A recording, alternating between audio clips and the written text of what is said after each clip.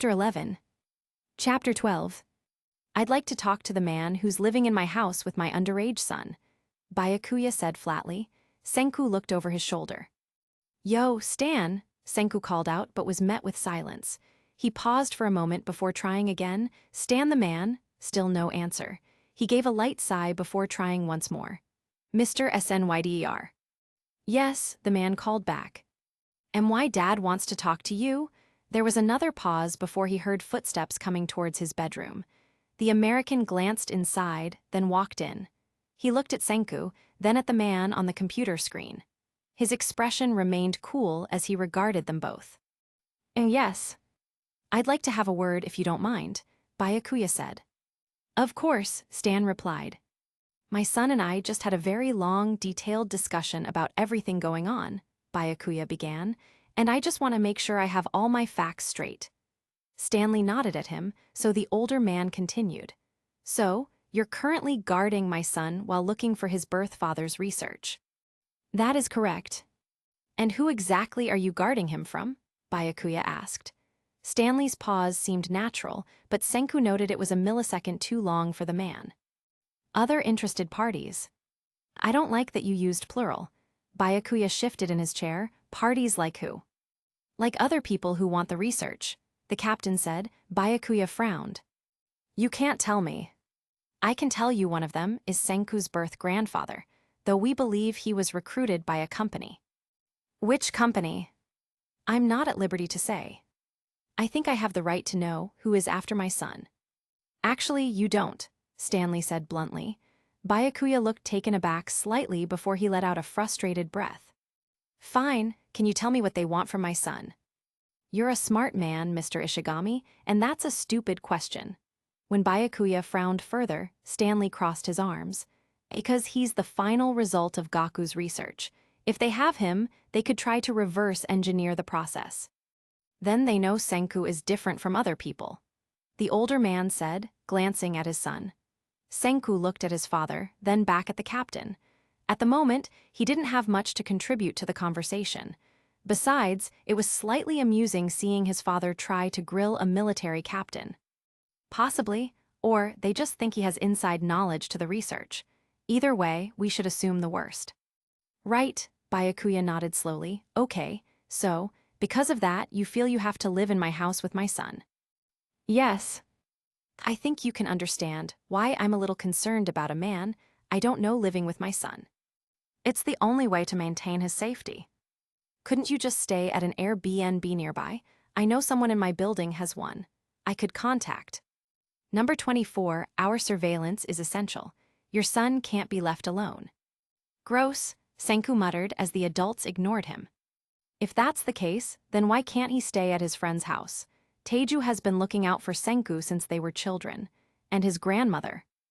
Though his friend Taiju is built like a bull, he's also a pacifist. Moreover, we've already learned that Senku isn't safe without a guard around. Stanley said, to which Byakuya rose a brow. What do you mean? You know, I think it's not really worth arguing about. Senku quickly cut in, we really don't have to go into details. What do you mean by, we've already learned? A few. Really, I think there are more important matters at hand. Senku interrupted once more, but Stan completely ignored him. Weeks ago, some men came into the apartment pretending to be police officers. It really wasn't a big deal. Senku jumped in, it all worked out. Almost killed him, if I hadn't shot the one guy. Stan really likes to exaggerate, Senku stressed. Your son'd be dead, the captain said. Byakuya turned his head to look at Senku, his eyes wide, his expression a mixture of horror and shock. Oh, really? The older man said, his voice cracking. Yeah, we continued to monitor him, but after he chloroformed me and tried to take me hostage, I decided he was too much of a wild card to leave alone. So, we decided we had to take more drastic measures to keep him safe. Stanley finished. Meanwhile, Byakuya continued to look at his son with enough raw emotion that Senku avoided eye contact like the plague. A long silence followed. Byakuya stared down his son, trying to process the information as his son looked everywhere in the room but his father. And the American captain simply waited for the next question, secretly finding amusement from Senku's squirming. Well then, Byakuya finally said, finally tearing his eyes away from his son, I guess I can see why you felt you had to keep a close eye on him. Yes. I'd like to ask you more questions in the future, but for now, I think I have to have another long, serious discussion with my son, the man said. Senku let out a long, low whine from his throat. All right, Stanley nodded as he uncrossed his arms. As a side note, I'd be more than happy to enact any punishments you have for your son, he said, his voice completely serious. Byakuya frowned. Thank you, but that won't be necessary. As a military captain, I believe negative reinforcement can be a valuable tool to keep people in line. Again, thank you, but I'm not above spanking. That won't be necessary, Byakuya said, his voice cracking. Senku turned to look at the captain with a face that said, Why the hell would you say that? To which the captain gave the faintest of amused grins. It disappeared as quickly as it came, and with a firm nod towards Byakuya, he left the room. Senku was in chemistry class, prepping for his final exam when he got a text. 1:37 p.m. Studying high school chemistry must be a real drag. I can't imagine you're enjoying yourself. Senku stared down at his phone as his mouth twitched into a grin. 1:37 p.m. I finished prep after 5 minutes. Now I'm working on a new project for the science club. 15 seconds went by. 1:38 p.m. Even that can't be much more thrilling. I imagine you have all sorts of rules you have to follow. 1:38 p.m. Yeah, but it forces me to be more creative. I'm currently trying to get the student council to green light money for building a small army of tiny submarines. 30 seconds went by. 1:39 p.m. Interesting, but surely your project would involve more than just piddling around underwater. Senku grinned. 1:40 p.m. They'll be used to collect samples for the environmental club. 1:40 p.m. How incredibly dull.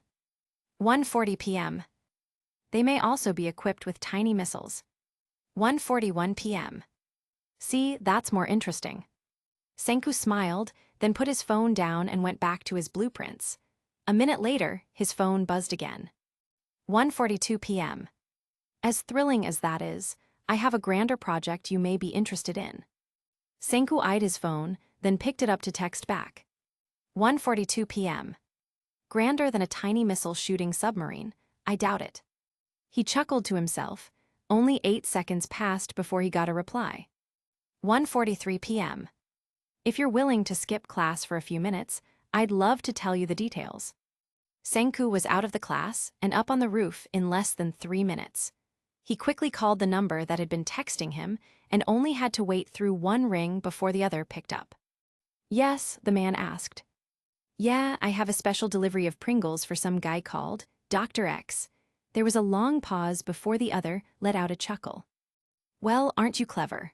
He gave a light snort, very funny. Now, do you want to hear of my special project or not? I have a minute or two to spare, Senku said as he leaned against the railing. Good, there was the sound of shuffling on the other end. Now then, let's go over what we know of your father's research. All right. First, what did he hope to accomplish with his research? To edit the human genome. Right, by doing what? It's by editing the DNA of a human embryo. Yes, was he successful? Obviously, Senku said while looking up at the clear sky. So, we know he accomplished his goal. You know, you could just tell me what you're thinking instead of this whole question and answer thing. I already get enough of that at school. Oh, but it's so much fun when we do it this way. Besides, I can't just give you all the answers. How will you learn? By you telling me. Anyway, the man continued, we know Gaku was successful. Now, why haven't others been successful? That's a pretty big question, Senku snorted. But I guess the biggest reason is because it's illegal to do the research in the first place. Yes, it is, but surely others have tried. True. And why haven't they been successful? I mean, we don't know that they haven't. There could be another person like me walking around.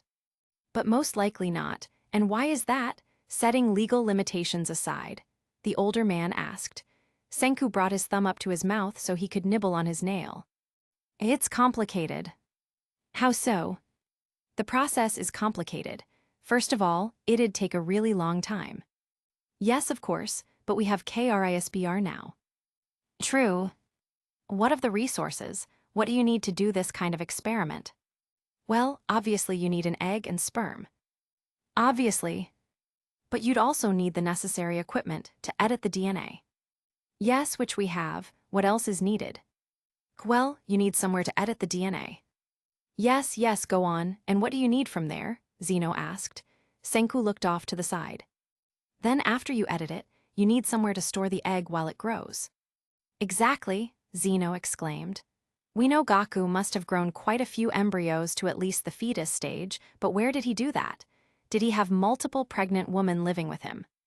No, he only had my mom. And in the beginning of his experiments, Byakuya said he was growing them in his basement, with no mention of your mother or other woman. In fact, there was no mention of any animals. Yeah, I thought that was weird. Typically, you'd need some sort of female creature to house the egg as it grows. Exactly, but Byakuya made no mention of that. Moreover, he spoke of seeing them in tanks, therefore we can conclude that Gaku had created some sort of makeshift womb for the eggs to grow in. Senku said as he narrowed his eyes, but that's how, I didn't know we could do that. We can't. To my knowledge, scientists haven't yet been able to perfectly replicate a womb for an egg to grow in.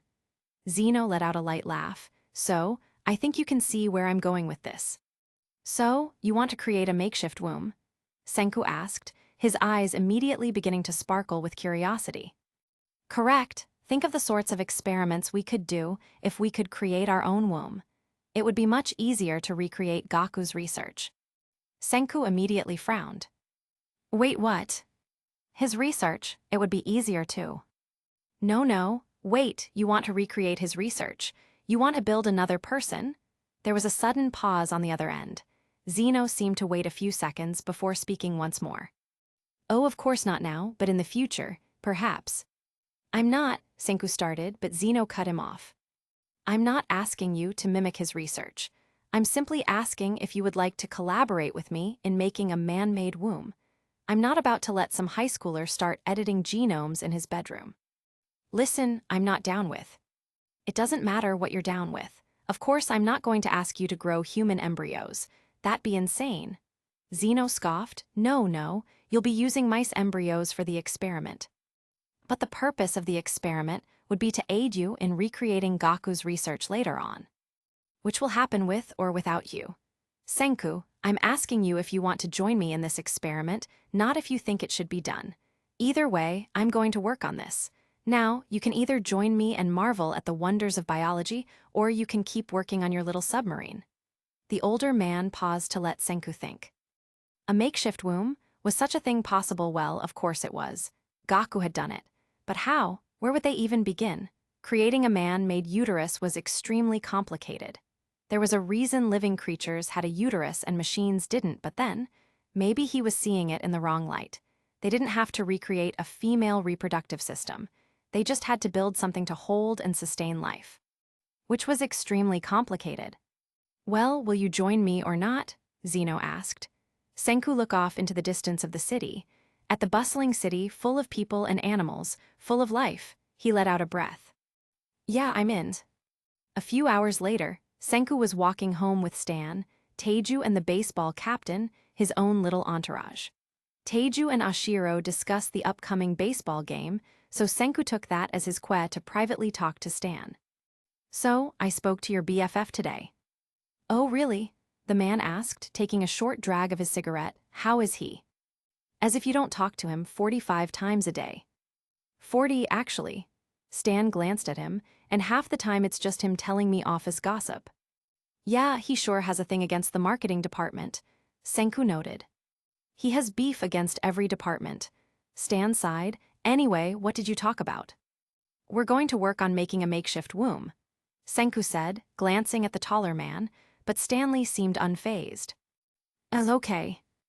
Okay, that's it, Senku frowned at him. You do realize how complicated that is. If Zeno says he can do it, he can do it. Yeah, but... Kid, Stan emphasized, flicking the ash off his cigarette while looking Senku dead in the eye.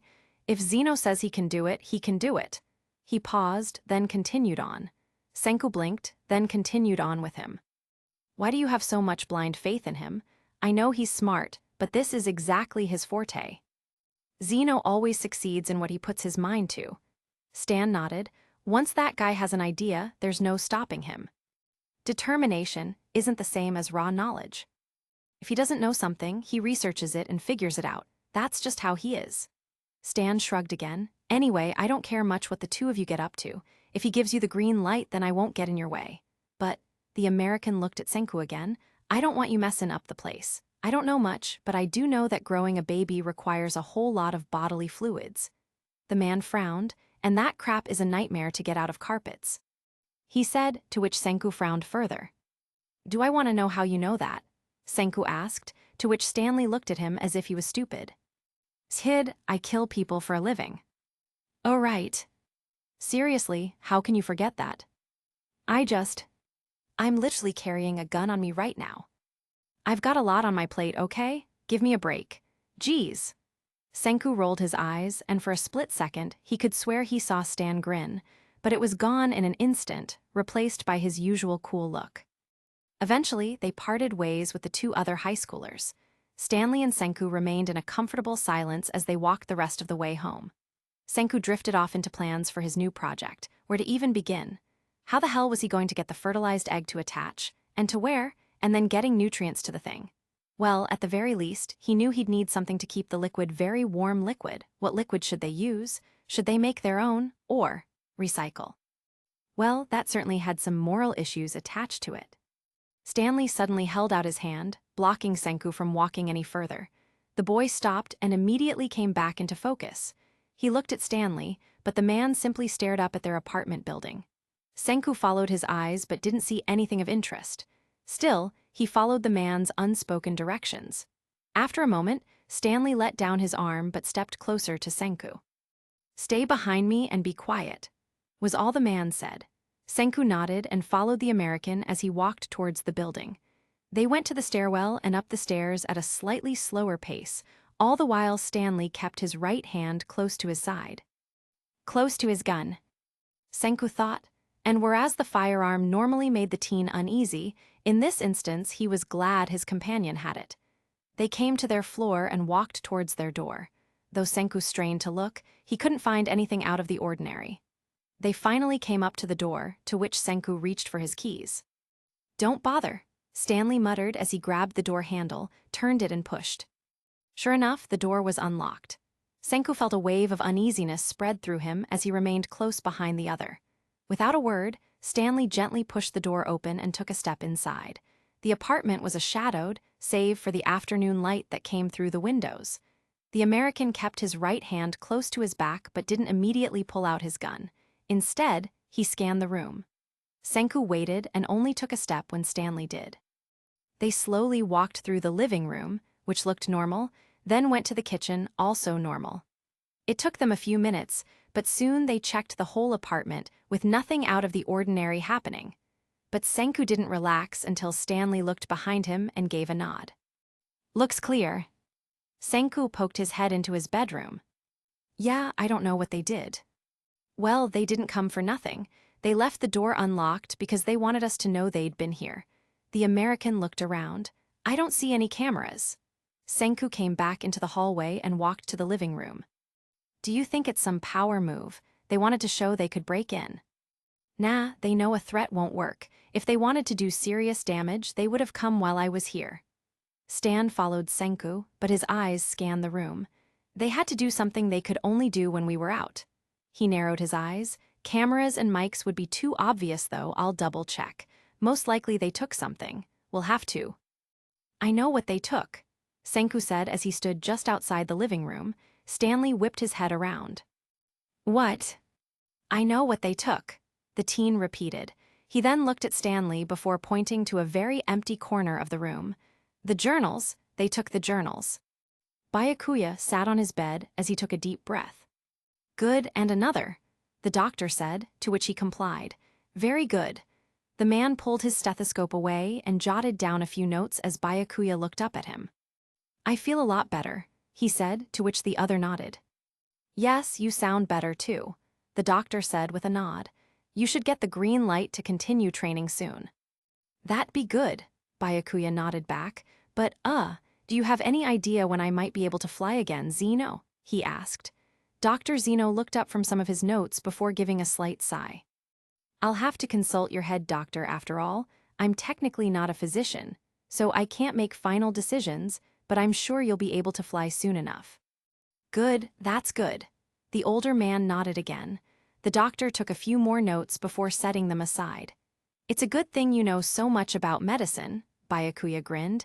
It's been helpful having you around. Yes, well, the on-site medical staff are very good. However, they don't mind me poking around and giving my opinion. How'd you learn about medicine? Oh, reading an article here and there.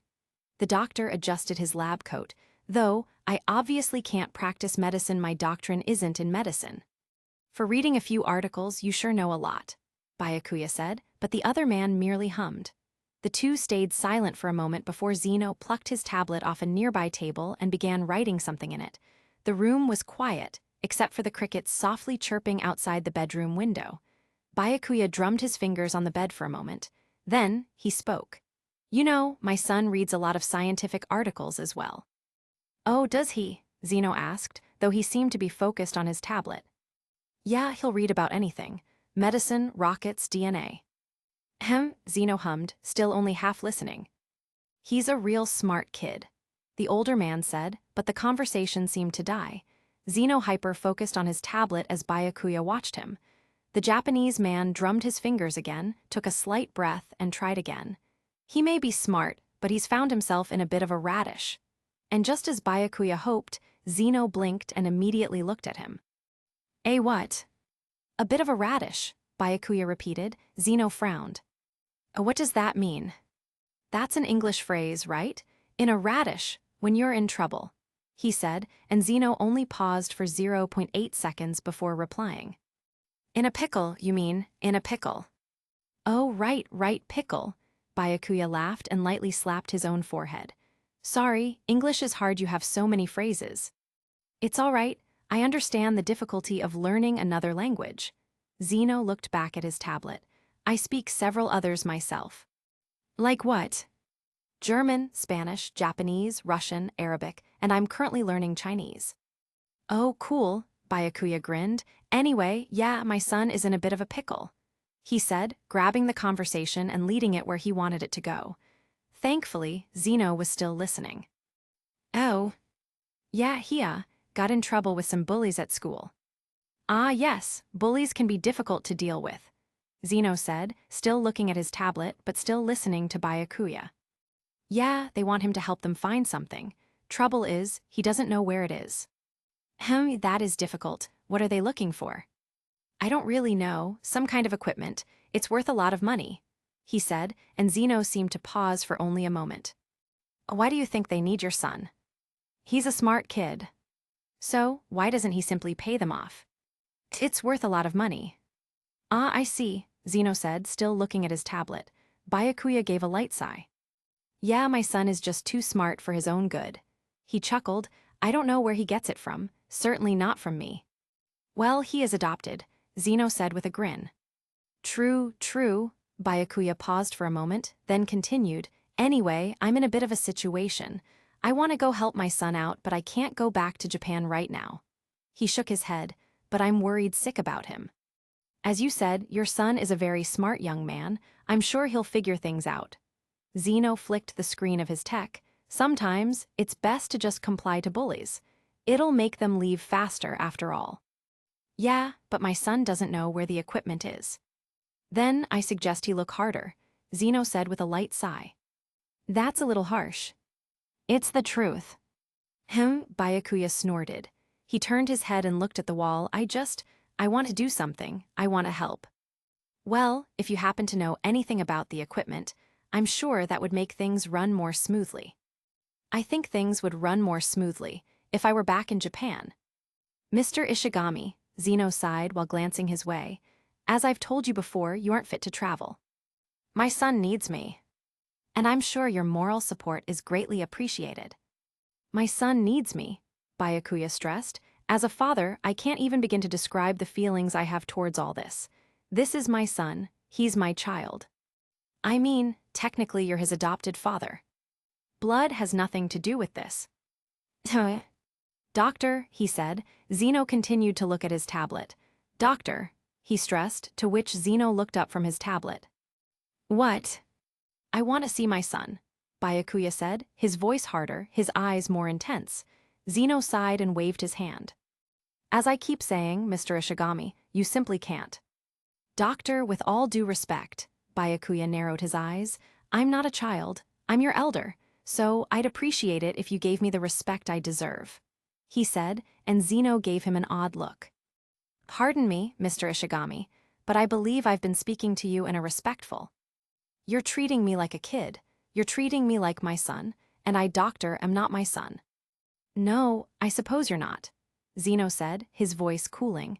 He turned his tablet off and gave Byakuya his full attention. However, I simply must give you the same answer as before. You cannot travel, Mr. Ishigami.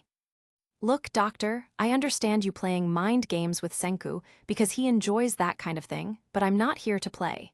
He narrowed his eyes. I want to see my son. You cannot travel, Mr. Ishigami. And as for your son, I'm afraid I don't understand what you mean. Despite what he says, he likes being dramatic and LARPing as Sherlock Holmes. He likes being told riddles. But I'm not like that, doctor. I'm a grown man. I don't play games. Again, Mr. Ishigami, Zeno said, tilting his head, I'm at a loss as to what you're implying. I've never met your son, so I've certainly never played. I never told you he was adopted. Byakuya bit, his eyes hard and fierce. I've never told anyone here that he's adopted. The room went silent. Zeno stared at Byakuya, his neutral expression now cold. It was clear he was calculating something in his mind as he stared at the older man, but in only a moment he broke into a grin. Mr. Ishigami, he chuckled, I read your file. My file doesn't. That aside, Zeno snipped, his eyes narrowing, I'm afraid I can't help you when it comes to going back to Japan. You're really needed here, not there. Besides, I'm sure if you got involved in Senku's situation, you would only make matters worse. They then glared at each other. Byakuya clutched the edge of the bed as he tightened his jaw. He stared the younger man down, even though he knew the other wouldn't budge. He knew Zeno wouldn't give in. But he still glared at him, saying without words how fiercely he felt over it all. They stared each other down, each refusing to give in. Zeno tightened his grip on his tablet and lowered his chin slightly to give Byakuya a stronger look. Byakuya narrowed his eyes. He wouldn't give in first. So, Byakuya bit, how do you suggest I help Senku? By staying here, Zeno growled. They continued their staring contest. Byakuya lowered his own jaw. Zeno tightened his mouth. Byakuya let out a huff. Suddenly, Zeno rolled his eyes and shook his head. And just like that, the contest was over. Listen, Mr. Ishigami, Zeno sighed while pinching the bridge of his nose. I don't have time to discuss your family problems. He looked back at Byakuya, his expression showing more annoyance than anger. If Senku has a problem, I'm sure you can help by telling him anything you might know. And what else? That's it, just talk to your son, tell him anything and everything. Who knows, maybe you'll have a clue as to where the equipment is. Senku paced back and forth in front of the television while Stanley sat on the couch, his hands pressed together in front of his face, his chin resting on his thumbs. Okay, so they have the same information as us. It'll take a while, but they'll figure some things out, Senku said, but Stan interrupted him.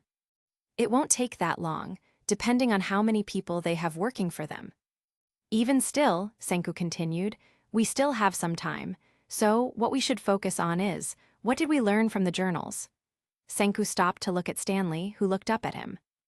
I only know what I was told. You're the one who read them. True, the boy nodded, going back to pacing once more. True, all right. He held out his fingers to count on them. I learned about his high school life, how he met Byakuya, how he was a troublemaker, a ladies' man. He frowned, but that has nothing to do with his research. I guess I learned more about his personality at that time. Senku tapped his index finger. So, we really began getting info when he went to university. We learned about the spider he built. But he didn't give any details on how he made it. True, that was also more about the drama of the situation. Senku frowned further. Come to think of it, a lot of information we gathered was from the old research lab and from Dr. Oshiro.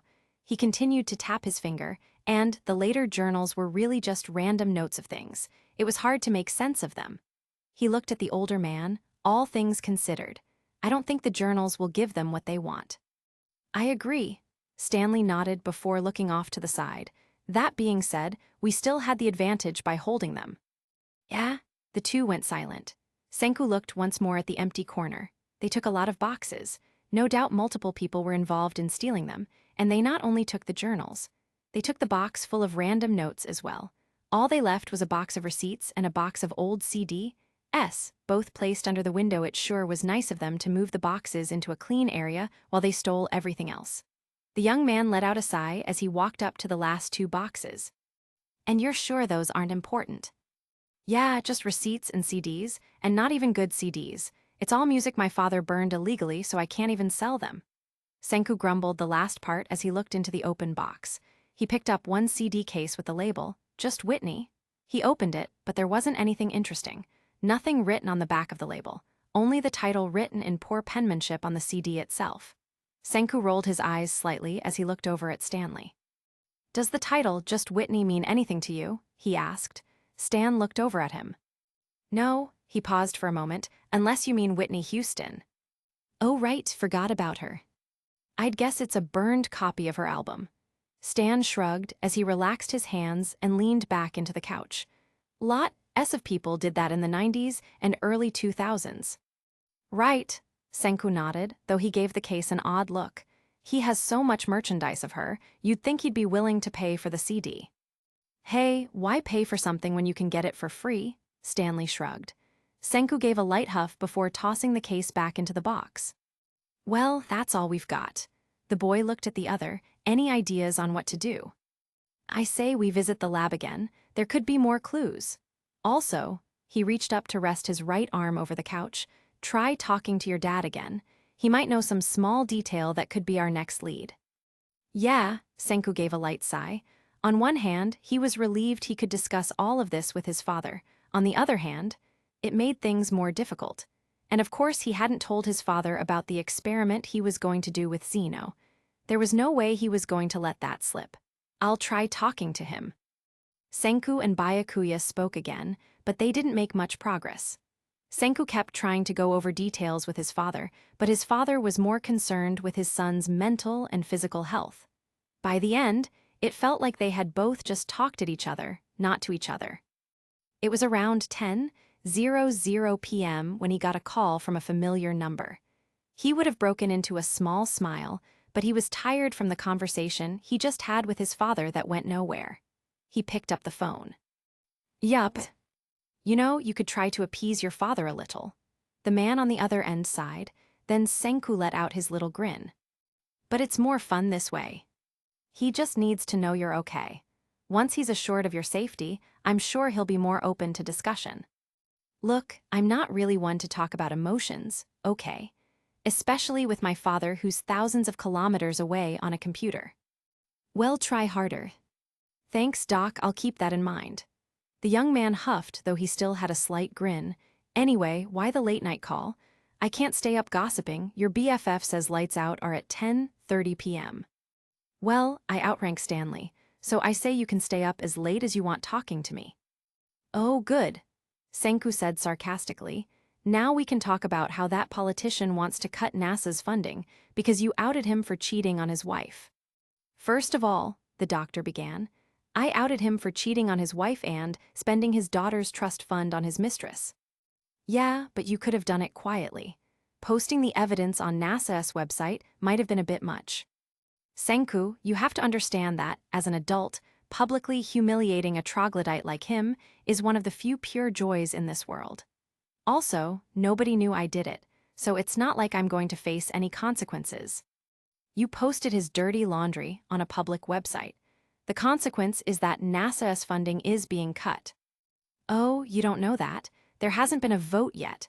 It's not like people are going to take the side of a thieving adulterer. You. Anyway, I didn't call about that. I called about our upcoming experiment. Zeno said, have you thought of anything? No, nothing concrete. Senku said, easily changing topics. I was just thinking we'll have to start with the bare basics, like how to get the cell to attach itself to a wall in order to grow. It'll obviously need to be some sort of flesh wall, but how to make it is still a bit beyond me. Not to mention, how do we build it in such a way that it feeds nutrients to the cell? Yes, I agree. It's important not to get ahead of ourselves. With that said, do you have test subjects? What, like mice? Yeah, I have some test mice in the spare bedroom. Good, perhaps while we brainstorm, you can get them ready.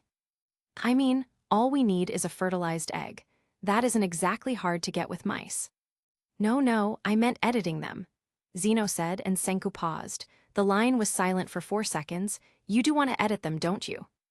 Yes, I mean sure, but I don't really have any means. Nonsense, we're partners in this. I'll have the necessary equipment sent to you. Zeno said, as if it were the simplest thing in the world. What, like to my apartment? Senku gawked. Yes, unless there is some other location you'd rather work. No, I mean, yeah, I can do it here. But how? What equipment? He asked, and Zeno scoffed on the other end. What equipment? Senku, honestly, you're smarter than that. He then chuckled. I'll be sending everything, including a CRISPR machine, of course. At those words, Senku's jaw dropped. What, seriously? Of course, what, like it's hard. But then he stopped himself. No, don't question it, don't argue. This could be his big chance. To think he could actually work with a CRISPR machine. His eyes lit up like winter lights as he looked off and through his window. What he could do with a CRISPR machine. What he could learn, and all at his fingertips. He couldn't even begin to think all the things he could do, and to just have one, and all the equipment along with it, without costing a thing. This won't be an issue, will it? No, this is great. Senku grinned ear to ear as he rushed out and over to the spare bedroom. Where to put it all? He'd have to move everything and the mice. He could put the mice in his room for now. Sure, they smelled a bit, but it was worth it. Well, I'm glad you sound excited. Zeno chuckled again, but please do keep in mind that this is serious equipment. You can't just play around with it like a toy. Yes, of course. Good. Only 5 minutes later, Senku had his apartment floor plan laid out on his bedroom desk as he made adjustments here and there. I could move the telescope here, but then, no, that's not right. He tapped his pencil, then erased his previous idea. Suddenly, there was a tap at the door.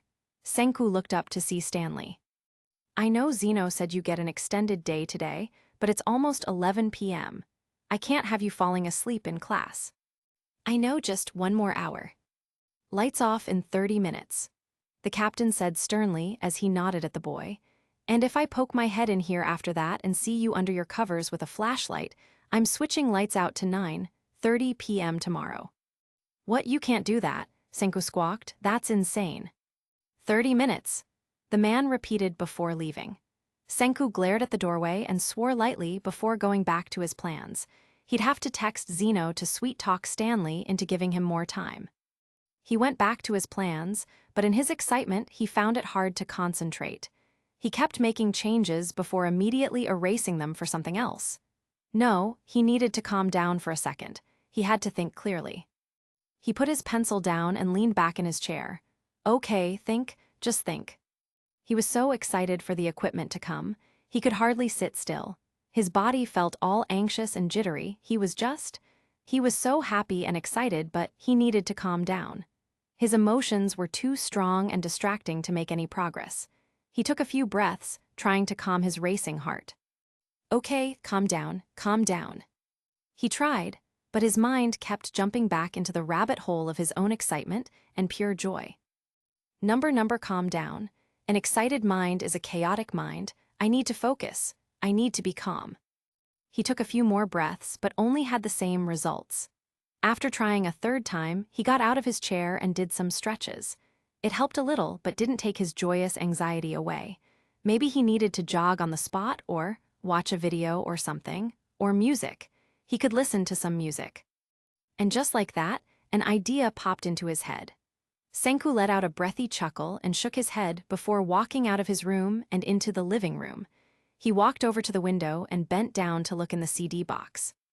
Lights out in 23, Stanley said, to which Senku waved him off. I know, I just figured some music might help. He rummaged around, but most of the titles were foreign to him. Finally, he just grabbed one at random. He stood up and looked at the plain title card. The Unnamed Feeling. What? Stanley asked, and Senku looked at him. The CD. It's an album named The Unnamed Feeling. What, like Metallica? He asked, to which Senku shrugged. I don't know, I just pulled it out of the box.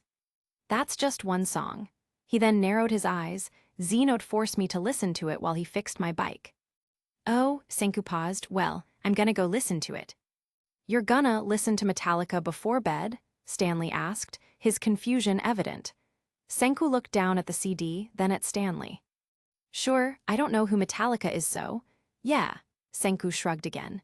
Stanley stared at him for a long moment before leaning back into the couch. Suit yourself. Senku waited for Stanley to say something else, but when he didn't, the boy began walking back to his bedroom. Just don't tell Xeno you don't know who Metallica are. Stanley hollered lightly as Senku continued on to his room. Senku didn't respond, but instead walked into his room and to his desk. He quickly set up his computer, took out the CD, and put it into his computer tower.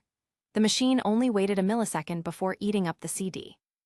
Senku looked back at the screen and waited for the message to come up to listen to it. He waited a few seconds, then a sudden pop-up appeared on screen. It asked if he wanted to look at the contents. Right, this was an older CD. It wouldn't automatically play the song. He clicked to the CD to view its contents, but he was surprised when multiple files showed up. And, not audio files, they were video files. Senku blinked at the screen, looked at the first unnamed file, then clicked it to open. Gaku appeared on the screen, wearing a lab coat and sitting in front of a desk. Behind him were shelves filled with all sorts of equipment, and various wires ran across the background. January 11, 2004. The time is, he checked his watch, 8:35 a.m. He grinned at the screen. So far, the experiment is going very well. The child is eating properly and sleeping well. Kiki has been very diligent in keeping him well fed. He crossed his arms. He wakes up at times during the night, but such is to be expected at this early stage. Kiki usually gets up to feed him, but we're hoping to extract her breast milk so I can feed Senku with a bottle when she's tired out. He gave a quick nod. This stage of development is crucial for forming bonds. I need to make sure the babe sees me as a caregiver, though. I know I won't be able to outrank his mother anytime soon. He looked off for a moment. At this stage, there isn't much to report. Senku sleeps most of the day, and when he's not sleeping, he's eating. Kiki has also made me swear not to do any experiments or tests at the moment, he shrugged, but I'm sure I can sweet-talk my way into getting a blood sample. He flashed the computer an award-winning smile. She gives in easily when I use the right words. He then glanced at his watch again. I'll create another report when there's more data. For now, I'm signing off. Then the video ended. Senku stared at the screen in mild shock. Without even thinking, he clicked the next video. The next video file started with an image of Senku as a babe, swaddled in a blanket and laying in a crib. All right, Senku, the red block means you get your milk. Gaku held out the block above his son. Look at the red block if you want your milk. Senku looked above him, but away from the block. He then looked to the side. Senku, look at the block. But his son seemed to avoid looking at the block. In fact, he didn't look at his father. Babe, he isn't old enough. Yes, he is, Kiki. Senku is above other children. He's learning at a rate we can't even comprehend. He doesn't even like to make eye contact, Gaku. I think focusing on a block is a bit above him. Don't be silly, Gaku scoffed. He just isn't used to this game. In a few weeks, we'll have him trained. The babe let out a little whimper. Come now, Senku, do you want your milk? Look at the red block if you want milk. Senku let out a little whine. He's hungry, Kiki said as she suddenly appeared on screen. Not yet, Kiki. He'll get food once he looks at the red block. The whine got slightly louder as Senku closed his eyes and hiccuped. Gaku, I'm not depriving my son of food because of some experiment. Kiki, we're not depriving him. We're just selecting when he eats. The babe finally broke out into a cry as he wiggled in his blanket. Kiki cooed to him as she reached into the crib and pulled him out. Wait, at least show him the red block before. Gaku, she said in a stronger voice, that's enough for today. He's only 2 weeks old. He needs food and rest right now, when he's older and stronger. But Kiki, we have to start while he's young. Gaku whined slightly as his wife opened her top and allowed her child to drink. And we will, but this is too young, just give him some time. She sighed. He's our son first, Gaku. I know he's amazing and special, but he's still just a baby. He's just an infant. She stroked Senku's soft hair. Give him time. Yes, of course. Gaku sighed as he went up to his wife. You're right, I know, I'm just so excited. Just think of how he's going to change the world. I know, but just take things easy, okay? Of course, yes, of course. Gaku said as he reached for the camera and turned it off. Stanley was finishing a short report to Zeno when he glanced at the time. He had given the kid an extra 5 minutes, since listening to Metallica would no doubt keep him up. But now, being close to midnight, he had to cut the kid off. Senku always swore he didn't sleep during class, but he couldn't fool Stanley, who would station on a nearby rooftop to watch over the kid during school. And sure, Zeno said that, in Japan, it wasn't uncommon for students to fall asleep during class, given their busy schedules. But as far as Stanley saw it, sleeping during education meant slacking off during a mission. And Stanley didn't tolerate slackers. He got up, put his phone in his pocket, then made his way down the hall, ready to switch into military mode and order the child to bed. When he looked inside the bedroom, sure enough, the kid was still on his computer. He wasn't even in his pajamas, he hadn't even gotten ready for bed. Stanley let out an annoyed breath before he loudly cleared his throat. The kid spun around to look at him with wide eyes. Brush your teeth, change, and get in bed. You have 3 minutes. He leaned against the doorway, ready for the kid to give him lip about how unfair it was. Instead, the kid just continued to look at him. Stanley stared back. He waited a moment, then tried again. Didn't you hear me? I said. You're going to want to see this, Senku said, shifting away from the computer to give Stanley a better look. Stanley looked at the computer and was surprised to see an older and slightly different version of Senku looking back. He furrowed his brows. After a moment, Senku spoke. So, do I get an extra 5 more minutes? Chapter 13. After the discovery of the video files, Senku and Stanley decided to split up the work, seeing as there was a box full of discs. Senku was to watch the videos after his birth, while Stanley watched the ones before. Senku felt he should have been the one to watch the earlier videos, since they would no doubt have more information on the creation process, but Stan seemed insistent that he take on the earlier videos. And so, Senku began watching his videos and taking notes while Stan watched the others, using Google Translate, which, again, Senku thought was more work than needed, but he couldn't really say anything. In 2 days, he had watched 19 videos. It was weird, seeing himself as a baby. Senku tried to make the connection that the small, helpless thing on the screen was actually him, but his brain couldn't quite wrap around the idea. So far, most entries composed of Gaku taking blood samples and attempting, in vain, to train Senku to do certain tasks. However, the babe was only a few weeks old, and thus most attempts ended in failure. There was also no mention of how he made Senku, which was annoying. Senku sipped on a Monster energy drink as he watched his father on the screen. Senku is showing signs of intelligence. I'd say he's developing quicker than other children, which is to be expected, of course. Gaku said as he flipped a bang out of his face. However, it's still a long, dull process. The infant stage is very boring. All the child does is eat and sleep. Gaku gave an annoyed sigh, but I know I can't rush things. Development takes time and he can't develop too quickly, lest his brain malfunction from overprocessing. Gaku continued to complain for another 5 minutes before ending the recording. Senku let out a breath from his nose.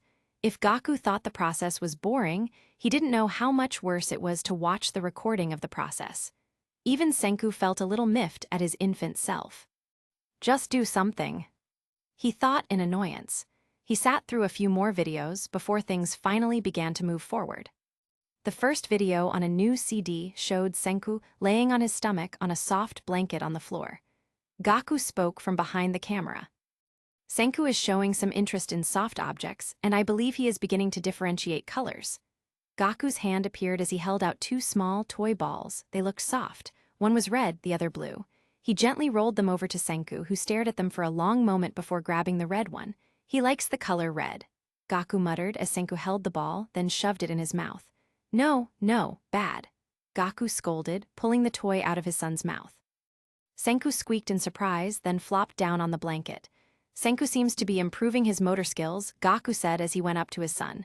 Meanwhile, Senku was sitting on his blanket, staring into the living room. Senku, Senku, Gaku called. His son ignored him. He hasn't shown much improvement in ignoring his parents, though, Gaku muttered. He went right up to Senku and poked him, to which the boy flinched and looked at the camera. Senku, I was calling you, he said, but the boy only frowned at him. Senku, what are you doing? He asked. The boy blinked at him, then looked back at the living room. What are you doing? Counting things in the room? He seems to just stare off into space sometimes. A week went by, then another. Senku got into a rhythm with his routine. Wake up, watch a video, go to school with Stanley and Taiju, come home with Stanley, Taiju and Oshiro, watch another video or two, do any homework, work on his experiment with Dr. Zeno over the phone, watch another video, go to bed. It was a lot of sitting and watching, but at least the content of the videos was beginning to pick up. His baby self was now at the stage where he could move around, and was even beginning to count, something he seemed to enjoy doing as a child. A lot. As the days went by, Senku noticed a subtle change in his American roommate. Though he wasn't one to talk incessantly, he had become slightly more quiet than usual. He also took longer smoke breaks on the balcony. More time went by. The routine continued. They continued to watch the videos and compare notes. Though the videos were somewhat interesting, they weren't making much progress when it came to finding any research. Also, Stanley was surprisingly sparse when it came to the details of his videos. How's it going? Anything new? Senku asked as they sat down for dinner, beef bowls from Family Mart. Yum. Not really, just more talk about embryos and bickering with your mother, the man said. Senku frowned slightly. What does he say about the embryos? Just updates on their condition.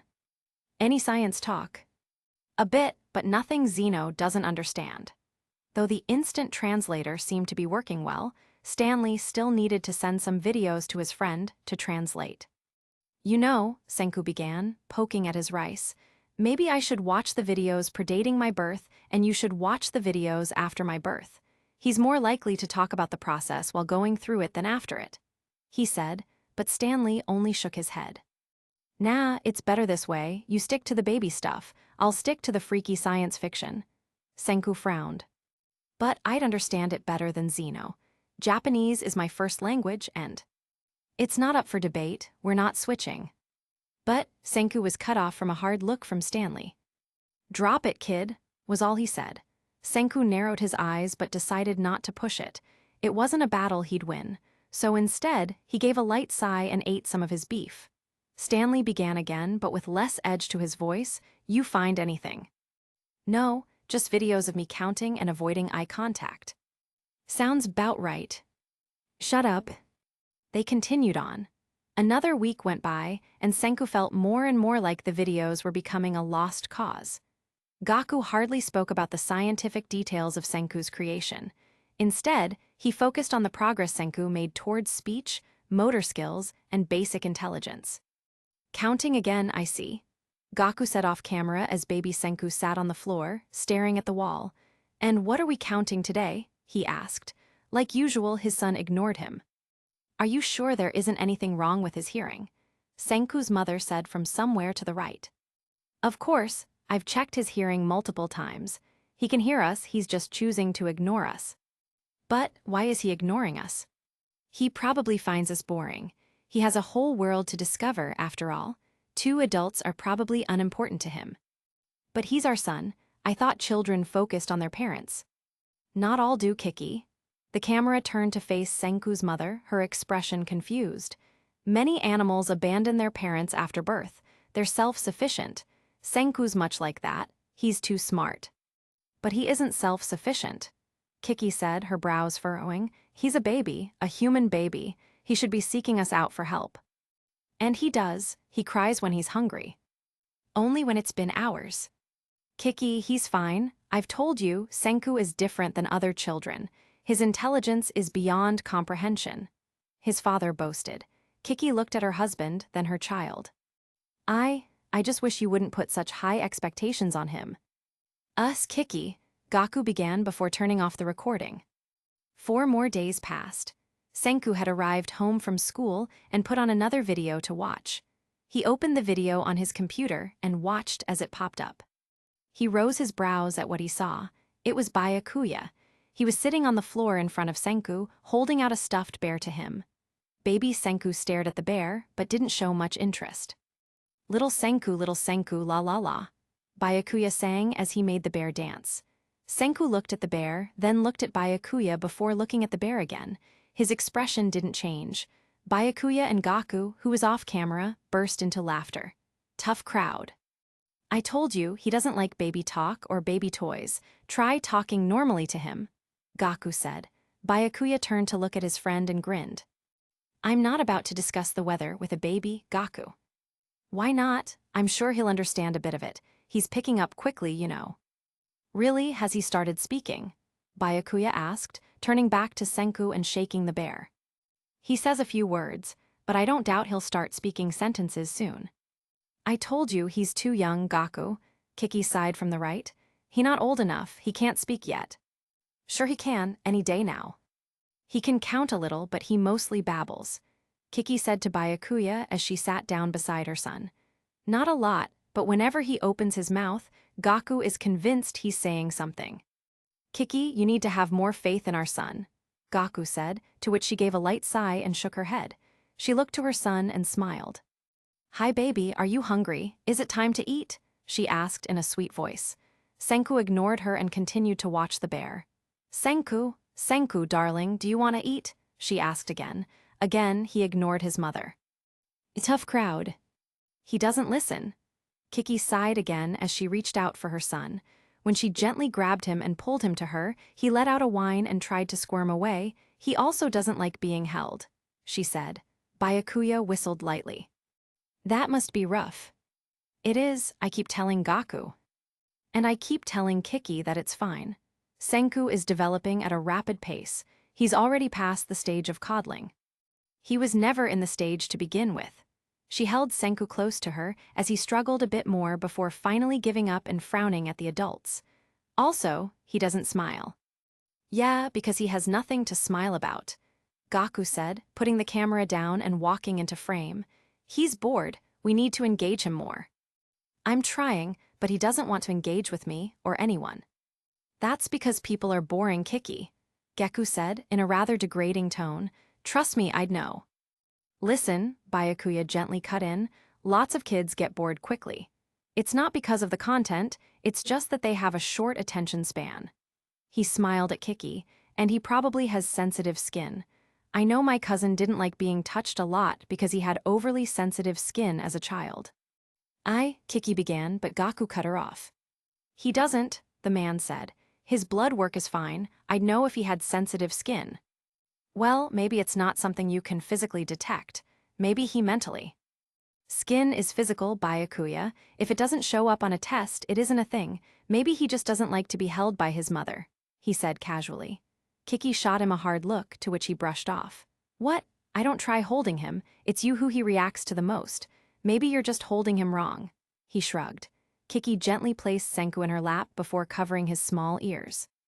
"I am not about to take that kind of crap from someone who—" "Language, Kiki. Senku's right here.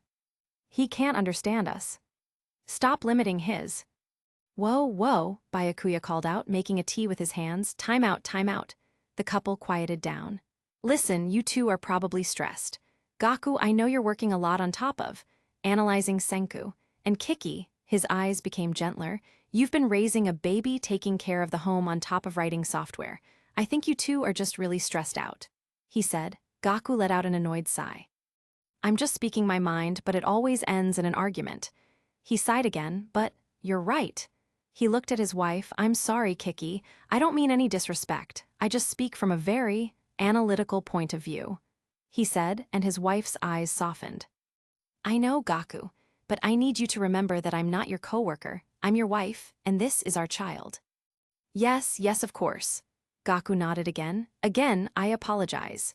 He turned and began to walk away. "I'm going to check on a few things and cool down. I hope you don't mind." "No, go ahead," Byakuya said as Kiki nodded. She then gave a small smile. I'll fix up some strawberries and matcha ice cream later, she said, to which Gaku immediately turned around. Ooh, my favorite, he said with a boyish glee. He then scurried up to his son, crouched down and pulled his cheeks, and a favorite of my little munchkin too. Senku let out an annoyed whine and tried to bat his father's hand away, to which all the adults laughed. As the days continued to move on, the videos became more interesting, and Stanley's mood seemed to get worse. Their bi-weekly talks about the content were becoming more strained, and Senku was beginning to spend less and less time with the man. Stanley seemed to be either exercising or watching videos. They only really spoke walking to or from school, and even then, he was starting to fall into one-word answers.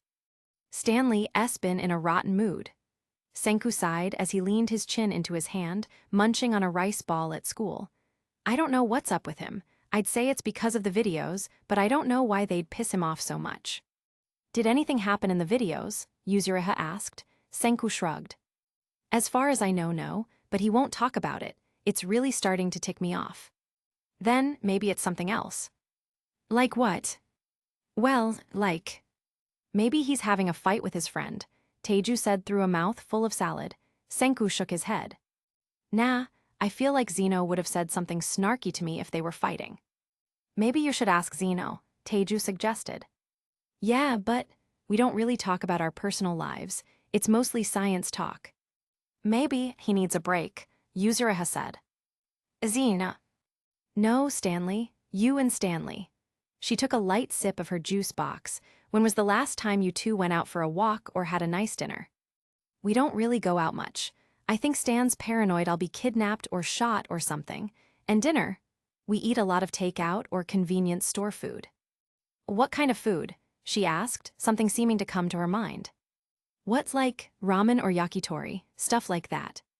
I see, she said, looking off and nodding. Taiju grinned at her. Do you have an idea, Yuzu? Maybe. She looked back at the two and smiled. I think I have an idea. She then grinned at Senku. Just leave it to me. Okay, he shrugged. Just be careful around the guy. He does have a gun. The young man warned, but Yuzuriha had just smiled and gave him a thumbs up. The next day, around 5:00 p.m., there was a knock at the door. Senku waited, since he was in his room, hoping Stanley would get it. A few moments later, there was another knock. Door, he shouted. He waited for a response. Nothing. He rolled his eyes, got up, then went to the door and opened it. He was surprised to find Yuzuriha looking back at him. He paused for a moment before speaking. Hi. Hi, she smiled. Taiju isn't here. I know, I'm here for you. She smiled again. Senku gave her an odd look, looked around, then moved out of the way to let her in. Sure, she came in and removed her shoes. What's this about? He asked. I'm here to help, she said with a grin as she put down a reusable grocery bag. Senku looked at it. What's in the bag? My strategy, she said, giving him a thumbs up. He furrowed his brows. What? I don't remember you asking to have someone over, Stanley said as he came up to them. Senku looked at the older man. I didn't, she says. She just came by to say hi. Well, that's not suspicious, Stan said flatly as Yuzuriha put on her slippers and walked in. Hello, Mr. Snyder, I'm happy to see you, she said happily, reaching out her hand. The man didn't hesitate as he reached out and took her hand, giving it a light shake. I'm happy to see you too, he said with a nod. Why are you here? I'm here because food and drinking, she said as she picked up her bag and walked towards the kitchen. Drinking, huh? The American asked as he looked at Senku, but the young man only shrugged.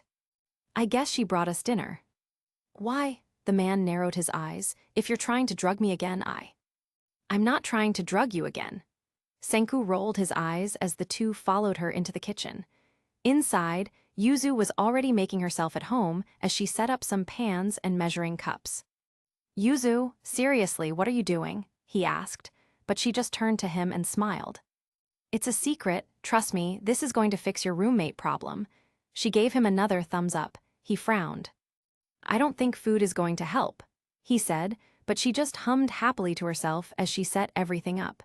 Stanley took a seat at the table and watched her with mild interest. She tell you what's going on? She just said she's making food, he said, to which Stanley shrugged. Fine by me, so long as it isn't drugged. After a few minutes, Senku sat down at the table and pulled out his phone. He'd rather be working on his new experiment, but he wasn't about to leave Yuzu alone with Stanley, so he figured he should stay and keep watch. Yuzu hummed happily as she measured and mixed her ingredients.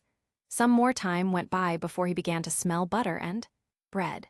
He looked up from his phone, but all he could see was Yuzuriha singing quietly in front of the stove. He looked to Stanley, who was also staring at Yuzuriha, but with more interest than before. The smell became more desirable as time went on. Then a new smell came, something savory, something meaty. Senku looked up at Stanley again, and this time the man was transfixed on the young woman. Senku narrowed his eyes slightly, then looked back to his friend.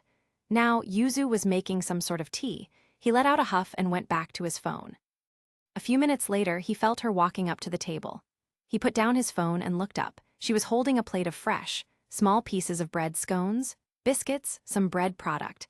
She put that down on the table, then went back to get something else. Senku looked up at the American, who stared down with great interest and mild confusion. Yuzuriha returned with a few plates and a small bowl of stew, thin stew, but there weren't any meat and vegetables in it. What is this? Senku asked as he looked at the strange meal. Biscuits and gravy. Yuzuriha beamed as she looked at Stanley. It's American, yes, she asked. Stanley nodded slowly, his confusion growing. Yeah.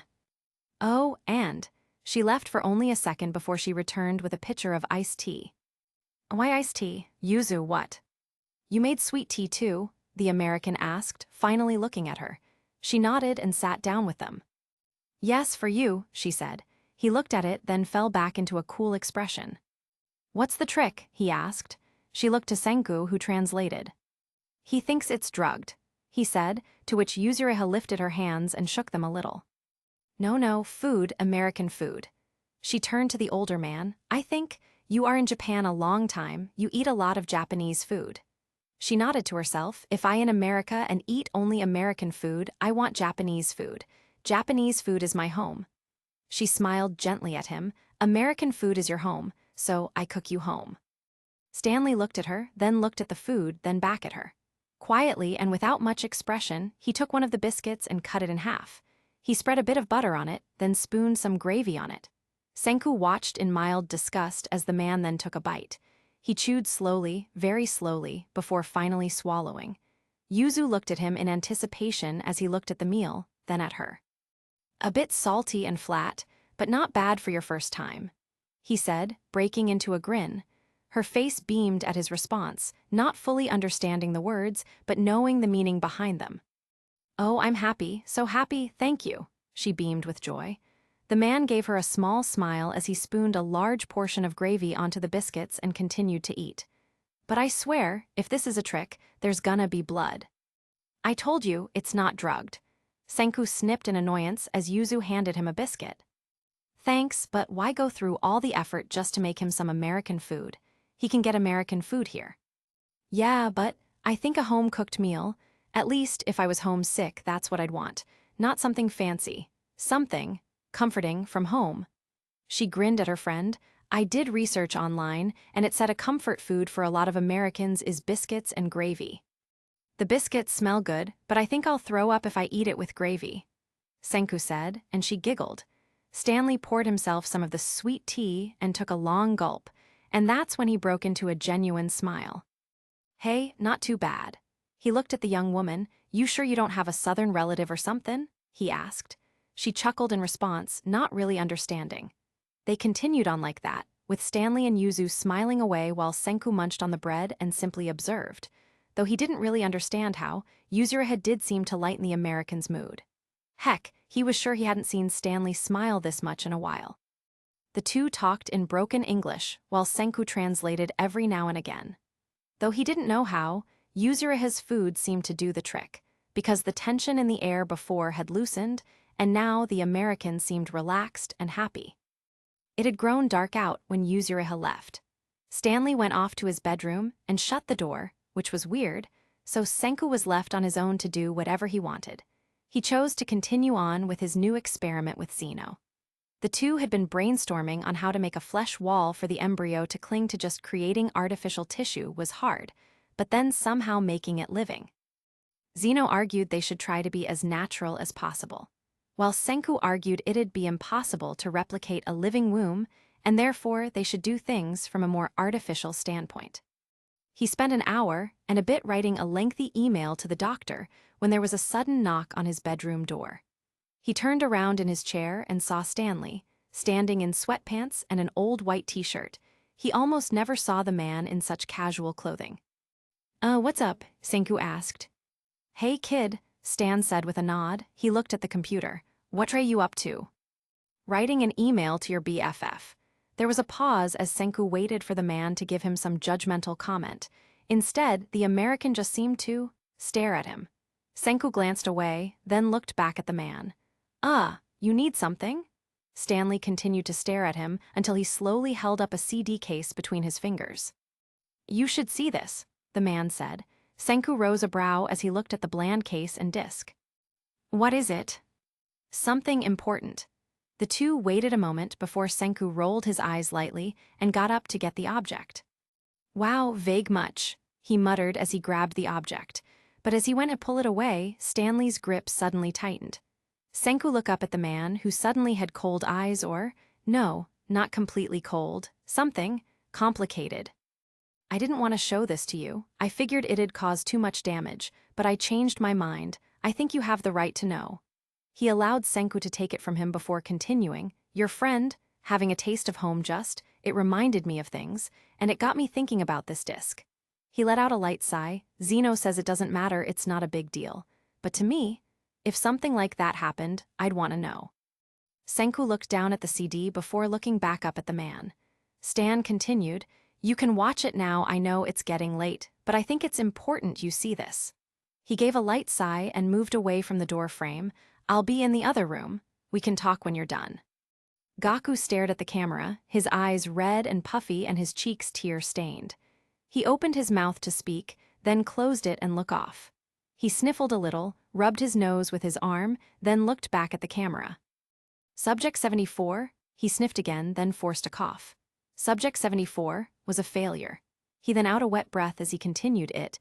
"I couldn't contain it any longer and I knew what I had to do, but I thought maybe." He shook his head. "It doesn't matter anymore. The point is, it was a failure. I'm a failure."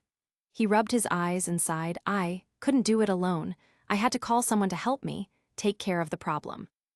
I had to call Hoshino." He didn't know who else to call. So, he had called the only person who would understand. The only person who would be able to leave their emotions at the door and see the situation logically. "What's wrong?" Yoko said as soon as he opened the door. "It's complicated." "You sounded very distressed over the phone." "I am, just come in." She moved inside and he closed the door behind her, making sure to lock it. "Is it about your fish experiments, or are you creating super spiders again?" "I can't really say it. I just need you to see it."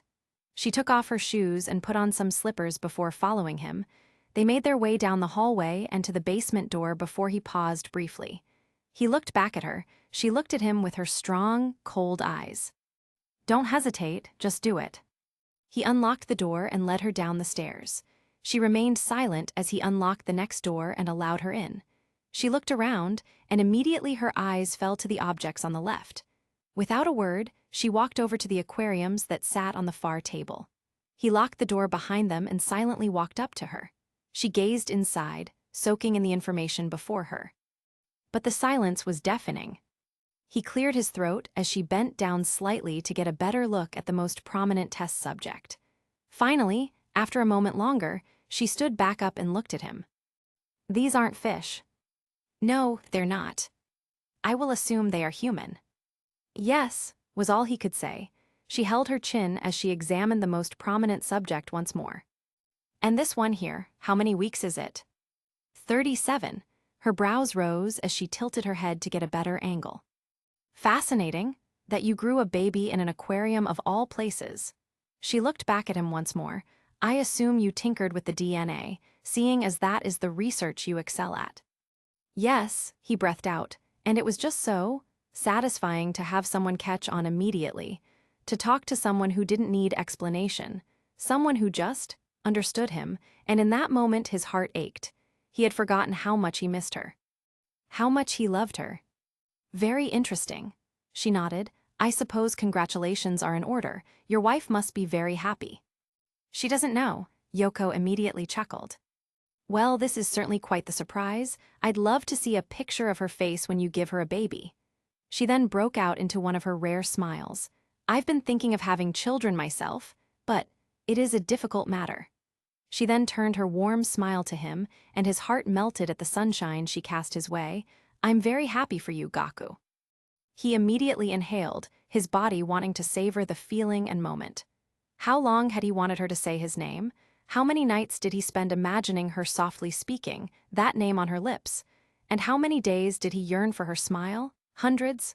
Thousands. But even with the warmth that spread throughout his body, he knew it couldn't last. And he knew her sunny smile was soon to turn dark. Because this wasn't the Yoko he needed, the woman he hungered for wasn't the one who would save him. He needed her cold demeanor, her calculating look. But to ruin this moment, could he just pretend everything was fine, accept her joy? But that was impossible. No, he had to sacrifice that gorgeous look if he wanted to get out of this situation, if he wanted to move forward.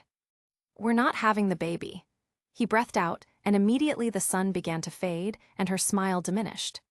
I see, you are giving it away, she nodded slowly. Yes, I suppose if you aren't ready, though it will be difficult to observe it from afar. I'm not giving it away either. And the sun set, and her face began to cool, and the stars in her eyes clouded over. I see, she turned back to the subject at hand, then, I suppose it is a failure. Yes, he almost coughed. Again, no explanation needed. She knew, she was a scientist, she could follow the clues. In what way? He took a breath, it developed a blood disease. I don't know how, something must have happened. I must have messed something up along the way. And why did you not terminate it sooner? I wanted to, but I thought, maybe I was wrong, I put it off. And you procrastinated until you had an almost fully developed babe. Hoshino frowned and tisked at him. Never get attached to the subjects, Gaku, you know that. She looked at him again. I want to see the tests.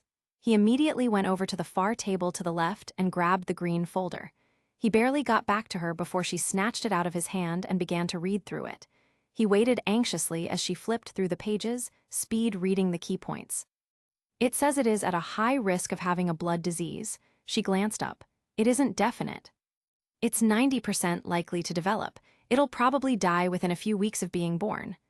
Yoko looked down at the test subject. So, you wish to terminate it now, instead of letting it die later on? Yes. But it could still live. Look at the number, Yoko, he said, his voice getting firmer, and tell me you think this child is going to survive. She looked down at the papers once more. She flipped through the pages, her frown deepening. Finally, she looked up at him. No, it will most likely die. I don't want to bring something into the world just for it to suffer. You should have terminated it before it got to this point, she muttered. She looked back at the subject, then at him. Well, what are you planning to do? He shrunk slightly as he tried to maintain eye contact. That's why I called you. I need your help. Her one brow rose as she looked him up and down. She then looked at the subject before the weight of the situation seemed to wash over her. Ah, I see. She let out a soft sigh before closing the folder. You know, contrary to what people may say, I am, in fact, not made of stone. She looked off to the stairs. What does your wife think of all this? She doesn't know. I assume she isn't here. No. Where is she? At her parents' place. She's staying there for the weekend. And all of a sudden, a dark smile wormed its way onto Yoko's face. You planned this, she almost grinned. Yes, his voice broke. She gave him some sort of look, a dark, twisted look like it were some sort of game, and he had just cornered her. She spun to look at the test subject once more, her twisted half-grin still straining her face. She stared at the creature as it floated. She stared and stared and stared. And it twitched. I'll help you, Akazawa Gaku, she whispered in a husky voice. Yes, I'll help you. Her cold eyes darted to him. But you must do what I say. Yes. No questions. Yes, of course. He breathed out, the tension in his shoulders immediately releasing. But his stomach still held its knots and they seemed to constrict as he looked on at her strange expression. Her lips twitched as her eyes narrowed and he could tell her mind was working with lightning speed. Planning, looking through all the options, finding the best solution. He waited in torment as her eyes seemed to slightly dart around in the same area. She was thinking. She was imagining. She was planning her next steps. And then she took a sharp breath and turned her gaze on him, her grim grin gone. "You have towels, yes?" she asked, but didn't bother waiting for an answer. "Grab them. Grab a few, then come right back." "All right." Then he took off, up the stairs, up the other stairs, to the small closet that held extra odds and ends. 2 towels, no, 3 towels. He raced back downstairs. Yoko was whispering to herself as she looked at the subject from all angles. "Here." "Good, leave them there." She waved, not bothering to look at him. "Now you have a fireplace, yes. Yes, of course you do, I've seen it. Go out into the woods nearby and collect wood. Gather lots of wood and build a big fire." "But I have wood here." She whipped around to stare him down, her eyes fierce and strong. "I don't care, go, collect more wood. She can't know there is wood missing, and buy more towels as soon as possible." She looked back at the subject. "She can't know, she must never know." "And what will you do?" he asked. "I will prepare the subject." She looked off at the far closet. "I assume you have pentobarbital, in case you have to put an animal down, correct?" "Yes." "And painkillers?" "Yes." "Good, I'll put it down." She reached out and touched the glass. "It can feel pain at this point. This must be as painless as possible." He hesitated for only a second. "But, or do you want to put it down?" She snipped as she looked over her shoulder. "If you brought me here to do this job, I'll do it." She looked back at the subject. "Now go." He gathered wood for about 10 minutes before bringing it back to the house. He then built and stoked the fire. A noise. He looked behind him and there she was, standing tall with a bundle of towels in her arms. She looked down at him, down, and nodded at the fire. He let out a breath, moved to the side, and watched as she came up to the fireplace. He blinked, and just like that, it was done. He turned his eyes away from the fire as Yoko looked on and watched the flames jump and dance. He tried to take deep, calming breaths as fresh waves of emotions crashed into him. Yoko reached out and closed the fireplace door. And silence. Silence save for the roaring fire. And the crickets out back. And the whispering wind. And he closed his eyes as the smoke of his sins filled his lungs. He couldn't breath. Why couldn't he breath? This was completely avoidable, Yoko said to the silence. Gaku swallowed the lump in his throat and stood up. "I understand that failures must be terminated, but to leave it so long, you should have acted as sooner." He nodded as he tried to take in breath, and she let out a long, tired sigh. And then silence once more. Except for the crickets. And the whispering winds. And the hungry fire. Water pricked at his eyes as he tried not to drown. His heart hammered as it tried to pump blood through his veins, tried desperately to keep him alive, above water. But the storm that raged within him was too strong. The ship of his heart threatened to capsize. How could he be so stupid? Byakuya had warned him. Byakuya, Byakuya. Lord, he needed his friend right now. He needed him to lecture him and scold him and tell him it was all going to be okay, that he was going to clean it all up, that he'd fix everything. The wood creaked and groaned inside him as waves pounded against the hull. He was still drowning, still at the verge of sinking, and the waves crashed and threatened to tear him apart.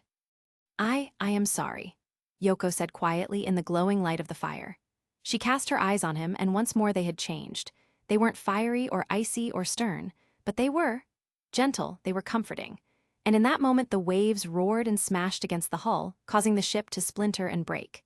The winds howled in his mind as the emotions burst forth and flooded his thoughts, and he grabbed her and pulled her against him, his lips crashing into hers. Because he was so desperate for a lifesaver, for comfort, for love, that he didn't care what he had to do to get it. He just needed it like he needed the air in his lungs. And he held her close, he clung to her to save him from drowning. And he didn't think at all, he didn't want to think. Thinking meant thinking about the fire, and the smoke, and the life captured and engulfed in flames. No, he didn't want to think. He wanted to feel. And no one made him feel like her. No one moved him like her. How could he have forgotten how much he loved her? How could he have forgotten how intelligent she was, how blunt and to the point and logical, and he needed that so much. No one understood him like her. Not even Byakuya. Not even his wife. And finally, after moments or hours or days, he was forced away from her, their lips parting, his body shoved back. He gasped for air as his eyes opened, and he wanted so desperately to see her blushing face. To see her touch her own lips in shock and shyness. To see her reach out to him for another, and another, and another. Her eyes were frigid as she wiped her mouth with the back of her hand, then rubbed it against her jeans in disgust. "Shame on me," she growled as she maintained eye contact, "for thinking you've changed, what with having a wife and all." He stood completely still, frozen by her look, her eyes. "But I suppose you'll always be like this, quick to take care of your physical wants, not caring who you hurt in the process." She wiped her mouth again. "How many times must you betray my trust before I learn?" Her look softened into sadness. "And I'd done so well too. I thought, what with time passing and you being married." She looked away for only a moment before looking back at him, her eyes hardening. "This won't happen again, Akazawa. What I did for you today was the first and last time I assist you, and what you did today is the last time." Gaku gave a wet sigh, avoiding eye contact with the camera. "After that, we waited for the fire to burn down. Then I went and dug a hole under the Japanese maple in the backyard. Hoshino gathered the ashes and bones in a blanket and put it in the hole. I kept it in the blanket. I couldn't bring myself to see the bones. We filled the hole and then she left. I tried to talk to her but she left." He let out a noise between a moan and a cry. What am I going to say to Kiki? Of course I can't tell her, but I can't just terminate an experiment that old and pretend like everything is fine." He sniffed, began to cry for a minute or two, then broke out into a cough. I need to make sure it doesn't happen again. I can't let them grow that big. But. He looked at the camera with his tear-stained cheeks. "No, I can't do that again. I won't bury another test subject. From here on out, they have to remain small. None of them can breathe air." Senku walked into the living room. The main lights were off, save for the light from his room cascading down the hall. Stanley sat on the couch, his back to the younger man. Senku took in the dark surroundings, the soft glow of the city outside his windows. "How you holdin' up?" "Pretty good," Senku shrugged. Stanley turned his head to look at him. "You wanna talk about it?" "I mean, there's not much to talk about. I kind of expected that to happen. You can't keep experimenting and never have a finished result. It was bound to happen." "Yeah, but he could have raised it or put it up for adoption." "Sure, but as soon as the baby got a blood test, the medical community would be up in arms," Senku said. The American fully turned to look at him.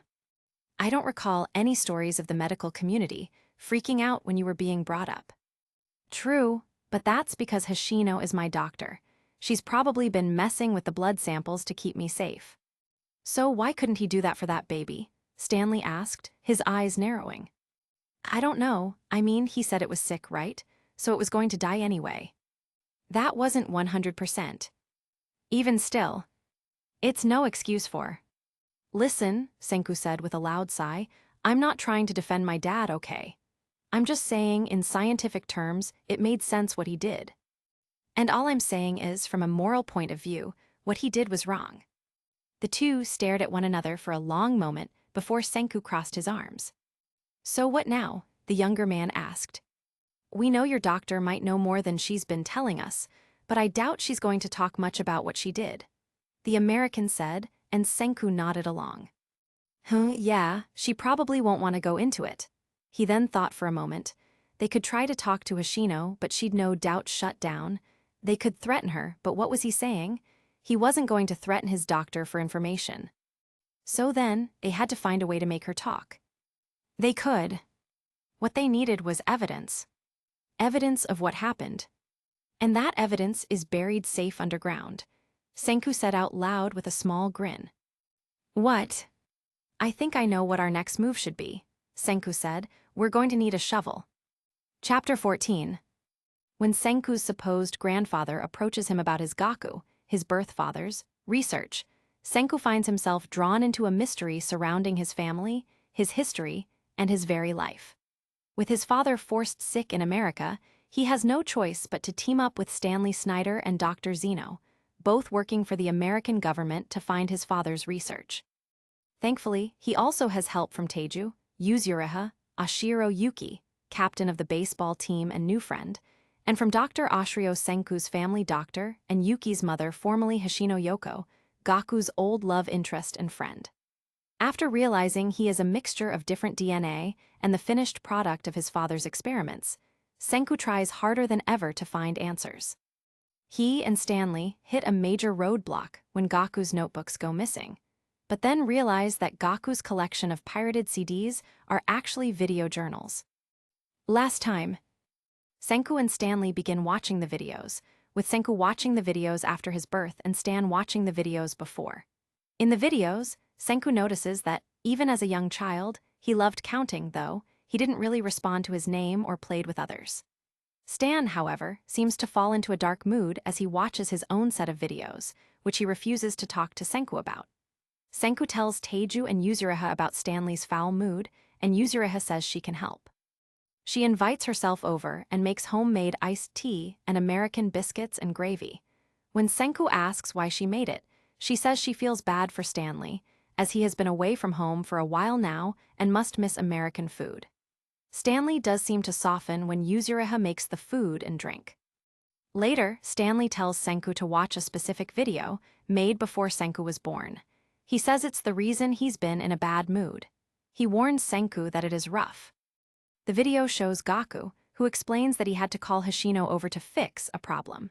It is revealed that he developed an embryo to infancy. Hoshino thinks this means Gaku is having a child, but he reluctantly tells her that the infant will almost certainly die of illness.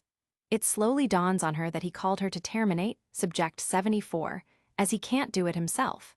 She thinks for a long time, then agrees, saying he must leave to get firewood. He leaves, then when he returns, she says she has terminated the test subject, which is now in a bundle of blankets. She throws it into a fire they make and says that is the last time she will ever do something like that.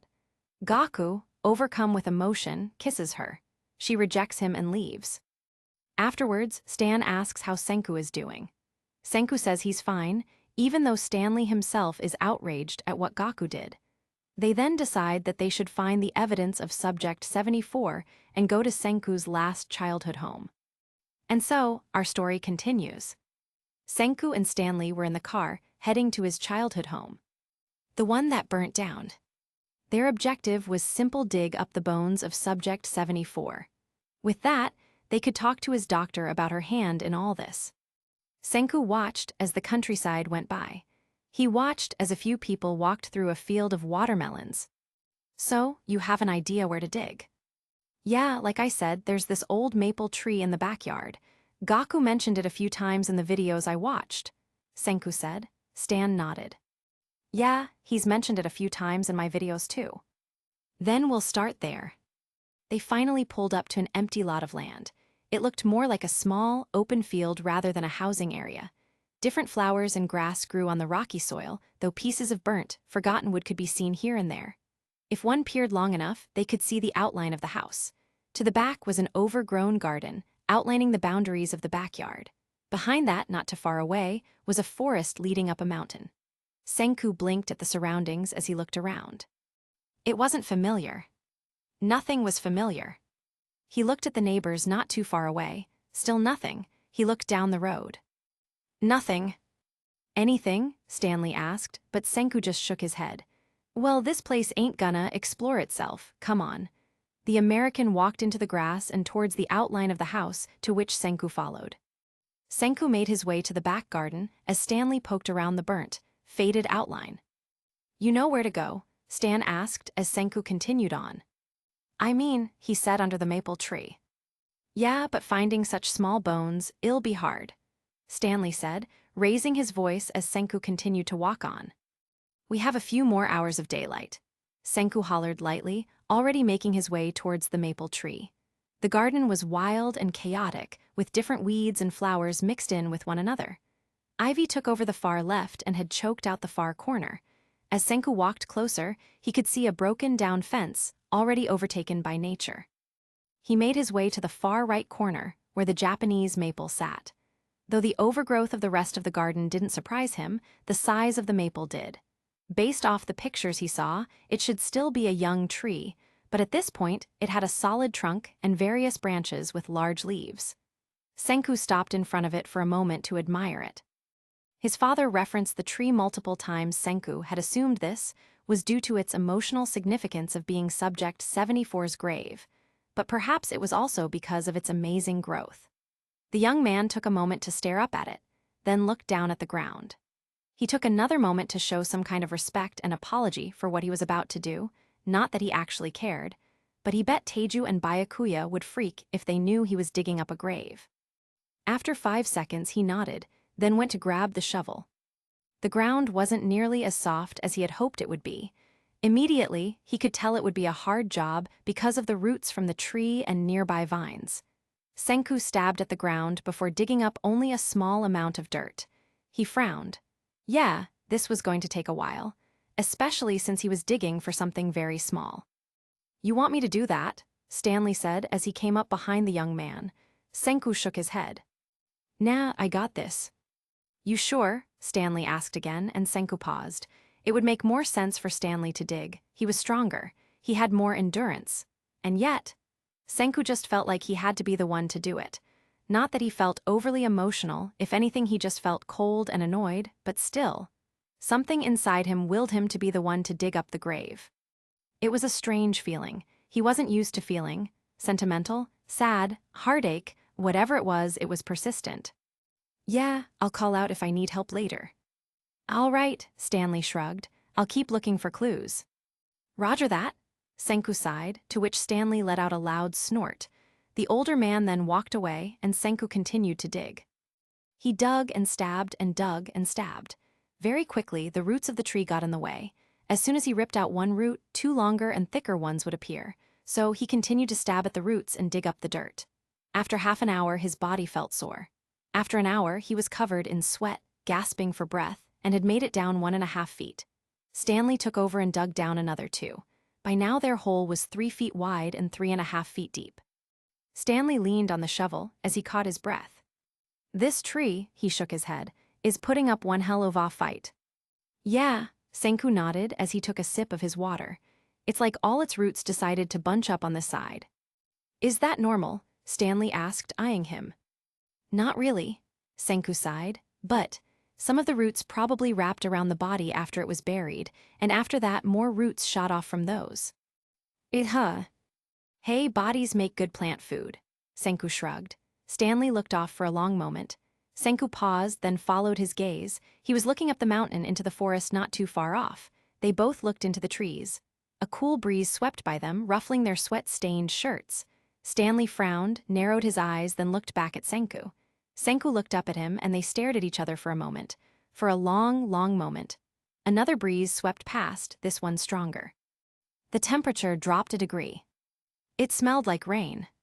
"You thinkin' what I'm thinkin'?" "Yeah, it's gonna rain soon," Senku nodded. "No," Stanley slowly shook his head, then looked back at the maple tree. Senku frowned as he looked to it as well. Its strong branches held firm as its leaves rustled in the light wind. They danced and shivered, obscuring the sun that peeked out from the growing clouds. "Yeah," Senku sighed, "that's one big maple tree." "I'm thinkin'." "Yeah," Senku nodded again, "this is probably where he buried experiments 174. He sighed lightly. "That's why the tree is so healthy." "But he created the first few way before 74, right?" "Yeah, but he probably kept the bodies and froze them." Senku rolled his neck.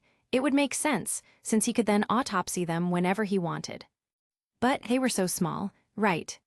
"Doesn't matter. He had the right equipment, so size wouldn't have been an issue." They paused again. The forest in the background swayed lightly as the maple tree rustled in front of them. Stanley looked up into its foliage. "I can keep digging, you can." "Come on," Senku snorted. "Don't get emotional on me. I'm fine digging. It doesn't bother me." He glanced at Stanley, who looked thoroughly unconvinced. Senku smirked at him. "They're probably the size of golf balls. They were unborn. It's not a big deal." The young man said, but Stanley remained still, unmoved. Senku frowned. "Listen, I'm fine, okay?" He then got up and brushed the dirt off his pants. "The sooner we find some bones, the sooner we can stop digging and get something to eat." He walked up to Stanley and motioned for the shovel. "Come on." "You weren't built for this kind of work. I should do the digging." Seriously, Senku rolled his eyes. It doesn't matter, just give me the shovel. But Stanley continued to lean against it firmly. Senku waited a moment, then breathed out in annoyance. We can take turns, all right? I'll dig, then you dig. How's that? He offered. Stanley paused for a moment, then took his weight off the shovel. All right. Good. Senku took the tool from the other man and looked back at the sky. I wanna get this done before the rain. More stabbing, more digging. Senku grit his teeth as he pounded away at the roots beneath him. They should have brought some sort of saw because the shovel was doing less and less damage. Its edges were also beginning to wear, and so it was beginning dull. Senku stabbed at the earth, took a few breaths, stabbed a bit more, took a few breaths, then attempted to dig. He was getting nowhere fast. After 10 more minutes, he decided to try something new. Maybe he should try to dig around the roots. It'd be hard since the roots seemed to be everywhere, but it was worth a shot. So, he stabbed at the earth to the right. A bit gave way, and he shoveled it out. He stabbed again, and some more dirt gave way. He dug it up and continued on. Stab, dig, stab, dig. Stab.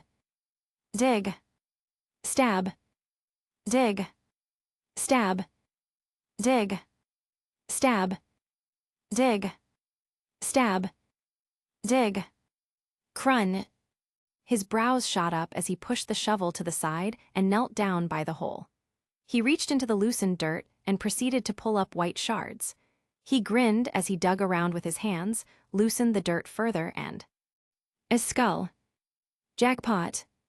The head had a massive hole from where Senku has just hit it, but overall it was fairly intact. Senku grinned further as he examined it. Yup, it was human. And yes, it was the size of an infant. He smiled, but his triumph suddenly pooled down into something murky and dark. His smile faded. Ah, yes, so this was Subject 74. This was the only other subject that breathed life. This was the only other one born before being terminated by its creator.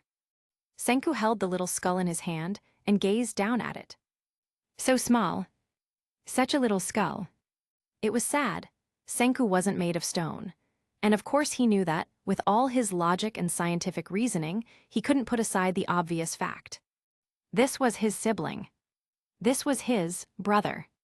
Brother, Senku said softly, examining the skull. It was so small. Enough. Senku took a breath and pushed the feelings down. Now wasn't the time to be overly attached to a bunch of old bones. He had research to do, and a few more bones to find. He gently placed the skull to the side and grabbed the shovel. Stanley was at the nearest convenience store, so he'd show the other man when he came back. For now, Senku had to continue digging. So he stabbed and dug. Stab. Dig. Stab. Dig. Stab. Dig. He took some last sips of his water. Stab. Dig. Stab. Dig. Stab. Dig. A flash of white. Senku put down the shovel and examined the fresh dirt he just brought up. A bone, a rib bone, perfect. He grabbed the shovel once more. Stab. Dig. Stab. Dig. Stab. Dig. More white. As he stabbed and dug away at the dirt, he began to find more and more tiny bones. He grinned to himself. The rest was going to be easy. Stab. Dig. Stab. Dig. Stab. Dig. Stab. Dig. Crun. Senku rose a brow, put the shovel aside, and bent down to wipe away the dirt from more white. But it was a skull. Senku frowned. Ah, so it seemed he had found the burial place for the rest of the failed experiments. This skull was very small. He had almost completely crushed it with his shovel. Senku frowned further, picked up the pieces of the little skull, and set them aside with Subject 74's. He then quickly got the hand shovel from his bag and continued on. He had to be gentle from here on out. No doubt he would be finding a lot of tiny bones. Stab. Dig. Stab. Dig. Tiny bones. Stab. Dig. Stab. Dig. Tiny bones. Stab. Dig. Stab. Dig. Tiny bones. He placed them all beside the two skulls. Stab. Dig. Stab. Dig. Stab. Crun. Senku huffed as he brushed the dirt away from another skull. But this one was. Stab. Dig. Stab. Dig. Stab. Dig. More bones. Stab. Dig. Stab. Dig. Stab. Dig. Crun. Another skull. Stab. Dig. Stab. Dig. Not so tiny bones. Stab. Dig. Stab. Dig. Bones. Stab. Dig. Stab. Dig. Senku dropped the small shovel from his hand and stared down at the. He stared down at the hole with dirt and worms and roots and bugs. The hole with roots and worms. The hole with roots crisscrossing and going all sorts of directions, running here and there, strangling each other, digging into the ground, strangling bones, wrapping around bunches of bones, wrapping around skeletons. Whole skeletons. Preserving the bodies.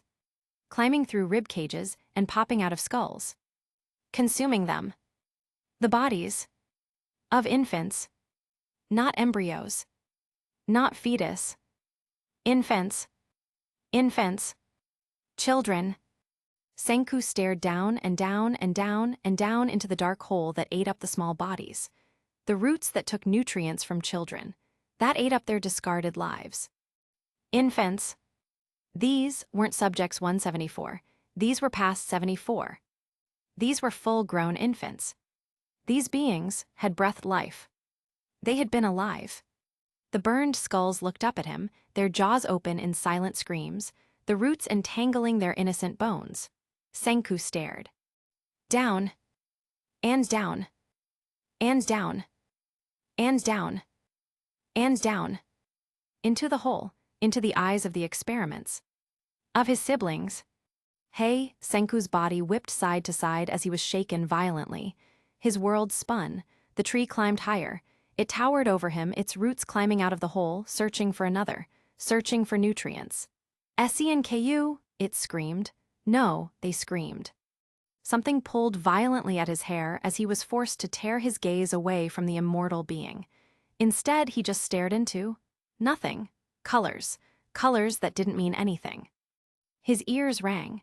The smoke filled his nostrils and burned his lungs.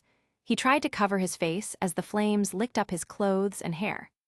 Pain shot through his face, a sharp, violent pain. Senku coughed violently and blinked, the smoke burning his eyes. Listen, it said.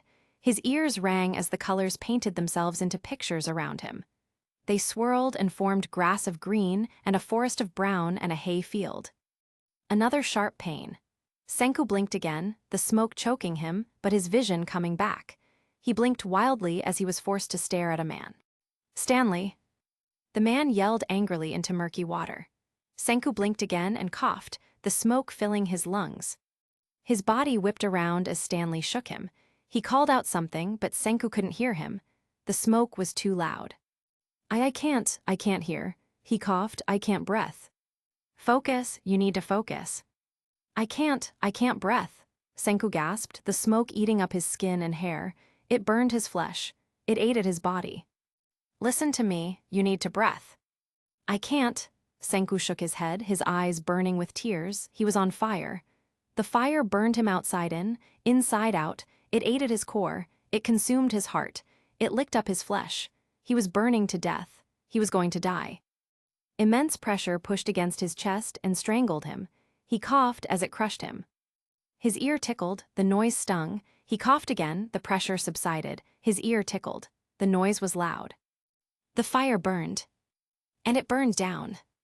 And it cooled. The ringing began to fade. He blinked, only seeing the plants and forest, and the mountain, and his ear tickled. It was wet. It was. You. Senku's face twitched as his senses began to reboot. His fingers twitched. And his body shivered. And in his right ear. Easy breath, easy, in and out, in through your nose, Out through your mouth, you're okay, you're okay. I've got you, you're okay, you're safe now. Just breath in and out and on the mantra went. Senku blinked, the colors focusing, the image becoming clearer. His face twitched. He took in a breath of fresh air. Sweet fresh air. Senku coughed lightly, then filled his lungs. Yes, the air was fresh. Yes, it was. He was kneeling. He was on the grass. And the pressure, Stanley was, hugging him and whispering to him. Senku immediately frowned, disgusted by the feeling in his ear. Stan's breath was hot and a little wet. You. Senku's face twitched, but he didn't immediately pull away. He didn't know how to. He was still restarting. So he stayed like that, his senses coming back, Stanley hugging him and whispering calm words into his ear. Senku waited and waited and waited. Okay, was all he said, finally feeling steady enough to speak. The whispering stopped, Stanley held him for a few more seconds, then slowly pulled away. The two looked at one another. Senku stared at him, then glanced away. After a minute, he broke the silence. Okay, that was weird. You were having a panic attack. What? Senku asked, looking back at him. Panic? I wasn't panicking. You're speaking Japanese, I need you to speak English, Stanley said in a gentle voice, which was really weird. Oh, right, yeah, no, I wasn't panicking, I just kind of. You were hyperventilating, it was a panic attack, the man said, and Senku frowned. I think I'd know if I was panicking. Trust me, kid, I know panic attacks. Stan squeezed his shoulders. I'm a soldier. It isn't uncommon for someone to have a panic attack or go into shock. Izzo. How are you feeling now? Do you think you can stand? Senku blinked and looked around. Yeah, I think I can. Okay, Stanley let him go and slowly stood up. Senku moved to stand, but his legs wobbled and quickly gave out under him. He stared down at his legs in utter confusion. Why weren't his legs working properly? He wasn't sick, he wasn't hurt in any way. Okay, let's rest here for a bit. Senku sat on the grass and stared at the forest while Stanley collected some of the bones. He wouldn't let Senku do it. He wouldn't let Senku go near the hole. So, Senku sat on the grass and stared at the trees. He listened to the wind. He waited for the rain. Thankfully, Stan finished as the first few drops began to fall. They made their way back to the car in silence. And they drove in silence. The rain repeatedly tapped against the windows and poured down the glass in little streams. Senku watched as the rivers flowed into and out of one another. Thunder sounded far in the background. Do you want to talk to your dad when you get home? Stan asked. Senku shook his head slightly. I don't really know what I'd say. You want to talk about it? I don't really know what to say, Senku repeated. Stan nodded. They continued in silence. A kind of white noise settled between them as they parked and went back to the apartment. Senku walked about, his thoughts unable to hold on to a single idea as he took his shoes off. Stan was quick to remove his shoes and coat and go in. Senku took his time, his mind trying to process the day. Logically, he knew what happened. He just didn't know how to categorize it. Everything made sense until he uncovered all the bones and then he just malfunctioned. He could still slightly smell the smoke. A meaty, smoky smell. He frowned, his body jerking slightly at the smell. How could he smell something that wasn't present? It was one thing to remember a smell, but to still smell something when it physically wasn't there. How was that possible? He heard a noise and looked up to see Stan bringing out some pillows and blankets.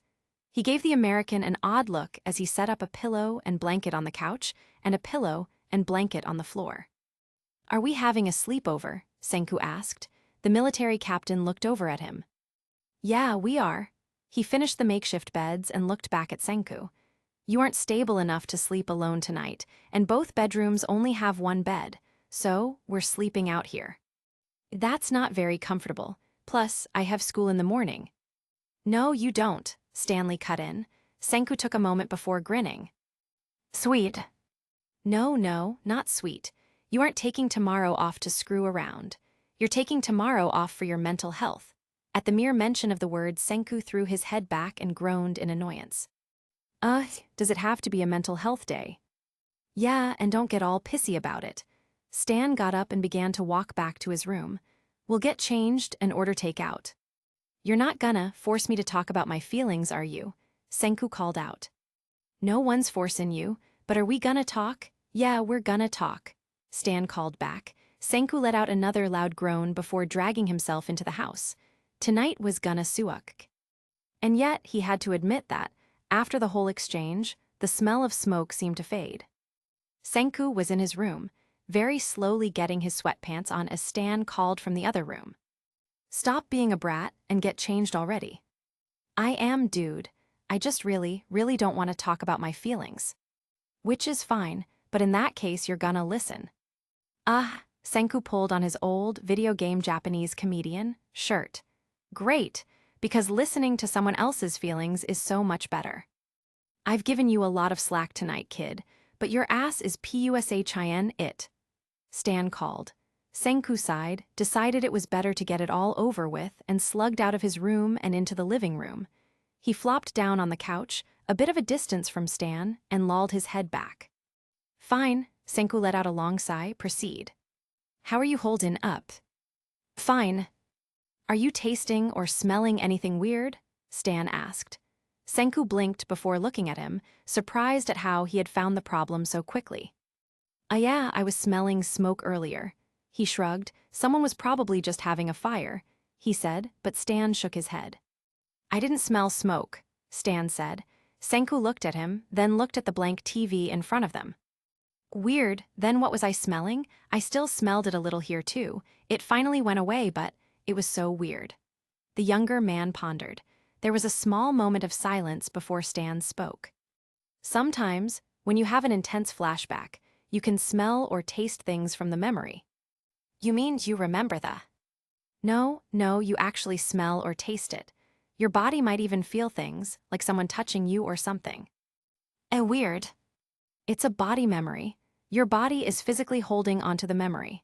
That's why people with PTSD have physical reactions to different senses. The body remembers something and then reacts. I don't have PTSD, dude, Senku said. Stan let out a breath but didn't say anything. A silence then fell between them again. Senku waited for Stan to go into some lecture about acknowledging emotions and how does it feel and whatever, but the American was just quiet. Thinking. After 3 minutes and 39 seconds, the captain spoke. I hate the smell of rain, he said. Senku raised an eyebrow. Seriously, rain. More specifically, the smell after rain, when the worms come out of the ground and start dancing on the sidewalk. Okay, Senku gave him a weird look, trying to understand the flow of conversation. That's cool, I guess. And I hate worms. Stan bent over slightly and leaned his forearms against his knees. I friggin' hate worms. Hey, Senku glanced off to the side, as if somehow the TV would make sense of the whole thing. You wanna know why I hate worms? Because they clearly have more fun than you in the rain. They remind me of a failed mission. Stan frowned as he stared at the floor. Another moment of silence came. Senku leaned back into the couch, having an idea where the conversation might go, but also letting curiosity get the better of him. What happened? It's simple enough. Someone just didn't follow orders. The American pulled out his cigarettes and took one out. I used to have a guy, Phil, on my team. He was a bit of a clown, liked to joke around. Stanley put the cigarette up to his lips but didn't light it. He usually followed orders, though, which was why he was on my team. He was good for morale, too. He put his cigarette pack back into his shirt pocket. Anyway, he had the easy job that day, make sure the enemy was dead. After I sniped off a few guys and we got in, it was his job to double-check they were dead. What? Did he have to check for a pulse or something? He had to shoot them in the head, Stan corrected. Senku grimaced slightly. That's certainly an effective method. Yeah, Stan nodded. So we were getting the package, but he got distracted by the enemy's kitchen setup. He started joking around and being an idiot. Stan pulled the cigarette again and chewed on it, that is, until he got shot in the face. He paused. Turns out he had checked everybody. The other guy managed to kill him, Jason, and put a bullet through my shoulder before I took him out. I was going to make a run for it, but I heard the trucks coming back. There must have been around 40 guys. Now I'm good, but I'm not good enough to take out 40 armed soldiers. There wasn't anywhere to hide, so I played dead. I covered myself with Phil's blood and laid there. He nibbled his cigarette again. I had to hope that they had someone as stupid as Phil so as to not check that I was actually dead. Sure enough, they just did a quick look over. Then, they threw Phil, Jason, the guy I shot, and I outside with me on the bottom of the pile. It had just rained, so the ground was muddy and wet. He cringed slightly. So, I was lying there with Phil, Jason's, and some guy's blood pooling around me, soaking into my clothes, making a puddle beneath me with the mud and blood and rain, and I thought I might drown in that damn puddle, and then I felt something. His lip twitched. I opened my eyes a bit, and right there in front of me was this big, fat, slimy worm, dancing around in the mud and blood, having a grand all-time. Really living it up. And then some of his friends started comment out. It was, Stanley cringed and took in a sharp breath, it was so disgusting. Seeing those damn worms wiggling around in the blood. And it was everywhere. It was in my mouth. And the worst part is that I don't know whose blood I was tasting. He pulled the cigarette out of his lips and looked at it. I know it sounds real stupid, and it is, but ever since then I hate worms. I can't stand them. When I made it home, I couldn't even look at a picture of a worm without smelling blood and tasting dirt. It was foul. He looked at Senku. So yeah. Sometimes you can taste and smell things that aren't there. Sometimes you can still feel the weight of your dead friends on your back, and sometimes you can still feel the hole in your shoulder. The body remembers things. The silence came back. Stan rolled his cigarette around in his fingers, not looking up at Senku. Senku waited a while, making sense of the story before speaking. Does seeing worms still make you taste blood? Now well, I can look at pictures and not get bothered. Even seeing them on the sidewalk, I just try to look away. But if I get up close and personal, yeah, I still smell it, I still taste it. Stan admitted. Senku looked down at his hands and thought for a moment. I was smelling smoke, but like a thick smoke, I don't really know what to make of it.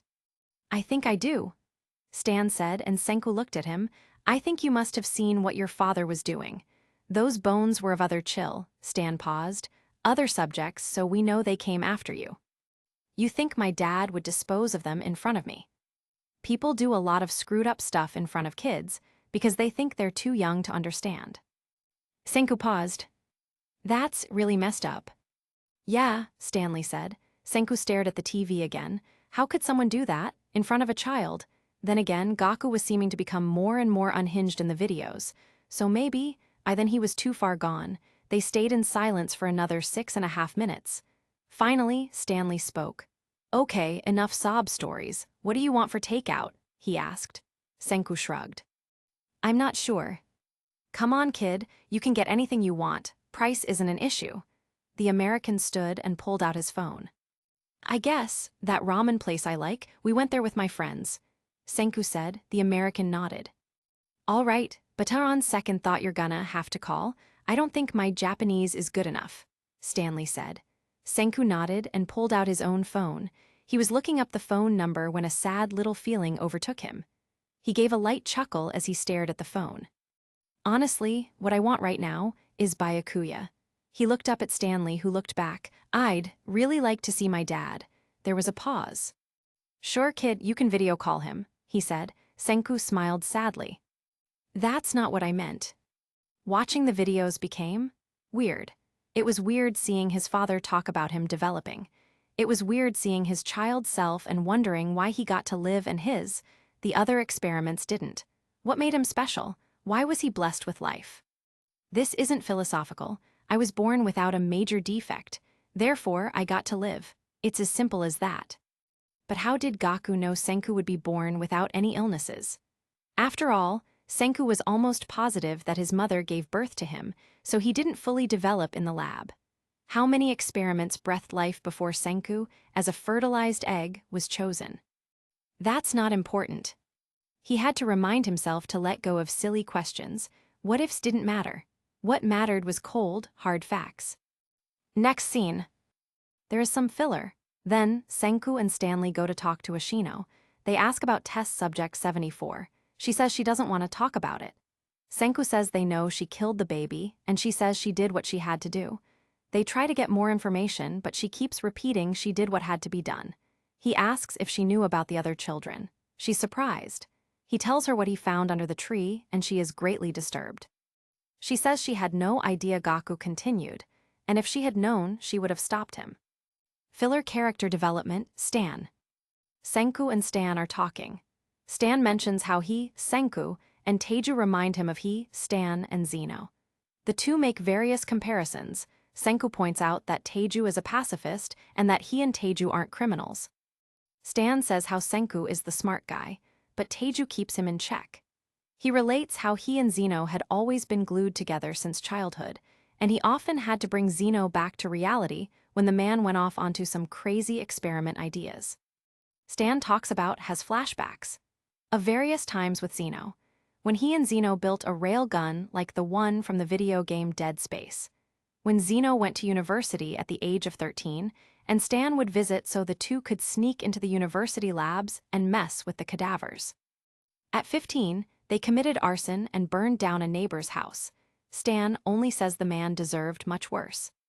At 17, Zeno had the great idea of making a betting pool that Stan could snipe a football from a game 100 yards away. Stan is proud to say he did it. At 18, Stan joined the military, and Zeno said he would start working for NASA. Stan looks somewhat melancholy at that. He says that Zeno used to be optimistic about the future. He used to trust people more.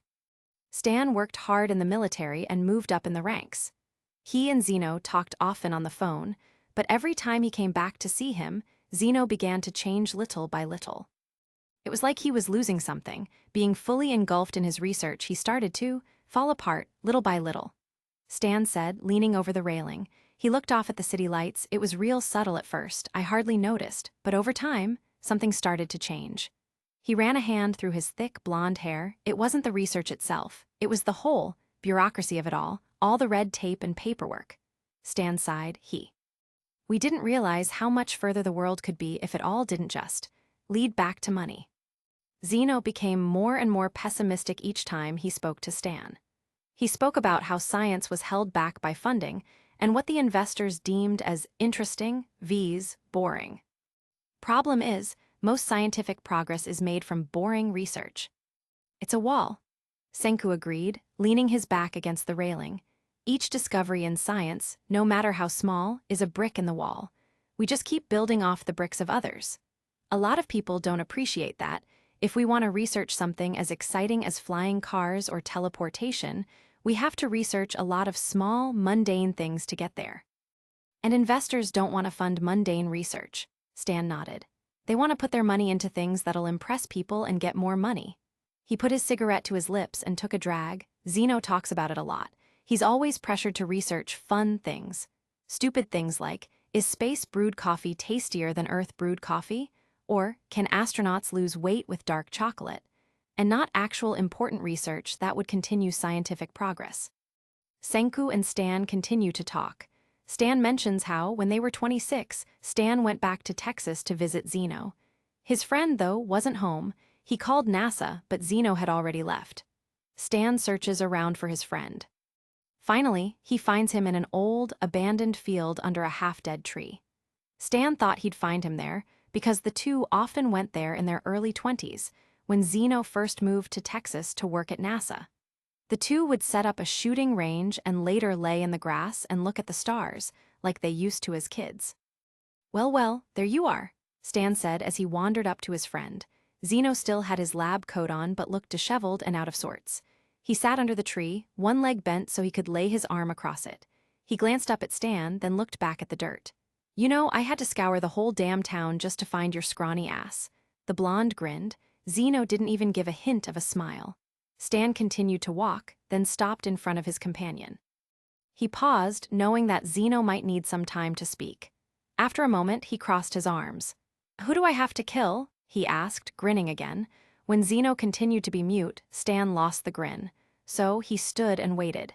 He knew his friend. If it was this serious, then Zeno couldn't be coaxed into speaking. He'd speak on his own terms. The two waited. Zeno continued to stare at the dirt and dry grass as a light breeze ruffled his worn-out lab coat.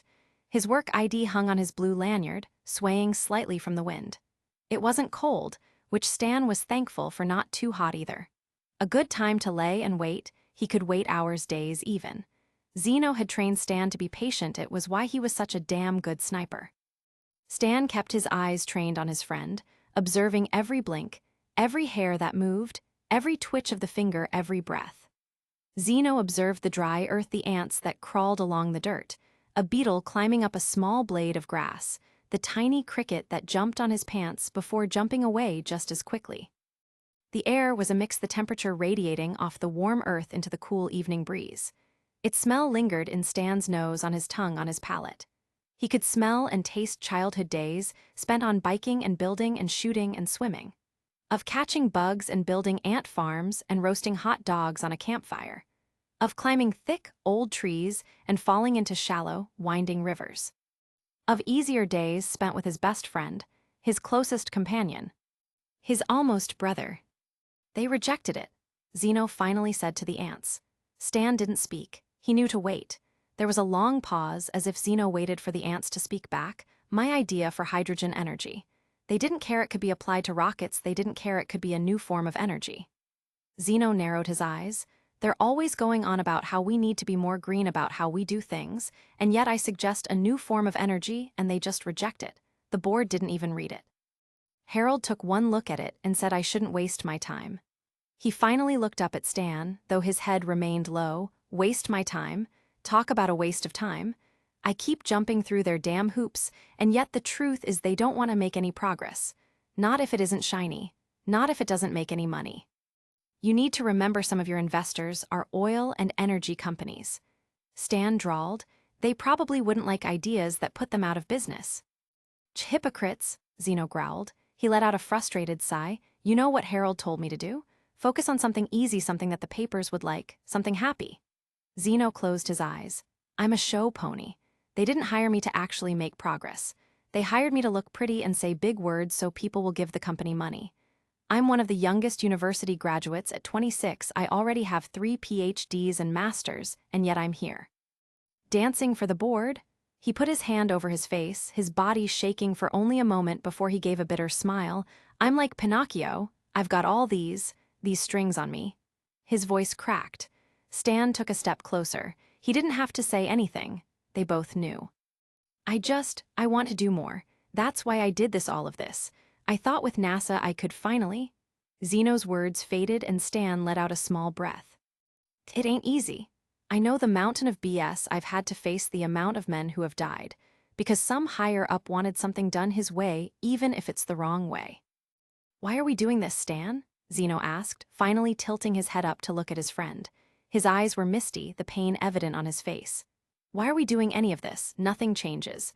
The world takes 3 steps forward and 5 back. I used to think that with knowledge I could do things and really learn about the world, but it's just about money. It's about who has money.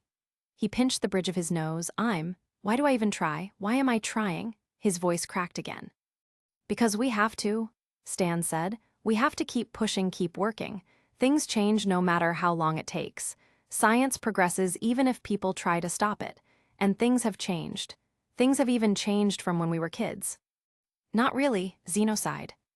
I mean, Pluto's not a planet anymore, right? That friggin' blew my mind when they announced that. Stan grinned. Zeno narrowed his eyes slightly, though a small smile graced his lips. Remember that? You cried. You cried. We cried. Pluto deserved better, Zeno muttered. Exactly, Stan shifted his weight. It changed. What we know about the universe has changed, and with change we get better, little by little.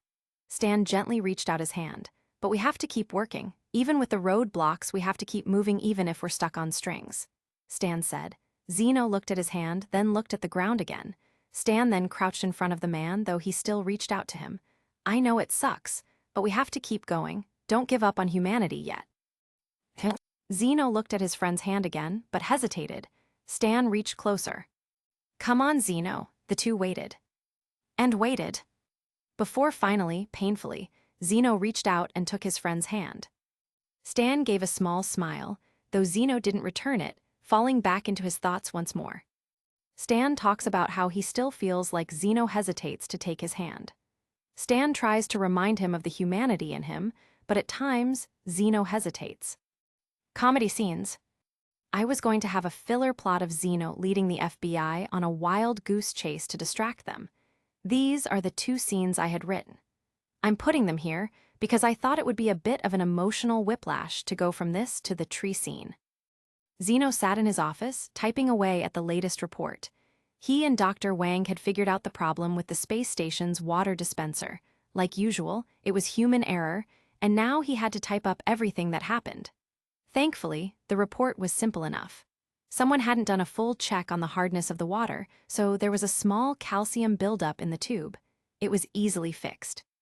He had just taken a sip of his third cup of coffee when his office door flung open and, rather obnoxiously, slammed against the wall. His framed doctorate of physics fell off the wall and crashed onto the floor for the fourth time that month.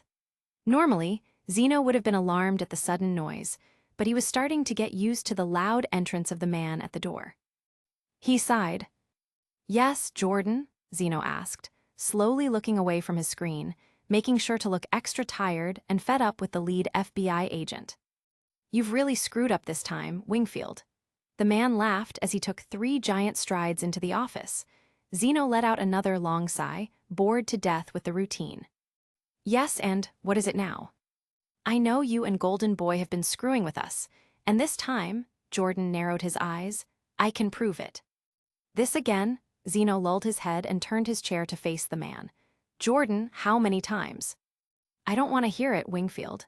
The man snipped. "You've been nothing but trouble since you've been on the case. I'm tired of you throwing us onto false leads." "They weren't false leads, they were theories. I didn't know, nor do I know where the research is. So, all I have is speculation and theories." "Cut the crap," the agent barked. "You've been throwing us off to buy time for you and your squeeze so you can find the real research. Again, Mr. Snyder is my friend and colleague. Nobody is squeezing anyone." Zeno closed his eyes and rubbed his temples. "And, as I said before, you would be more productive if you focused more on the task at hand rather than finding new insults to hurl at me. I know you've been hiding something, and now I have the power to prove it."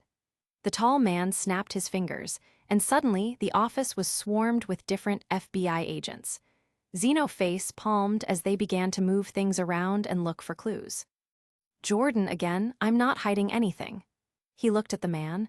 "The research is just taking long to locate, and there isn't anything remarkable about it.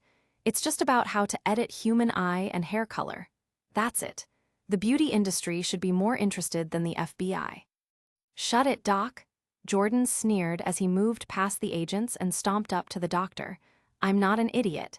Even I know human gene editing is the future of this world, even if it begins first with cosmetics. Even still, I'm sure other governments are far further along in the whole thing. What we're looking for isn't groundbreaking. And would you please be careful with those?" Zeno said, suddenly looking at a young woman digging through his filing cabinet. "Some of those papers are confidential. Be sure to specifically take those papers," Jordan said, not taking his eyes off Zeno. Zeno sighed loudly. "I'm a rocket engineer. All the confidential papers are about rocket engineering. And yet, you and your boy have been put in charge of locating genetics research. It still doesn't add up to me why you were put on the job. As I've said, I knew the researcher Gaku when he was alive. I volunteered to look for his research because I had a connection with him and I speak fluent Japanese. He was an online buddy, and you were a kid. Even so, I knew him. Moreover, I would appreciate it if you were a little more careful with my belongings." Zeno suddenly shouted as an agent took apart his framed degrees. "Whatever, the main reason we came here is for this." Jordan pulled out a paper and shoved it in the doctor's face. Zeno's eyes tried adjusting to the sudden print in his face, so he grabbed the paper and pulled it back slightly. "What is this?" "A warrant for your phone." "What?" Zeno said. "Why?" "Because I know you've been having secret conversations with Blondie. Conversations you haven't been reporting." "This is ridiculous," Zeno huffed, but Jordan continued. "We've had your phone tapped for a while now, but I'm sure you already knew that." Jordan grinned as Zeno gave him a side eye. "Yes, obviously, which is why I don't know why you have a warrant for my phone." "Because it's not for your main phone, it's for your second phone." Jordan chuckled darkly as Zeno's eyes widened. He huffed angrily, "Don't be ridiculous, I don't have." "Please, Doc, we're not that stupid." Jordan leaned against the desk. "Just hand it over. Don't make this any harder than it has to be." I don't." "It's in your second drawer, under the false bottom." Jordan grinned further. "I know you thought you were being sneaky, but you can't hide something like that from the FBI.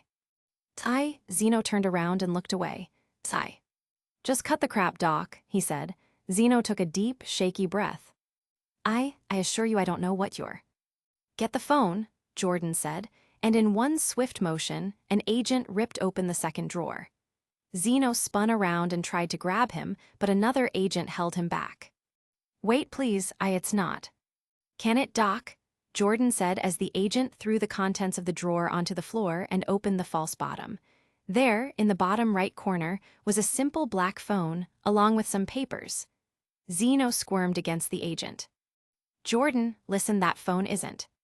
Doc, you can't talk your way out of this one. Jordan beamed as the agent handed him the phone. Jordan let out a chuckle as he turned it on. He entered a random password and laughed. Seriously, Doc? Your password is 1234? That's pathetic, even for you. Jordan, please. That phone has very sensitive information, Zeno begged, but the other man just laughed as he tossed the phone to one of his agents. Read the latest text messages, out loud. Jordan, please. Let's hear just what the doc has been up to him. Jordan laughed again. Zeno struggled against the agent, pleading once more, but none of them listened. Of course they didn't. In fact, all the agents had stopped what they were doing to listen to the text messages, which was exactly what Zeno expected them to do. They had all stopped their searching to listen to just what the doc had been up to. Because they were people. Stupid, mindless people. As if Zeno would be stupid enough to hide a secret phone in a false drawer. As if he would be stupid enough to leave evidence of his conversations with Stan. He smiled inwardly, while pretending to be aghast on the outside. He knew they'd get frustrated and come for him eventually, so he had to buy time. He had to distract them. From Stanley, I found something you might like, but you can't tell anyone. Zeno, I'm listening. And what was the most distracting thing for people whose job was collecting information, who thrived on digging up secrets? Stanley, I'll only tell you a few. It was good old-fashioned gossip. Yes, what did he say? Jordan asked. The agent looking at the phone cleared his throat. This conversation appears to not be related to the mission, sir. Then scroll up and look for the information. Yes, sir. There was only a 2-second pause before. Oh wow, okay, this is not about the mission. He then looked up at Zeno, who tried his best to appear embarrassed. He couldn't force himself to blush, he wasn't an actor, but he could do his best to avoid eye contact and appear uneasy. What do you mean? What are they talking about? It's intimate, sir. Like what? Like things of a sexual nature, sir. Jordan frowned, then spun around to look at Zeno. Zeno, in turn, closed his eyes and turned away. Yes, it's true, Stanley and I are together, Zeno said, covering his face. It's so embarrassing, I didn't want anyone to know. Well, why the hell what? Jordan sputtered. Zeno uncovered his face and glared at the other man. Because I have a reputation, Jordan, he snapped. People know me as someone who puts the job first. I don't have time to fool around and have a relationship. He threw his hands up, but now it's all ruined. Now everyone is going to bother me about my relationship with Stan. They're going to ask how's Stan and where's Stan. He covered his face again. They're going to start inviting me to barbecues and couples parties. It's going to be horrible, he half wailed. Yeah, this is just. There doesn't seem to be anything of importance on this phone, sir, the agent piped up. Well then, what the hell am I supposed to write on the report? Jordan suddenly yelled. Zeno turned to the back window, violently rubbed his eyes to make them appear red and distressed, then turned around. You can't report this. Stanley isn't allowed to be in a relationship with his line of work. He could be demoted. By now, the different agents were looking at one another and whispering to one another. Oh, as if your boyfriend's job is my problem. You can't, this would. Hey, enough of this. Jordan pointed angrily at Zeno.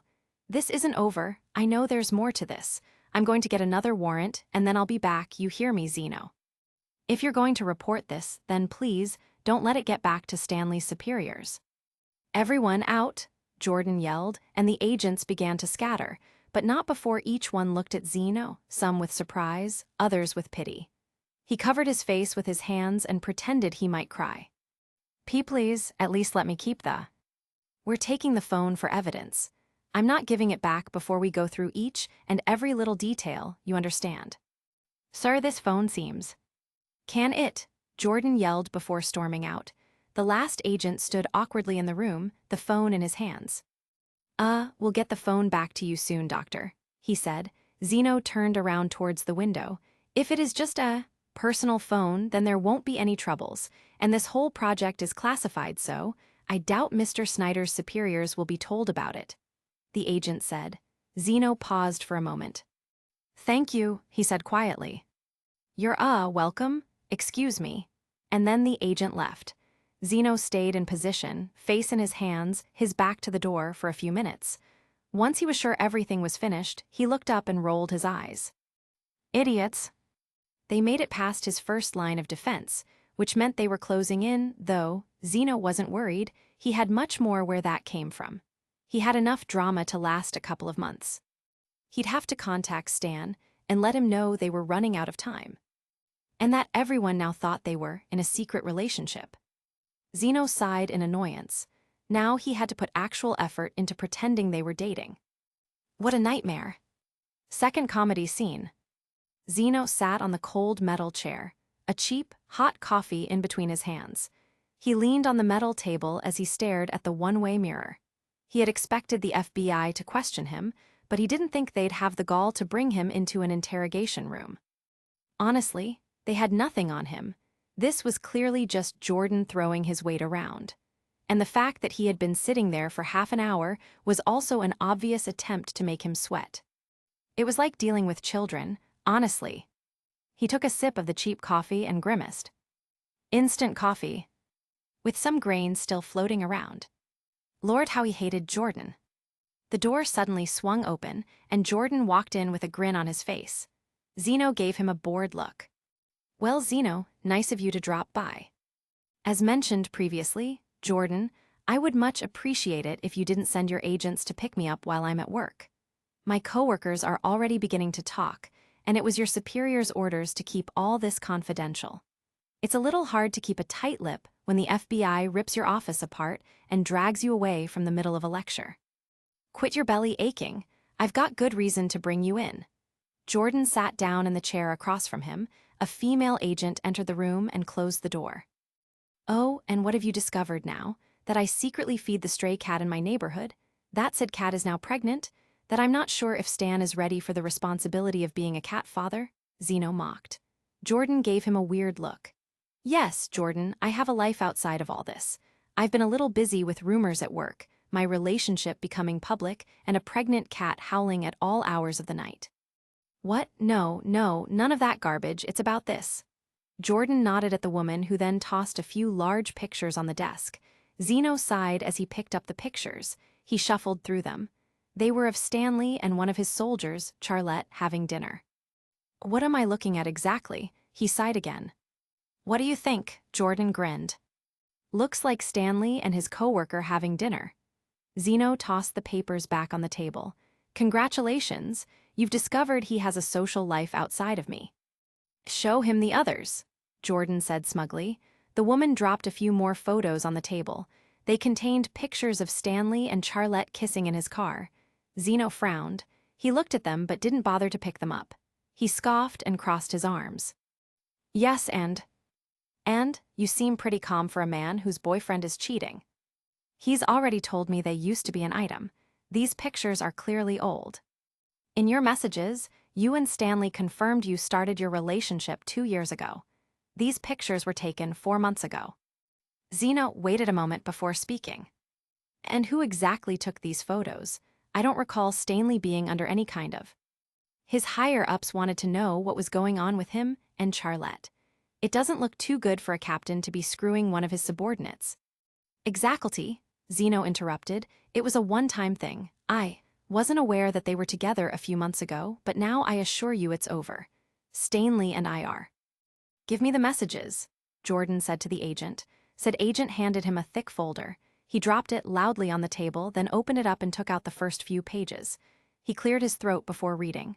Charlotte, how long is this mission going to take? I thought you said you'd be home in a few weeks. Stanley, it's taking longer than I thought. It should be over soon. Charlotte, I miss you. It's not the same when you're not around. Stanley, I miss you too. I'll be home soon, babe. Jordan glanced up at Zeno. Zeno, meanwhile, was wringing his hands. Yes, well, those previous messages can surely. We took these from Charlotte's phone yesterday. The messages were exchanged 2 days ago. Jordan grinned. So, you wanna explain how you're supposedly in a relationship with Stanley while he's dating a woman? Jordan waited a moment as Zeno looked at him, looked at the other agent, then looked at the mirror. You know what I think? I think this is all just some mind game. You pretended to be dating so you could throw us off the scent. But I'm not that stupid, Doc. Zeno picked up the photos and looked at them again. He looked at the pictures of them eating dinner.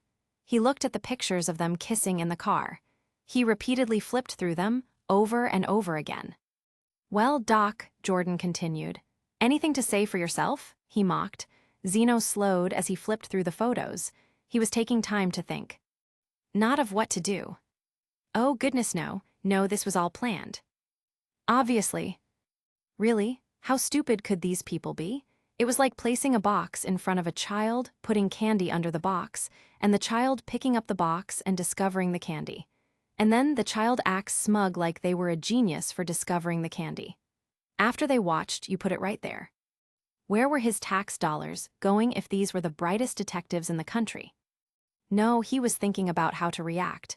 Should he act defeated, pretend to cry a little, or get angry? It was honestly easier to get angry, but he wasn't an actor. He could only pretend so much with his emotions. Perhaps shock, then anger. Yes, that would do nicely. He stopped on the clearest picture of his friend kissing. I don't know. You do know, you don't know what, Doc, that Stanley has a girlfriend, that maybe you should have coordinated your stories a little better. Zeno put the picture down. I'd like to speak to Stanley if I may, he said calmly. Jordan barked out a laugh. Why, the jig is up, you're wasting your time now. I would like to speak to him, Zeno said slowly. Please. Oh, so now you've found your manners. Jordan mocked. When Zeno remained quiet, he frowned. What? No witty comebacks, no big words to throw my way? He asked. Zeno looked at him with tired eyes before looking at the table. No, I just want to talk to Stanley. There's no point. It's over, Doc. He can't talk the two of you out of this. I'm not, Zeno started angrily, but then pretended to calm himself.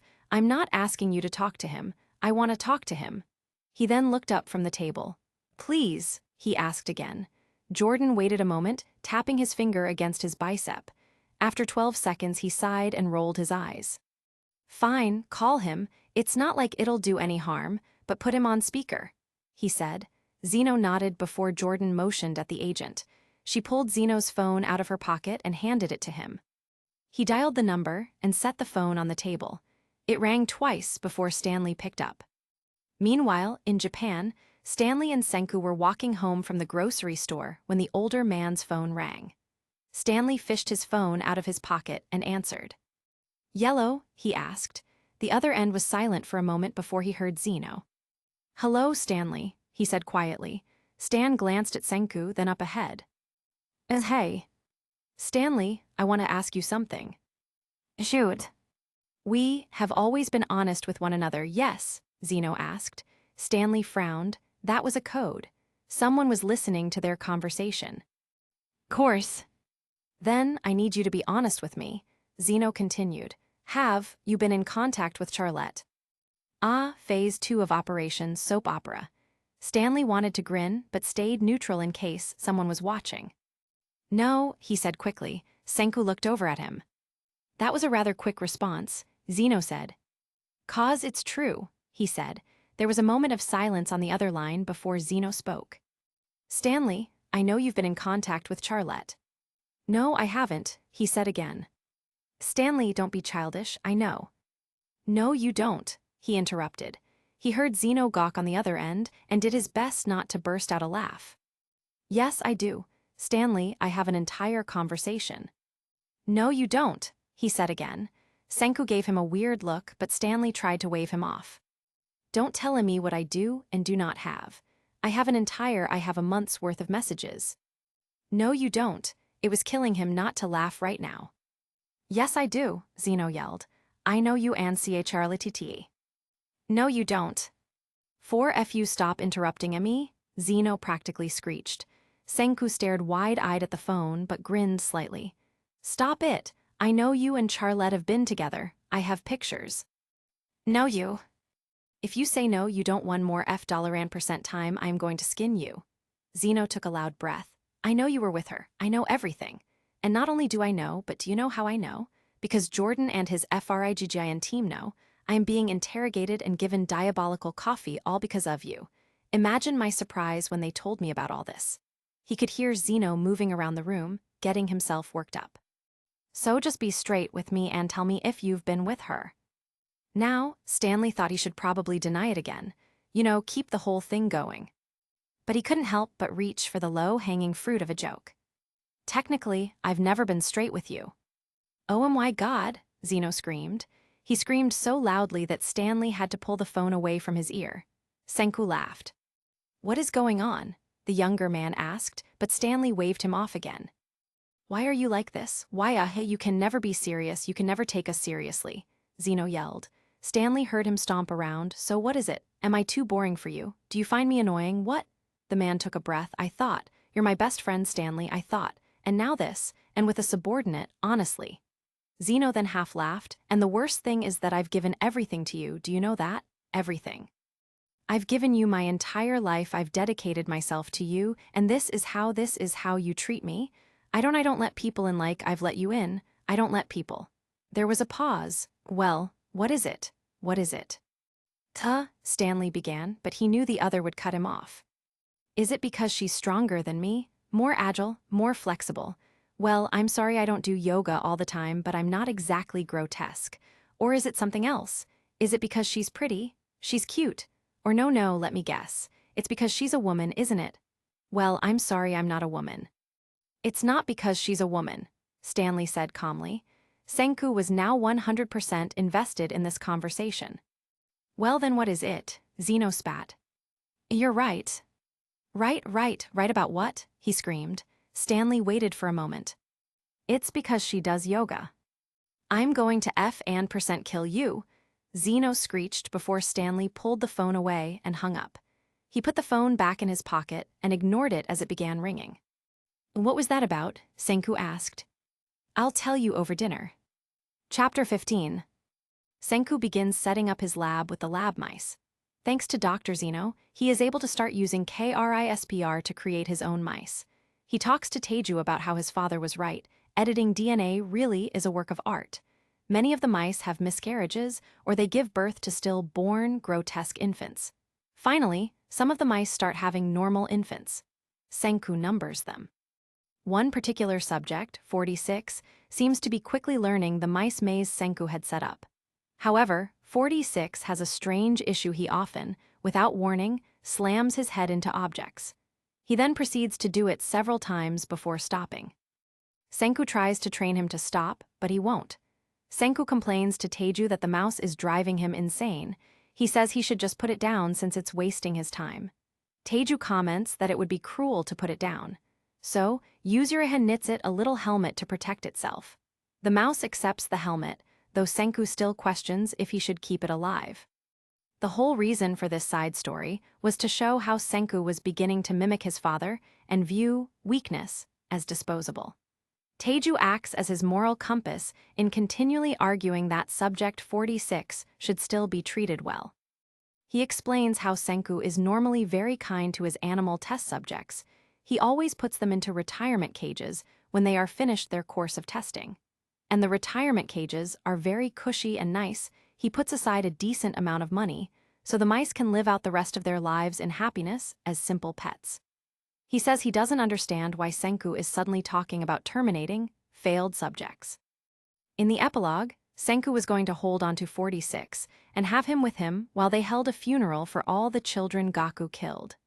46 was going to symbolize the fact that Senku did not lose his humanity and still believed in protecting life. 46 ends up being a happy mouse and becomes Teiju's pet.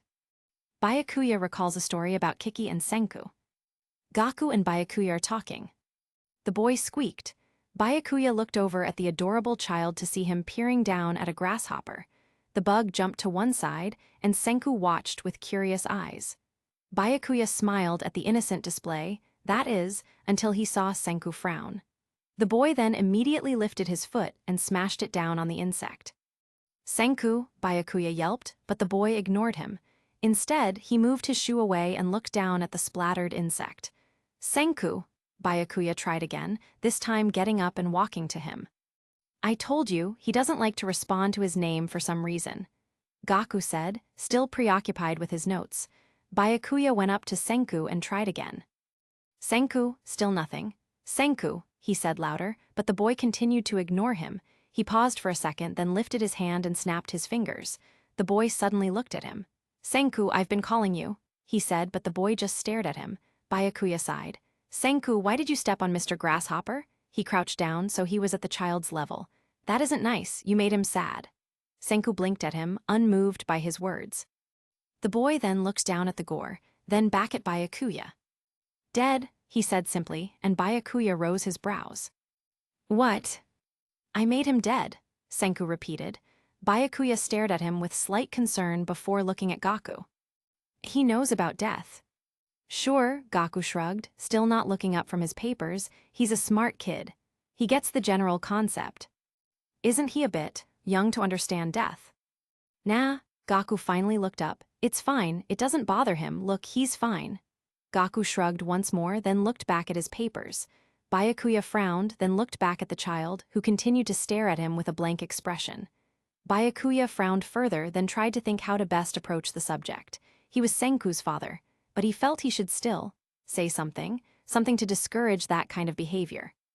Have you taught him about empathy? Byakuya asked, looking back at Gaku. Gaku looked up and gave his friend an odd expression.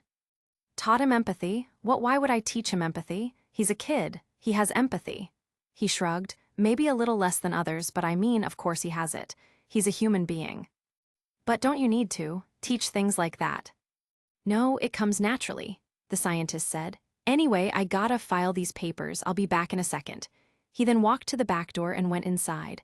Byakuya watched him go, then looked back at Senku, who was still looking at him. Byakuya let out a little sigh. He wasn't a father. He didn't know the first thing about guiding children. But this felt wrong. Something was wrong. Senku, why did you step on Mr. Grasshopper? He asked. The boy stared at him with a blank expression, then shrugged. You don't know. The boy stared at him. Did you enjoy stepping on him? The boy continued to stare. Did you like stepping on him? Did that make you happy? Byakuya tried again. The boy stood then finally looked away. Byakuya waited a long moment before the boy shook his head. Did you feel sad? He asked. Again, the boy shook his head. Okay. If it didn't make you happy, why did you step on him? The boy looked over Byakuya's shoulder. After a few seconds, he shrugged.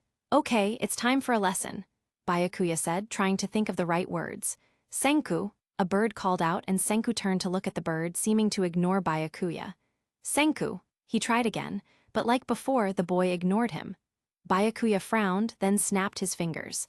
The boy turned to him once more. Senku, listen. He placed his hand on the boy's shoulder, and Senku immediately reacted by tensing up and letting a small whine escape his throat. Byakuya immediately pulled back, and the boy seemed to suddenly calm. Okay, the man said mostly to himself. Go, Senku said, suddenly looking at the door. No, Senku, not yet, this is important. He snapped again to get the boy's attention, and once more Senku looked at him. Good, okay. Senku, what happens to a bug when you step on it? What happened just now? He asked. Senku looked once more at the corpse, then back at Byakuya. The man waited for an answer but didn't receive one. The boy just stared at him. Realizing he would soon lose the boy's attention again, he decided to try a different tactic. Did it die when you stepped on it? There was a long pause, and then the boy nodded. Byakuya smiled inwardly. Okay, I can work this with yes or no questions. Okay, before you stepped on it, was it alive? He asked. The boy waited, then nodded again. Right, and did you enjoy it while it was alive? He asked, but when Senku paused again, he quickly spoke. It was fun watching it hop around, right? And it was fun to see him fly. I like watching grasshoppers jump and fly. Do you enjoy that? Do you like it when they hop?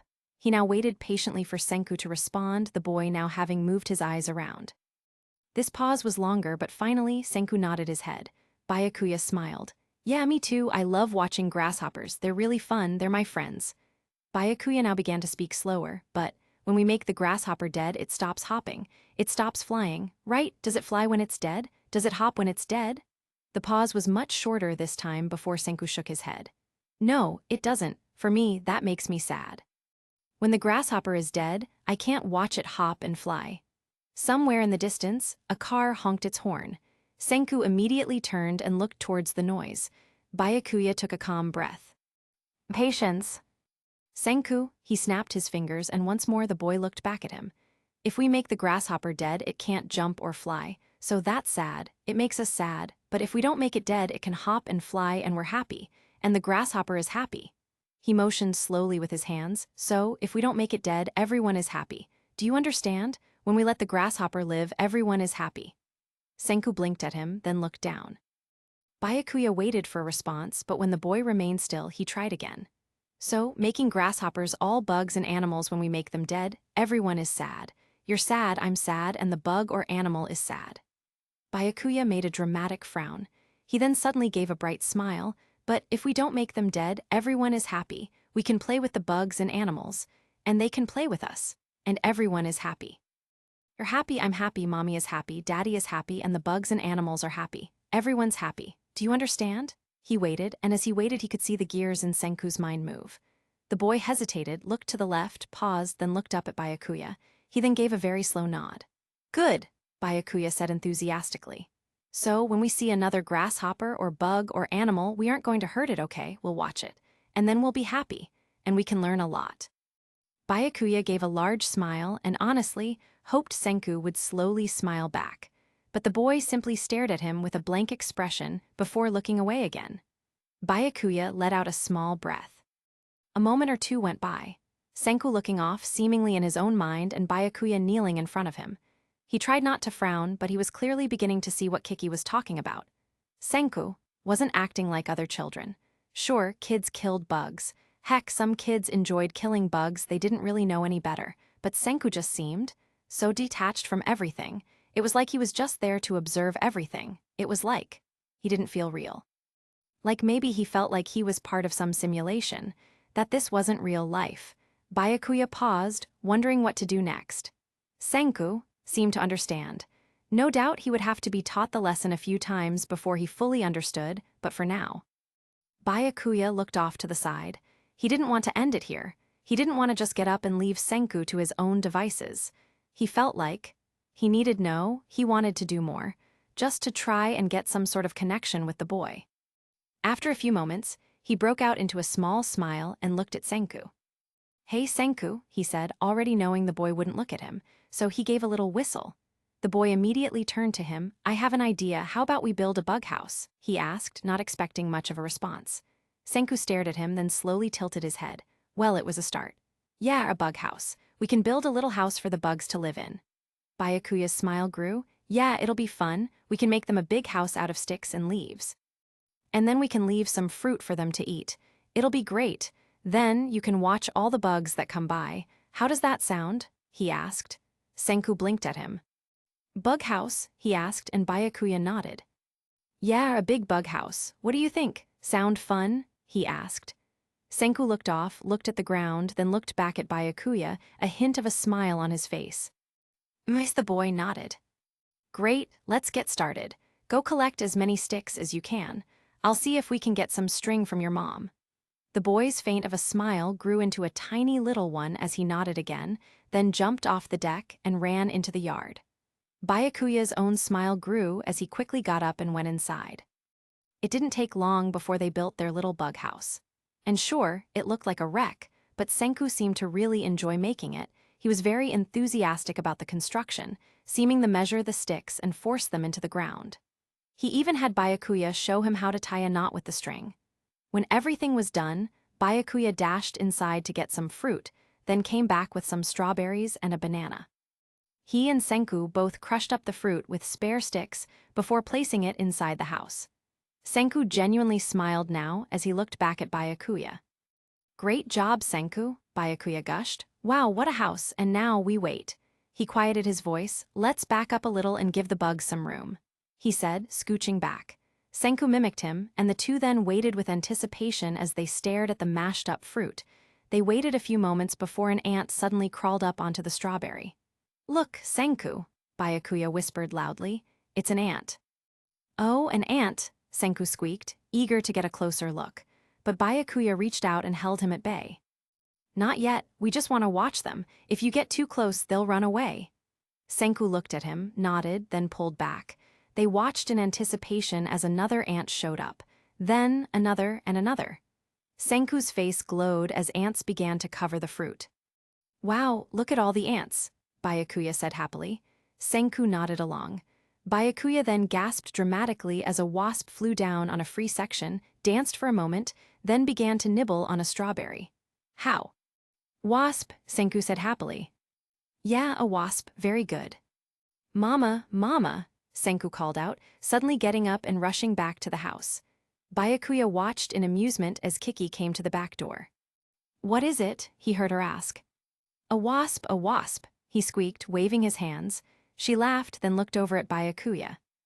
"Oh, did you boys get a wasp to come?" Look, Senku said, running back to Byakuya. Kiki quickly followed, then crouched down when Senku got on the ground. He smiled at her, then nodded. "Wasp," he said happily. "Wow, you're right, look at all those bugs." She smiled, but she didn't really look at the bug house. Instead, she stared down at her son. Senku watched the insects with joy, seeming to forget about his mother. She reached down and stroked his hair, to which he suddenly frowned and shook his head, swatting her hand away. Her smile saddened as she retracted her hand, then looked at Byakuya.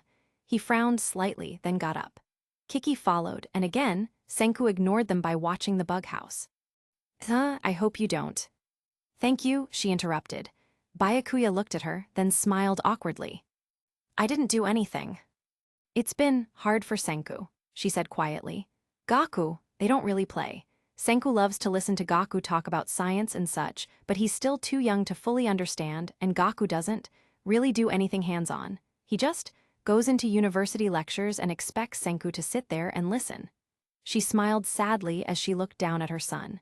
"It's nice for him to have something to actually look at and interact with." "Well, I mean, sure, that's how kids get into science, right? I remember my dad and I building homes for the local frogs." Byakuya smiled, then it saddened slightly, and Gaku, I mean, his dad never did stuff like that with him, so he probably just doesn't know, you know. "I suppose." A silence fell between them. The two watched as Senku counted the different ants. Byakuya tried to brighten his smile. "He sure does love counting." But Kiki frowned at the statement. She looked at Byakuya, looked away, seemed to hesitate, then looked back at him again. He's obsessed with counting," she said quietly. Byakuya took a step closer to her as she looked off, her face a mixture of concern and confusion. "At first I thought it was just him practicing his speech, but he doesn't really like to communicate. Most of the words he says are numbers." She looked back at Byakuya. "He'll barely tell me what he wants to eat, but he'll always count how many things are on his plate." "Yeah, Gaku told me he's really into numbers, and that he can count pretty high. Incredibly high, he's going beyond tens of thousands, but I don't know why he keeps counting. It's making me uneasy." She looked back at her son. "I've seen other children and they don't do that. They like certain things, but, again, he's obsessed." She shook her head slightly. "I don't understand. Gaku says he's a genius and that geniuses are just different than other people, but..." She looked back at him. "I don't know if I want Senku to be a genius if he can't even communicate with other people."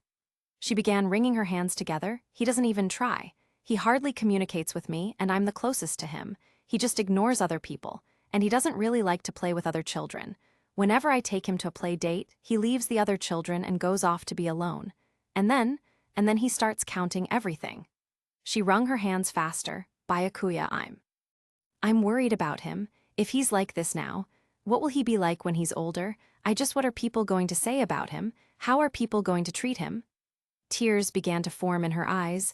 "I don't want him to be bullied. I don't want people to judge him." Byakuya reached out and took her hands. Hey, it's okay, Kiki." She blinked at him, tears now falling down her cheeks. "Senku, he's different from other kids, but he's young. It might take work, but you can teach him how to communicate. And some people just prefer to be alone, and that's okay. And maybe Senku wo." He sighed, then held her hands tighter. "Maybe Senku won't ever be able to communicate with other people properly." She let out a hiccup of a sob, "but that's okay too." As long as you give him the tools to try his best, that's all we can really ask for. Some people communicate differently. Some people can hardly communicate at all.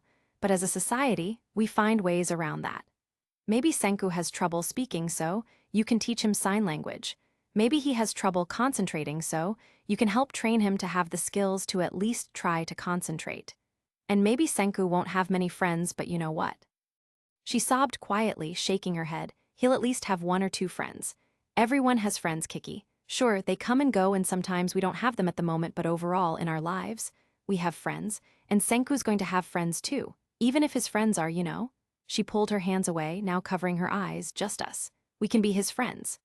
Her cries now got a bit louder, and Byakuya forced himself to be steady and not give in to his own tears. She shook her head at him. But she couldn't speak, only more sobs came.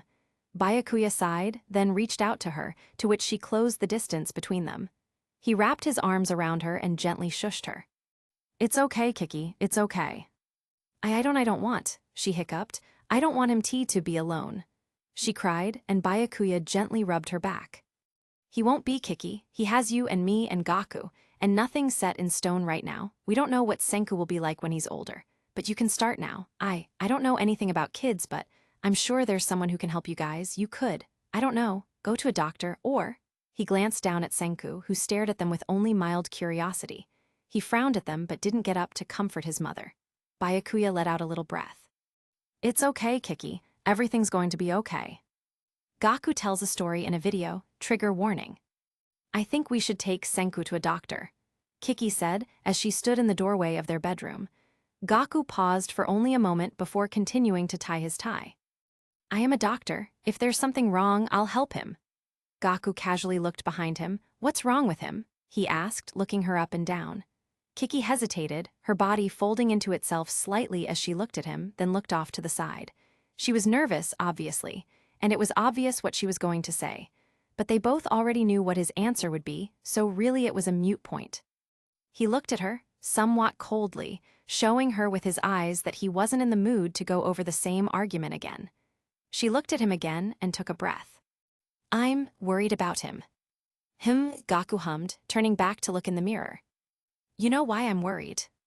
Kiki, we've been over this, Gaku said, purposely slowing down his words as if speaking to a young child. There's nothing wrong with Senku. He still doesn't respond to his name. He's a little distracted. He hardly shows any emotions. And serious, children can be serious. He doesn't smile when I smile. Kiki, he said, turning to her, a person doesn't have to smile just because you smile.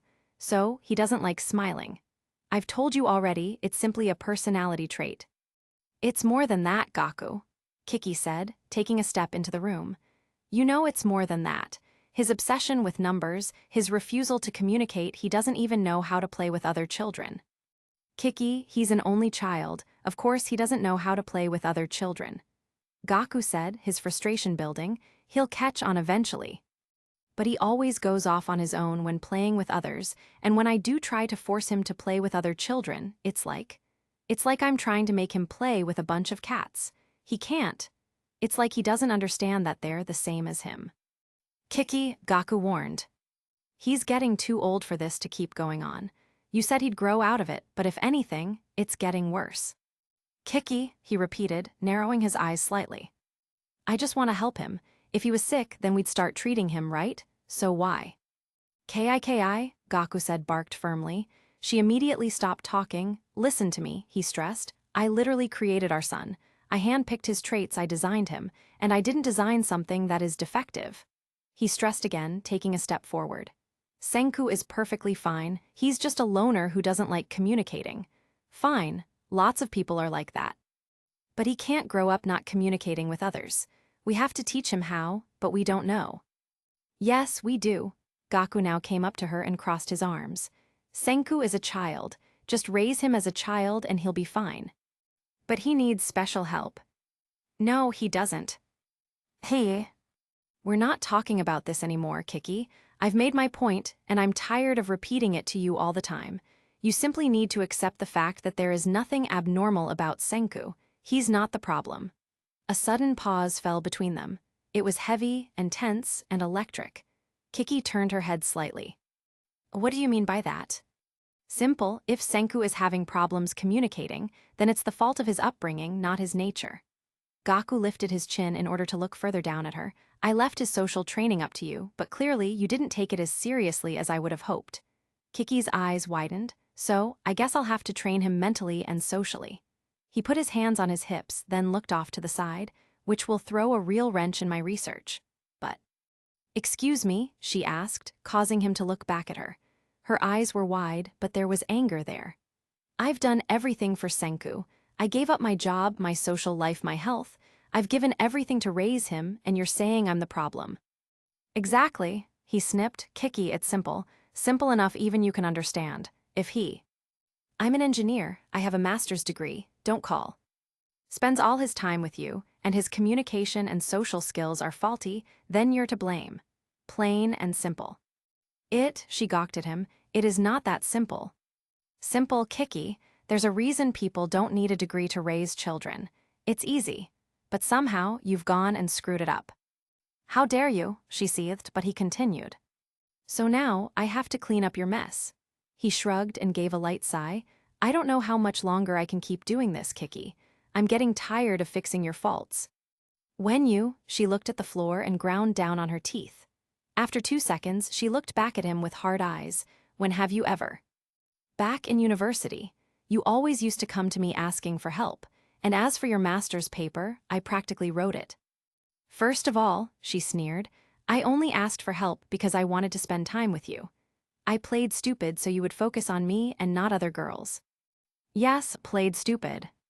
Second of all, you did write my master's paper. You know I worked damn hard. And then had me edit it. I asked you to look it over to see if it made sense. You didn't write a single sentence. Why are you acting like you carried it?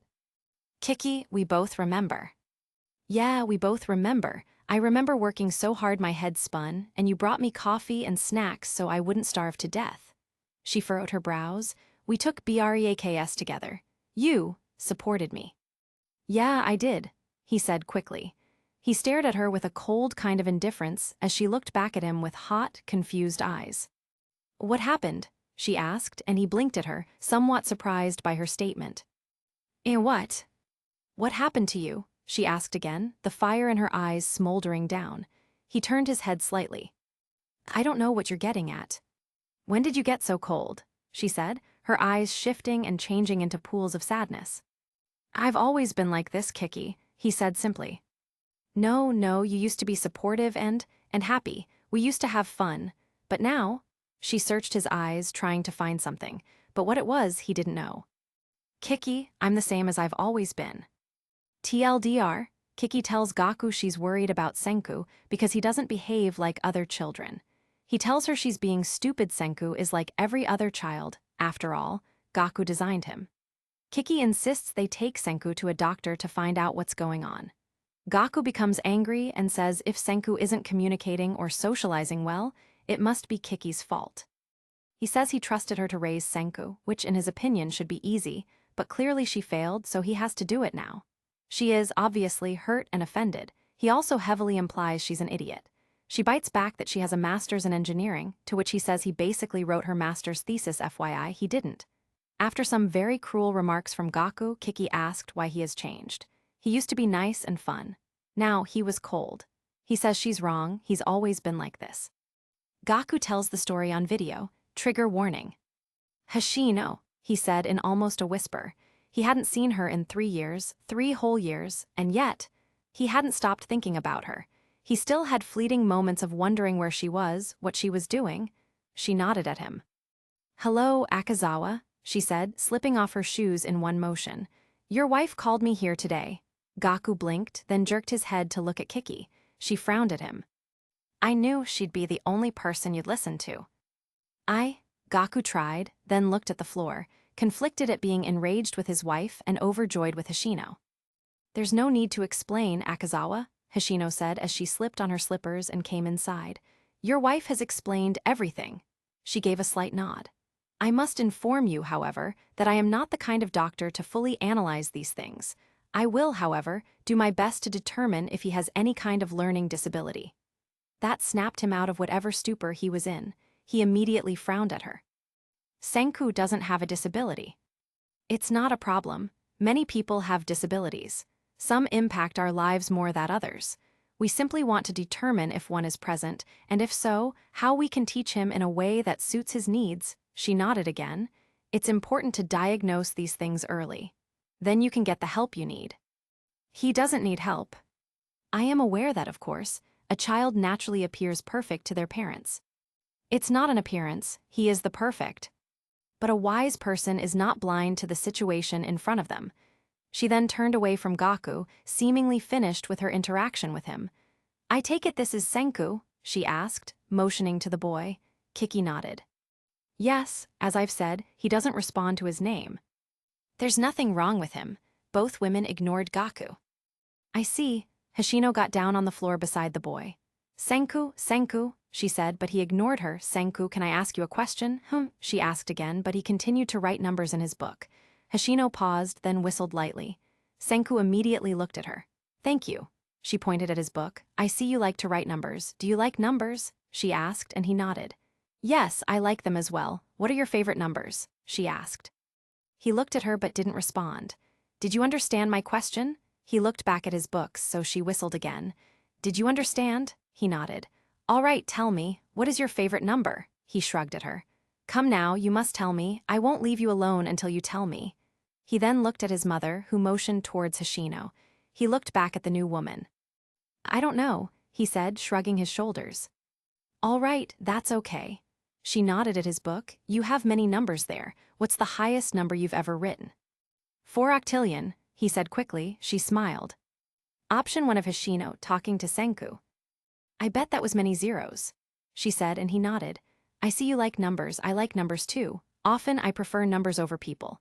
That means I like numbers, not people. Is that true for you? Do you like numbers and not people? He paused, then nodded again.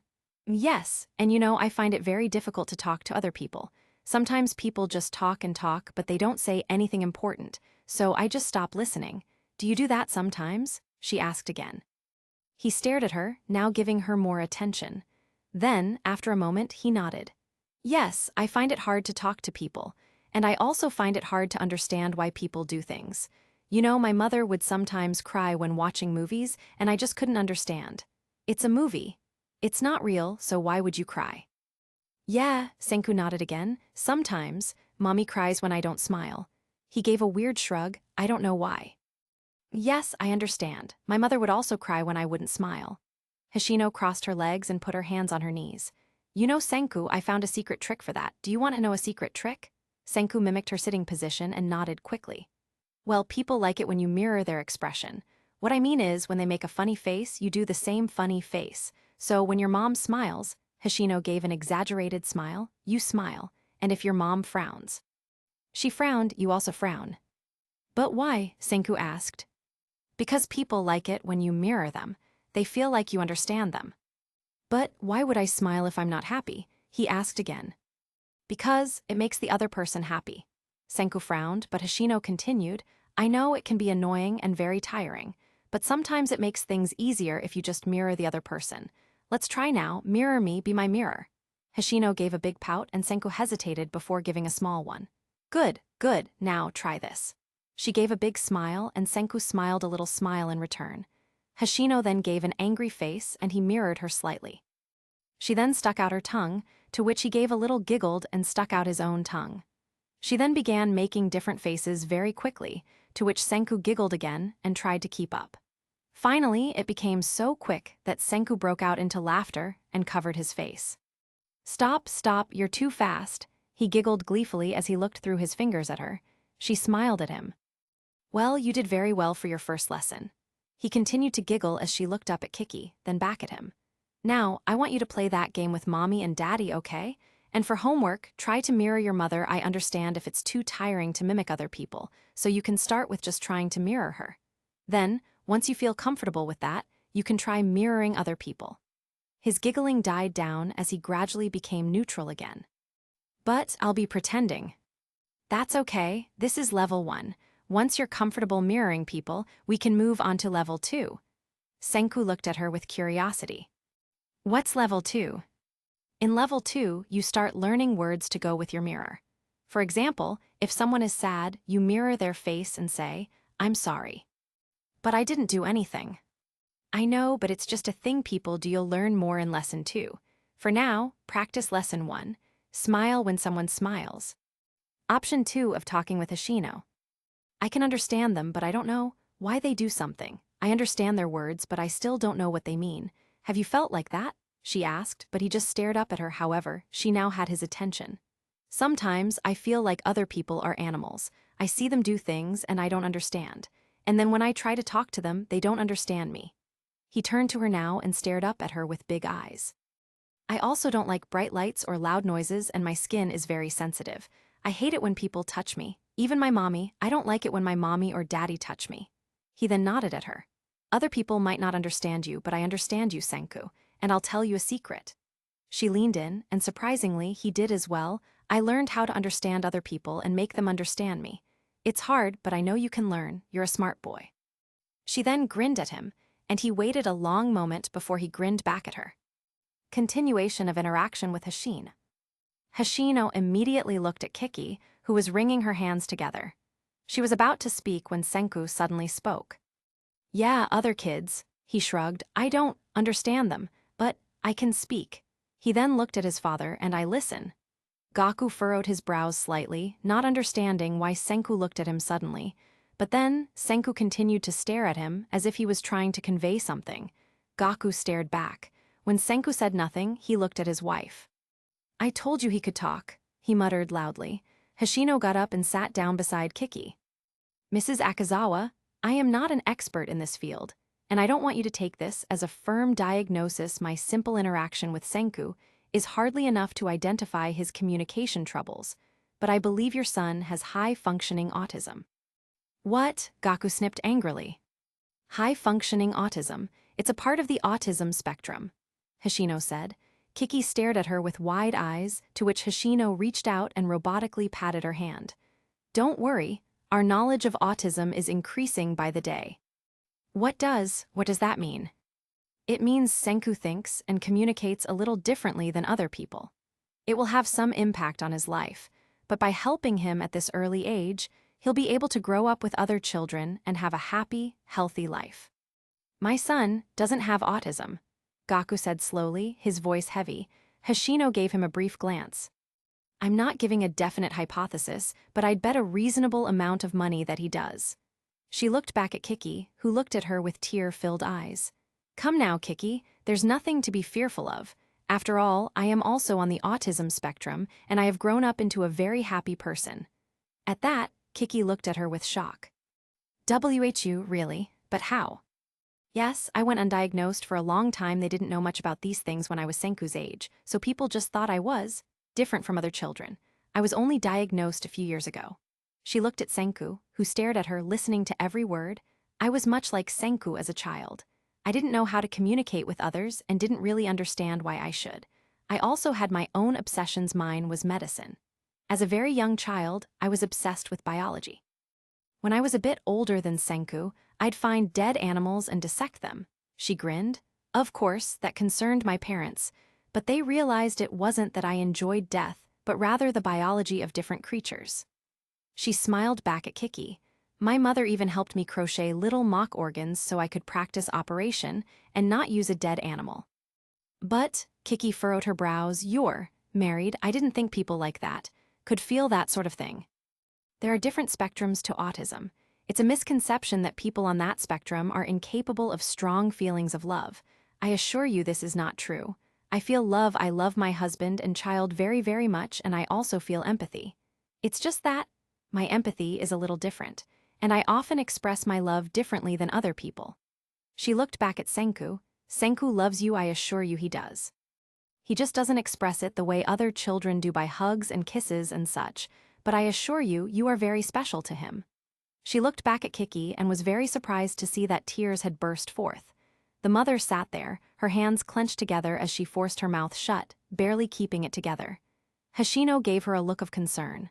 I'm sorry, I didn't mean to upset you. And no, she hiccuped as she whispered, I thought my son didn't love me. And at that she broke down into tears, light sobs coming forth as she held her face in her hands. Hoshino looked somewhat taken aback, then glanced over at Senku, who also looked confused. Hoshino looked at the mother, then at the son, then at the mother, before looking to Senku and speaking to him. "Senku, this is a perfect time for another lesson," she said. Senku blinked at her, then gave a nod. "You see your mother? She's crying, she's very sad." I'm not sad, I just..." Kiki hiccuped, but Hoshino spoke over her. "What your mother wants you to do is to hug her. This will make her feel better." Senku looked at Hoshino in confusion before looking at his mother. "Hugs don't make me happy," he said flatly.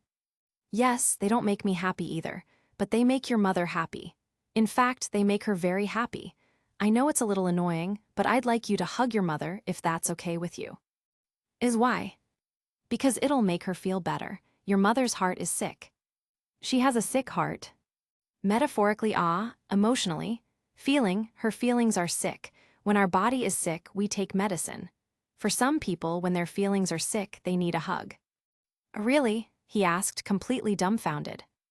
"It's strange, I know, but yes, hugs can be like a medicine. Now, I'm not forcing you, but if it isn't too much trouble, I think your mother would like a hug," she said.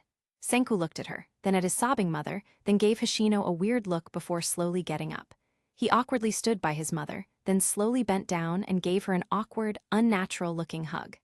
As soon as he wrapped his arms around her, Kiki let out a loud wail and grabbed onto Senku. Senku, not expecting this reaction, let out a yelp and jerked away from his mother, only to be pulled closer. His yelp turned into a scream as his crying mother tried to hold him close, and he tried to push her away. "No, no," Senku screamed before Hoshino jumped in and pried Senku away from his mother. Kiki let out another wail as she grabbed for her son, but Hoshino wrapped her own arms firmly around Kiki and kept the other woman's arms at her side. Kiki, I know you're upset, but you can't grab him like that. He's going to associate hugging with displeasure." "My son," Kiki wailed again as Hoshino reached up and stroked the other woman's head. Yes, of course, I understand it must be emotional, but Kiki, we must be slow about this. Here, I'm here, we can hug. You can express your emotions with me. I'm more experienced than him. I know you don't mean any harm." Hoshino looked at Senku, who was now staring at the far end of the room. Hoshino followed the boy's eyes and saw Gaku, staring at them in utter shock and confusion. "Ah yes, Gaku, as the husband, you should come here and comfort your wife. Kiki hardly knows me. My hug will be far less effective than yours. Please, come he." "There's nothing wrong with my son," Gaku said quietly, his mind seeming to be somewhere else. Hoshino frowned. "I agree, there is nothing wrong with Senku. He merely sees the world differently than others. It doesn't mean there's anything wrong with him." "My son, he isn't. He's perfect. I made him perfect." "Don't be stupid. No one is perfect." Hoshino frowned. "Now come here and replace me. Your wife needs your emotional support." My son is not a failure," he said, his voice turning harsh as he came back to the situation and glared at Hoshino. The woman narrowed his eyes. "Again, I agree. Senku is not a failure. He is healthy." "He is not a failure, Yoko," he seethed. "My calculations were thorough. If anything is wrong with him, it's..." "There's nothing wrong with him," Hoshino said, raising her voice, "and as to why he is different than other children, that is biological. He was not nurtured this way. I made him perfect. He was born this way, Gaku. You must first accept that if you are to aid him in learning how to..." "I am not a failure, Yoko," Gaku yelled, slamming his closed fist against the wall. "I've made too many mistakes to get here. I am not a failure," he snarled. Hoshino immediately let go of Kiki, pried the other woman off of herself, and walked swiftly up to Gaku. "I didn't say you were. Now if you don't calm down. I didn't spend years of my life researching just for you to tell me my son is flawed. I will not have you speak about your son or myself in that manner. Now, I believe you should leave, as you are only hurting the situation. You can't just come into my house and..." "If you refuse to leave, I will force you," Hoshino said quickly before grabbing his wrist and dragging him out of the house. He was too shocked at the interaction to react, and it happened so quickly he was out the door before he knew it. He looked at Hoshino in slight confusion as she narrowed her eyes at him. "Go for a walk, cool down, come back when you are level-headed. I refuse to speak to you any more in your current state." She then swiftly went back inside and locked the door. Gaku instinctually stormed up to the door and yanked on the handle. Sure enough, it was locked. He pounded on the door. "Yoko, you can't lock me out of my own house," he yelled. Nearby, a couple stopped walking as they watched the scene play out. "Yoko, Yoko," he pounded again. He swore loudly and gave the door a swift kick. Damn it. TLDR, Gaku is surprised that Hoshino comes to his house. It turns out Kiki called her, as she felt Hoshino was the only person who could reason with Gaku. Hoshino talks to Senku and slowly starts asking if he finds it hard to understand people and why they experience the emotions they do.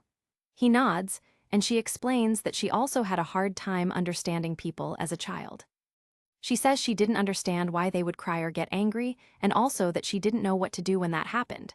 She tells him that a trick she learned was mirroring a person's expression. She practices this with Senku in a kind of game. Senku tells her he doesn't understand why his mother wants him to smile, especially when he has no reason to. He also says he doesn't talk a lot, but he can talk and listen. He looks directly at Gaku when he says this. Hoshino says she isn't necessarily qualified to give a firm diagnosis, but she believes Senku is on the autism spectrum. She believes he has high-functioning autism. Kiki asks what this means, and Hoshino says this means he just sees the world differently. Hoshino tells Kiki that, with help and practice, Senku can learn to function fairly well in society. She says, after all, she herself is on the spectrum. Kiki breaks down crying because she thought Senku acted like this because he didn't love her.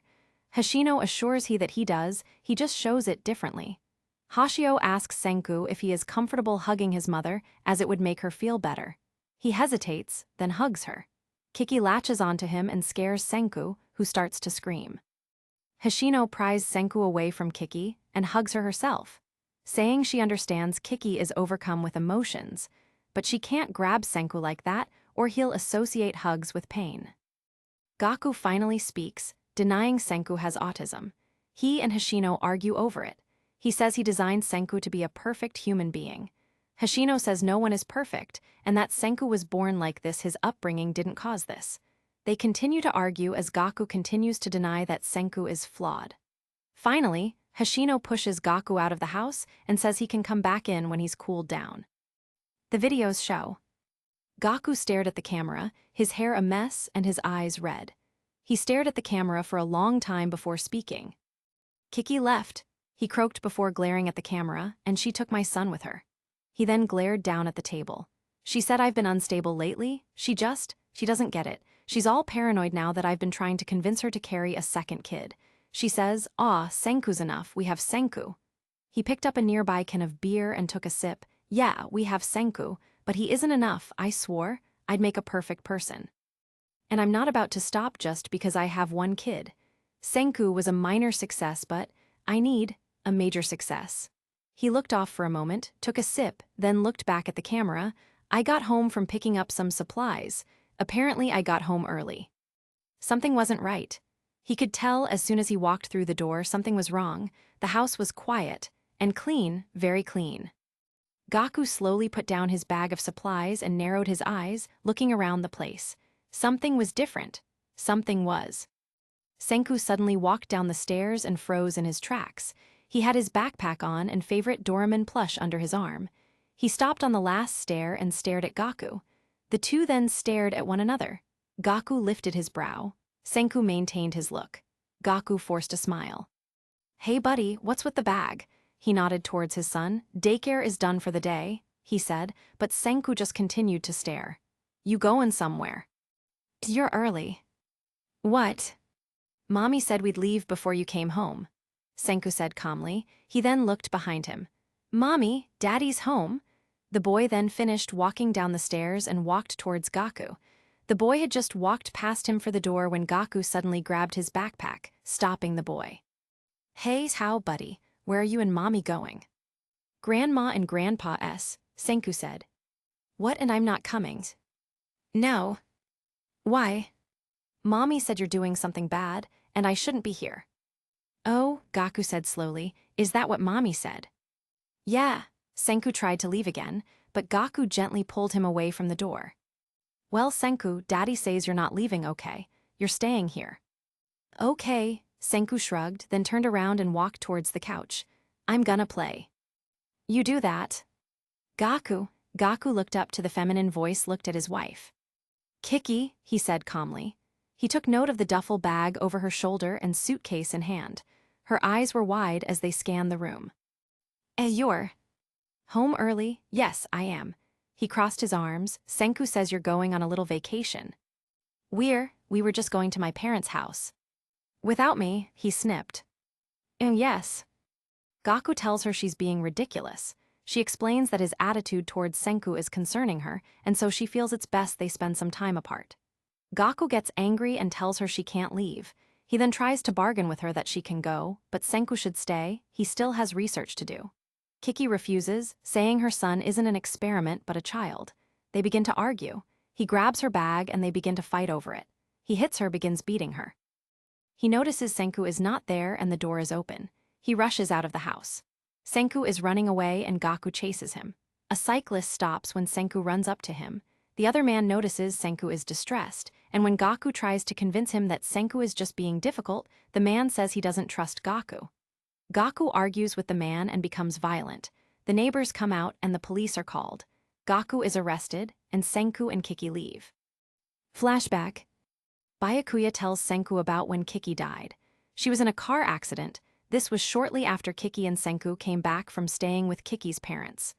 Byakuya says that Senku was very curious about his mother's dead body and was asking a lot of questions to Byakuya. Gaku was no longer speaking to anyone, even Senku. He was very quiet and unfocused at the funeral. After the funeral, Gaku tells Byakuya that he killed Kiki. He is convinced Kiki was murdered because someone wants his research, thus he believes he had a hand in her death. Byakuya says Gaku is being paranoid and that he needs to focus on his son. A few days later, Byakuya gets a call from Senku. Senku is a bit distracted, but finally asks Byakuya if he could get Senku some ramen. After talking a bit, Senku explains that Gaku hasn't come home in a few days and Senku has run out of food. He has been eating raw fruits and vegetables. Byakuya immediately leaves his teaching job and goes to Senku. He takes the boy to 711 and gets him some food, then waits with Senku for Gaku to come home. He calls Gaku, who doesn't answer. After putting Senku to bed, Byakuya comes downstairs to find Gaku sitting on the kitchen floor, holding his knees to his chest. Byakuya explains he's sorry for Gaku's loss, however he needs to crawl out of the hole he's in and care for his son. Gaku might have lost a wife, but Senku lost his mother, and the boy probably feels like he's losing his father too. Byakuya explains he can help Gaku, but Gaku needs to reach out for help.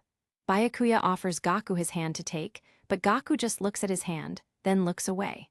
Byakuya explains again that he wants to help, but he can only do so much. Gaku is the one who needs to act for himself. If Gaku wants to move forward, he needs to accept Byakuya's help and take his hand. Author's note, so we see Gaku slipping further and further down the rabbit hole. I personally like the scene I wrote with Byakuya and Senku making the bug house. I thought it showed how Byakuya just naturally is good with kids. I'll probably be posting the final part next week or the week after. Thanks for reading. 3. Chapter 16. Flashback. Byakuya tells Senku about the day that Senku started living with him.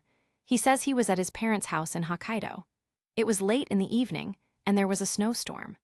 Byakuya's mom notices headlights through the window, and Byakuya goes outside to see Gaku's car in the driveway. He goes to the car while Gaku is getting out and unbuckling Senku from his seat. Byakuya notices Senku is not in a child safety seat, but is sitting in the front seat. Byakuya tries to joke with Gaku, but he quickly realizes Gaku is distraught. He asks what happened, and Gaku says Byakuya must take Senku. He says Senku is no longer safe with him. Byakuya asks what he means, but Gaku won't reiterate. He instead opens the back door and starts shoving bags and other items into Byakuya's hands. Byakuya starts to object and say Gaku can't just drop off Senku, but again, Gaku says that Senku isn't safe. He then says he has to disappear and that they are after him. Byakuya again asks what's going on. There's no one after you. Why are you so freaked out? I told you. You don't get it, you just don't get it, Gaku said as he slammed the door shut. I have to leave, it's the only way I can fix this. Fix what, Gaku? The only thing you need to fix is your relationship with your son. No, it's over now, I can't fix that. Gaku quickly looked to Senku, who stood in the growing snow, his face void of emotion. You understand, don't you, Senku? You're a smart boy, you're not safe with me, Gaku said. Senku maintained eye contact with his father. Exactly. Exactly. Gaku, this is ridiculous. You can't just leave. Byakuya, listen. Gaku swallowed hard, his eyes red and watery. I don't know when I'll see you again, but you have to promise. How what? What do you mean? Where are you going? You have to promise you won't look for me. I'm not worth finding. I'll come find you when all this is over. Gaku, you can't just leave. I'm sorry, I'm so sorry. Gaku then rushed to the driver's side of the car. Byakuya chased after him. Gaku, don't listen. Don't apologize to me. Your son. Gaku got in and shut the door on Byakuya, quickly locking it. Byakuya pulled on the handle before banging on the glass. Gaku, let me help you, whatever you've got. I'm sorry, but I have to fix this. Gaku turned the car on, but Byakuya continued to try to get into the car. You don't have to, Gaku. You don't have to do this alone. Let me, hey. I'm sorry, I'm so sorry. Gaku began to cry, tears pouring down his face as he put the car into reverse. He's not safe with me. He's not safe. I have to get rid of him while I'm still able to think. Gaku, you can't abandon your son, you selfish ass. I can't kill him, I can't. Gaku looked dead into Byakuya's eyes as he cried. He's my son, Byakuya. I can't kill him, it's the least I can do for Kiki. The confession causes Byakuya to stop pounding on the door for a moment. In that moment, Gaku slams the gas and rips out of the driveway, causing Byakuya to fall. Gaku continues to wail that he's sorry as Byakuya slips and struggles to get up. He then screams and chases after Gaku, who quickly switches gears and races off. Byakuya chases him for several seconds before giving up. He watches his friend disappear into the darkness and snow. Emotional and defeated, he walks back to his driveway. Senku observes him. Byakuya tries to smile. Hey bud, so your dad just, He doesn't want me, Senku says calmly. Byakuya gets on his knee as he looks at the boy. That's not true. It's okay, you don't have to cry, the boy says. Byakuya realizes he's crying. He hugs Senku, who doesn't hug him back. He then picks up the various items and leads Senku into his parents' house. Possible scene. Byakuya's parents warmly welcome Senku into their home. Byakuya's mother makes Senku some green tea.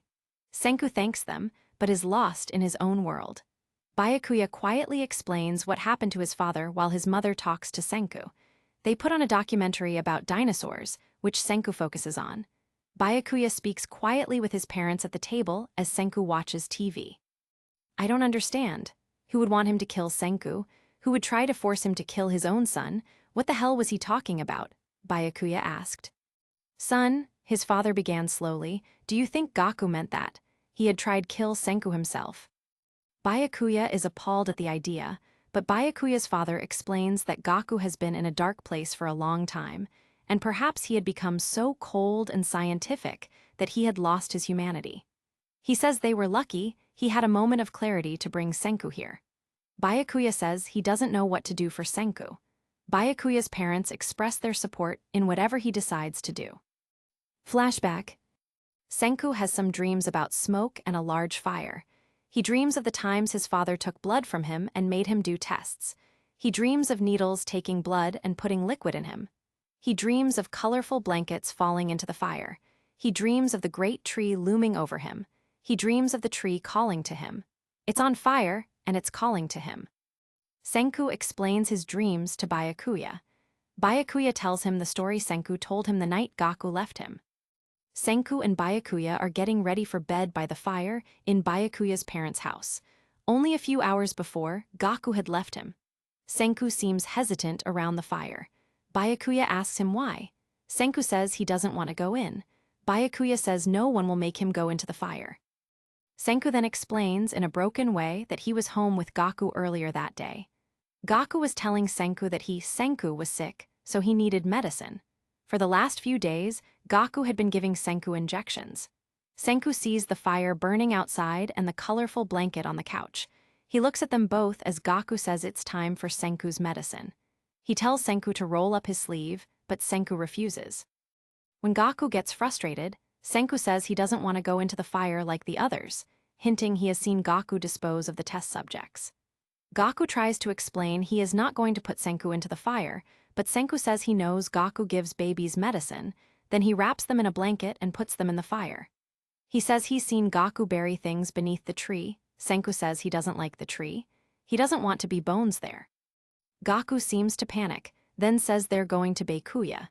He quickly shoves some of Senku's things into some bags, and on the long car ride over, he keeps telling Senku he's sorry and that Byakuya will take care of him. He tells Senku to forget him and forget the fire and the tree. Present day.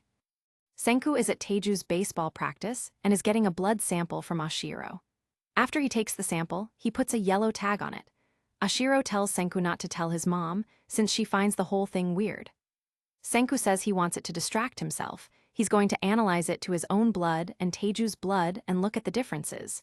He's also hoping that, this way, he can isolate the genes in his DNA that are not human and try to gather what they are. He walks home with them and Stan. He then goes to his room and takes a blood sample from himself. 20 minutes after being home, someone knocks on the door. A woman in a suit explains she is a special agent from the Japanese government, and she is there to replace Stan.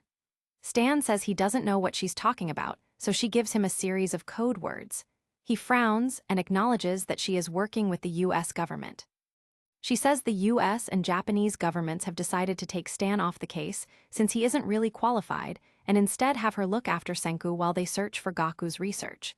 She explains that, being Japanese herself, things will be smoother with her looking after Senku. Senku expresses that he has already spent enough time getting used to Stan. He doesn't need to start over with her. Stanley resists, stating he wants to talk to Zeno and the others in charge. The woman hands Stan a paper explaining that Zeno is now under questioning, and it would be in his and Stan's best interest if Stan leaves quietly. Stan looks over the paperwork, his eyes narrow with suspicion. He asks her a few questions to see if she really is working with the same people, and she answers his questions perfectly. He and Senku look at one another. Senku asks him not to go, but the woman says Stan shouldn't question decisions from higher up. He frowns but agrees. He gives Senku a sympathetic look and explains that in the end, he is a soldier and must listen to orders. Senku is somewhat panicked as he asks Stan again not to leave. Stan gives Senku's shoulder a squeeze before leaving. After he leaves, the woman introduces herself. She tells Senku not to worry and that he's in safe hands. She asks if he's had dinner and he says no. She says she'll cook something. He is suspicious as she goes to the fridge, so he says he'll order something. She agrees and he uses his phone to order food. He also tries to text Taiju, but the woman says he isn't allowed to contact anyone about this. Plus, she reads Japanese, so she knows what he's writing. The food comes and they sit down to eat. He asks her some questions about her job. She explains that the US and Japanese government are getting frustrated with Stanley and Zeno dragging their feet, so they asked her to step in. She said she is assigned to keep Senku safe while her coworkers search the remains of his old house, the one that burned down. They know Gaku has a final secret lab, but they don't know where. By now, Senku is getting tired. He says he's going to bed early, and she says that's fine. He begins to walk to his room, but he becomes exhausted. He then collapses. Later, he becomes conscious again, though he can barely open his eyes. He squints, and it takes time before he realizes he's on the couch. He can hear the woman talking to someone. She's arguing. "You weren't hired to ask questions." "I wasn't hired to work on a kid. That is clearly a teenage boy, and I am not about to put my ass on the line by committing various human rights violations." "It's not a kid, it's a chimera. It's not even human." "It sure looks human to me." "Just because it looks human, listen, it can't even talk. It barely has any intelligence. Just." "Oh, what, so people who are mute aren't human? People with low IQs aren't human?" "That's not." "Yeah, that is what you're saying, so you can go to hell." "I'm not here to have a philosophical debate about what is." "This isn't philosophical, this is a moral issue." Senku moaned, the noise and train of thought hurting his head. The second voice stopped for only a moment. "He's awake." "It's awake. Listen, you've been hired and paid, so do your job. You can't just back out." "There is no way in hell I'm helping you put him in a truck and bring him to the lab." "You're hired for." "Yes, I'm hired for." There was then a noise at the door. Both voices stopped as the front door lock turned and someone opened it. There was a pause before a familiar voice called out to him. "Senku, Senku," Oshiro called. He then suddenly stopped. Another noise was heard. "Stop right there, don't move," the woman said. Oshiro paused and there was a moment of silence. "Who are you?" "I'm Oshiro, a friend." "Why are you here, Oshiro?" she asked. There was another long pause. "I came for Senku." "Well, as you can see, he's busy." "I know the location of Gaku's final lab." Next chapter. The woman, the other guy, Oshiro and Senku are in a car. Oshiro is in the front seat while the woman is driving. Senku is awake and can look around, but his speech is slurred. Oshiro explains he and his mother visited the entrance to the lab multiple times when he was a child. It was in the basement of an old shed in the woods. He always wondered why his mother brought him there. It seemed abandoned. She said she went to mourn an old friend. They never went into the lab, but after reading some of her notes, he realized it must be the location of the lab. The woman expresses doubt and says that, if Oshiro is leading them on, then he's going to regret it. The man in the back, a researcher, asks if Senku is a chimera. Oshiro says Senku is his friend and a year lower in high school. Senku quietly agrees. The man again berates the woman, saying if the boy is in high school there was no way they could take him to a lab. He asks where the boy's guardian is. He was told the subject's caretaker was tired of him. Oshiro says Senku's father is in America. The researcher becomes distressed, saying he didn't know Senku had a father and was part of a family. The woman tells them all to be quiet. The researcher and woman continue to argue. They finally pull into a parking lot near some woods. Oshiro says they must walk from there. The researcher asks about Senku, and Oshiro suggests he stay in the car. The woman rejects this idea, so Oshiro must let Senku lean on him. Senku is slowly able to walk. They continue on. Oshiro whispers he will protect Senku. Senku is soon able to slowly walk on his own. They finally make it to the small cabin in the woods. It is clearly abandoned and old. They go inside and find broken furniture and cobwebs. Senku jokes about them stumbling upon the Blair Witch Project. They go into the main room and Oshiro pulls a carpet off the ground. Beneath is a cellar door with a lock. The woman breaks the lock, probably shoots it, and it reveals old, musky stairs. They go down and find a door at the bottom. It is rusted and made of metal, and it is protected by a computer with a machine beside it.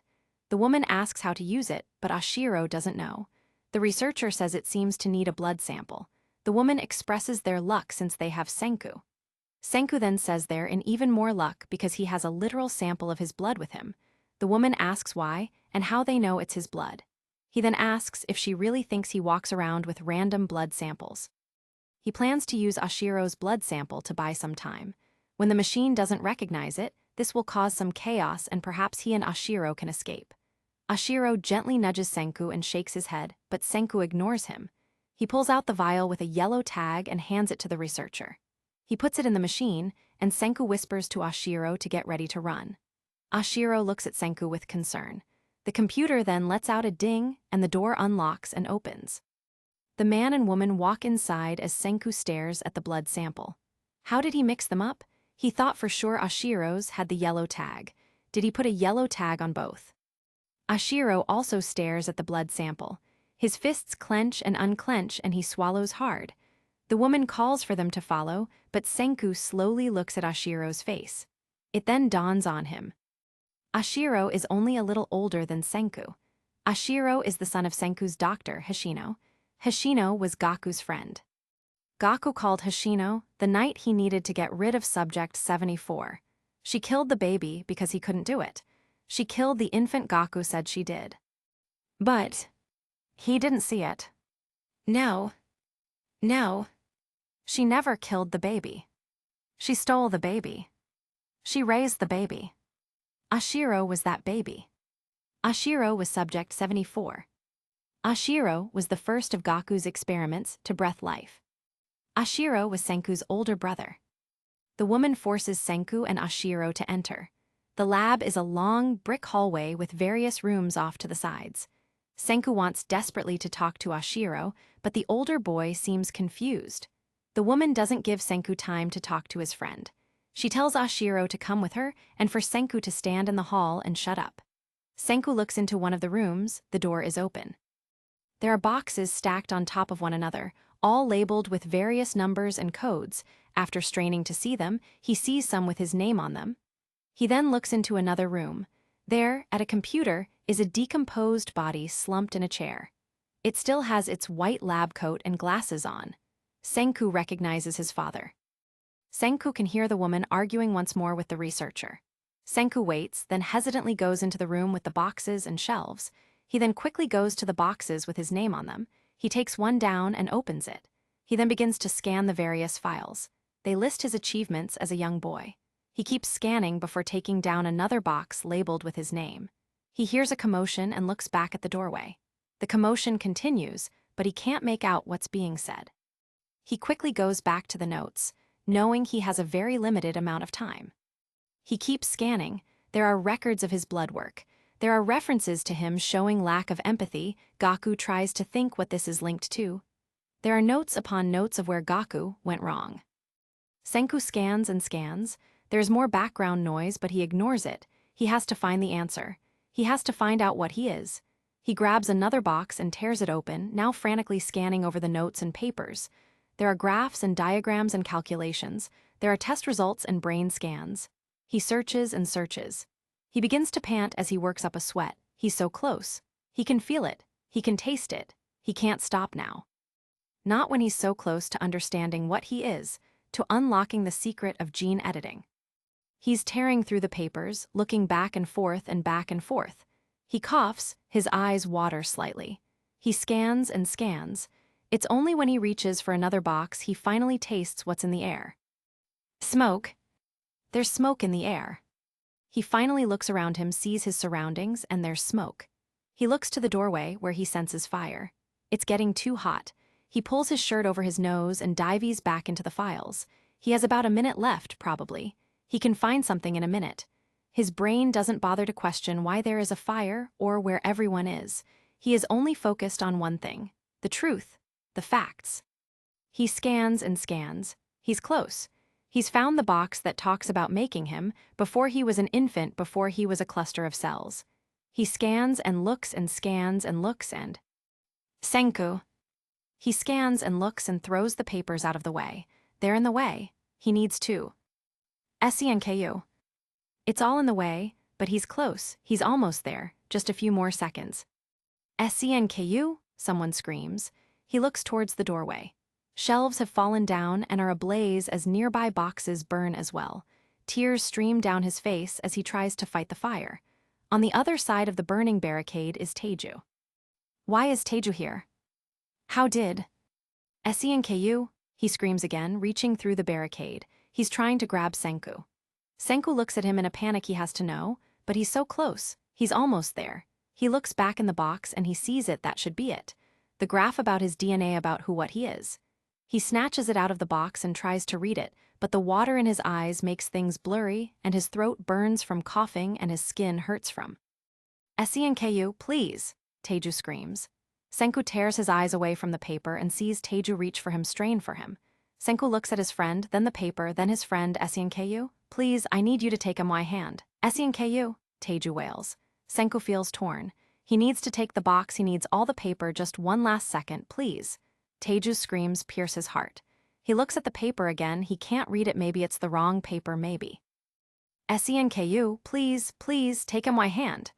The wails reach a fever pitch, and in that moment, Senku thinks of Byakuya reaching out to Gaku in the kitchen, of Stanley reaching out to Zeno in the field, and of Taiju reaching out to him now.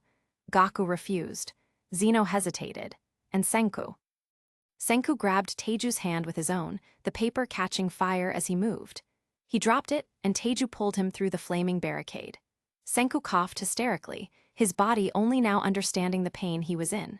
Taiju grabbed him under the arms and dragged him out of the room. They began stumbling down the hallway when large, burning wooden beams fell in front of them. Senku coughed continually, unable to breathe in the smoke any longer. Taiju coughed as well, then roared as he grabbed the burning wood with his hands and with great effort moved it out of the way. He then grabbed Senku and pulled him up the stairs. When they were halfway up, multiple hands reached down and grabbed the two boys, hauling them up the stairs. Senku passes out. When he wakes up, he's in a daze as Yuzuriha cries something to him. He recognizes he is outside as he lulls his head to the side and sees Taiju laying on the ground. Stanley is performing CPR on the young man. Senku passes out again. Next chapter. Senku wakes up again, but this time in a hospital bed. He looks over to see Stanley sitting beside him. Stan grins at him, then frowns and berates the boy for being an idiot. Senku retorts with, "You left me with her." Stan reiterates that he meant Senku was an idiot for staying in a burning building. Byakuya walks into the room, and Senku is immediately overjoyed, though he tries not to show it. Byakuya cries out happily and he goes to hug Senku, but then eases off since Senku is still recovering from his burn wounds. Senku then notices his bandaged body, and Stan explains that Senku should be happy he's alive. Senku suddenly remembers Taiju and Oshiro. Stan says Oshiro is fine, he was out of the building calling the police when the fire started. Stan then motions at the other side of Senku's bed, and Byakuya pulls back the curtain to show Taiju. Taiju gives Senku a dumb, tired smile. The two laugh. Yuzu is sitting beside Taiju and is knitting a hat for him. They both recognize that Taiju has burned off some hair, he has a buzz cut. Senku jokes that he'll miss Taiju's stupid mop of hair. Taiju laughs that it'll grow back, thicker and stronger. Byakuya, Taiju, and Yuzu are in high spirits, though Stan seems unhappy. Senku asks him about it, but Stan just looks at Taiju and shakes his head. After a bit of time, a doctor comes in and asks to speak in private to Taiju. Taiju says the doctor can speak freely in front of his friends. The doctor awkwardly notes the large bandages on Taiju's hands. Taiju jokes they're fine because he can't even feel them. Senku's heart drops. The doctor tells Taiju that the nerves in his hands are severely damaged. Taiju says that'll probably make baseball hard, but he'll practice twice as much. The doctor gently tells Taiju that he can't play baseball or any sport. In fact, he may never be able to use his hands again. The room goes quiet. Senku looks at Taiju's hands in horror. He remembers Taiju reaching out to him, how Senku hesitated to take his hand. He remembers the wood falling in front of them, and Taiju grabbing the burning object with his bare hands to move it and guarantee their safety. Senku stares and stares. Taiju frowns and looks at his hands. He lets out a sigh. Senku whispers that he's sorry. I'm sorry. He whispered, his throat closing, his sight becoming blurry. If I hadn't. What? Senku, don't be sorry, Taiju said, giving a small smile to his friend. I'm just happy you're okay. He looks at his hands as his smile saddens. I've always loved sports, but I'm sure I can do something else. I don't know. He looks at Yuzu and chuckles. Maybe I can get into dancing? Yuzuriha covers her mouth, trying not to cry. I'm sorry, Senku whispers again. Taiju looks back at him and grins, his smile genuine. Senku, it's okay. I'm glad my hands are damaged. Heck, if I have to give up my hands to keep you around, then I'm happy to get rid of them. I'll even give up my feet too if I have to. His grin widens as he wiggles his feet. Senku then lets out a loud laugh before breaking into a sob. Epilogue. Zeno is at the airport, waiting for Stan to fly in. He checks his watch and looks at the stupid flowers in his hands. He still has to keep up the "we're a couple" routine for a little while longer. He spots Stan in the crowd of people coming out of the gate. The two smile at each other as Zeno Speed walks to his friend. They embrace, and Zeno whispers in his friend's ear. I swear to God, if you kiss me, I'm going to kill you. Sounds like someone's playing hard to get. Stan, I'm serious. If your lips go anywhere near my face, I will skin you alive. I missed you too, Muffin Cake. Stan said loudly before pulling back and giving Zeno a very wet kiss on the cheek. Zeno clenched his jaw and tried not to squirm and scream as he forced a very strained smile onto his face. Oh, you, he almost sneered. Stan grinned before accepting the bouquet of flowers Zeno had. Aw, honey buns, you're so sweet, he cooed before twirling the flowers around, though no roses, kind of cheaped out on me bunnikins. Unfortunately, they were out of roses, my love. In fact, they were out of all their painful, thorned flowers. Well, next time you should check out other stores, Snookapooters. Stan sighed. I only accept 24 long-stemmed roses at least, he said, twirling the flowers again. Zeno violently snatched them out of Stan's hand. I'll keep that in mind, my beloved, he snarled. Stan grinned from ear to ear, proud of pissing off his friend. As they walk back to the car, Stan talks about Japan and all the romantic things he wished the two of them could have done. He says the corniest, cheesiest things he can think of, much to Zeno's ire. When they finally get to the car, Stanley pauses and crouches before his luggage. Wait, I actually got you a souvenir. If it's some sort of stuffed animal, I'm going to vomit, Zeno said flatly. Stan grinned as he opened his large bag, moved some clothes around, then pulled out a decently sized box. It was a simple wooden box with simple kanji on the front. Zeno's scowl immediately disappeared as he eyed the box with curiosity. Stan handed it to him, and he quickly took it and opened it. Inside was a traditional sake serving bottle with 4 traditional wooden cups. Zeno suddenly smiled as he took one of the cups in his hands. "Oh, how very elegant, Stan." He sniffed the cube and grinned. "Made of hinoki wood, yes, this is the proper way to have sake, how lovely." He smiled at his friend. "Thank you, Stanley." "I figured you'd like it." Stan shrugged. "Plus," he pulled out a bottle of sake, "I've got some stuff to test it out." The two grinned at one another. "Excellent, yes, we can celebrate your return with sake and a movie." "Jurassic Park?" Stan asked, to which his friend laughed. "Do you even need to ask?" The two get in the car. Zeno waits to turn it on as Stan takes out his colored lip balm. As he twists it, there is a small, electric shock in the top right-hand corner of the car. It disables a listening device and tracking device in the car. Zeno turns the car on, and they set off. They don't talk about anything serious until they get on the highway. "All right, enough chit-chat, did it work?" Zeno asked. Stan pulled out a USB from his coat pocket. "Yup, got it all right here," Stan said. Zeno went to grab the device, but Stan pulled it out of reach. "But we're laying down some ground rules." "Yes, yes," Zeno waved and sighed. "No making super soldiers or horrific animal hybrids, I know." "Zeno, I'm serious." "As am I now, hand it over." Zeno reached out and opened his palm while keeping his eyes on the road, but Stan still refused to put it in his hand. Zeno glanced away from the road to glare at his friend. "What?" He waited, but Stan just looked at him, his eyes cold. Zeno slowly dropped his hand. There was a heavy silence between them, Stan needing the weight of the situation to sink in. "You don't know what I saw. Under that tree at Gaku's house, it was a grave." "I'm aware." "A mass grave." "Which is unfortunate, I agree, but often sacrifices must be made in the name of science." Zeno said. There was another long, heavy pause. "Normally, you'd agree."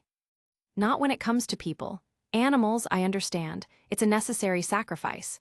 But not kids, Zeno, never kids." They weren't. "Those kids breathed air, Zeno. We can debate the point of when cells are a person until we're both red in the face, but I think we can both agree that when it breathes air, it's a person." Another silence. "So, what is your proposal?"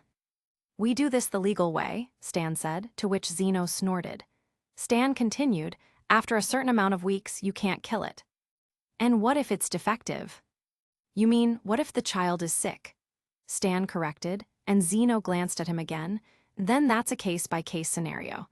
But overall, I think the kid has the right to live. If you purposely create life, you can't just throw it away and hide it in the ground because it ain't the way you wanted it." "I'm sensing a lot of venom in your voice, Stan."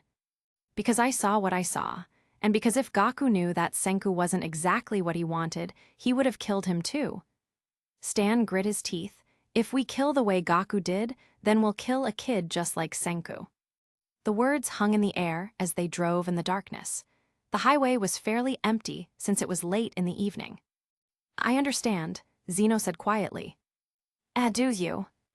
"Yes," Zeno nodded gently. "I'll let you have the final say in terminations." "If we do it my way, I don't want terminations." "And if the child will be ill?" Zeno questioned, raising a brow. Stan frowned. "Unless you know 100%, I won't budge. Gaku said the first child he terminated was going to die in a few days anyway. Turned out it just needed a lot of medical care." Stan pulled out a cigarette and chewed on it. Kid grew up to be top of his class, and a baseball captain their school might even go to nationals. Stan nodded. "I'd say that's a good reason to give someone a chance." "It doesn't always end up like that." "No, it doesn't." Stan looked at his friend, "but that's why we'll talk about it first. We'll make an informed, humane decision." "Got it." "All right." "Good," Stan said. The silence came again, but this time lighter, not as heavy or dark. Zeno took a deep breath. It was good to clear the air to get things out in the open. It's times like these that remind me of the first time we made love. Zeno then purposely swerved into traffic, causing Stan to scream and laugh maniacally at the same time.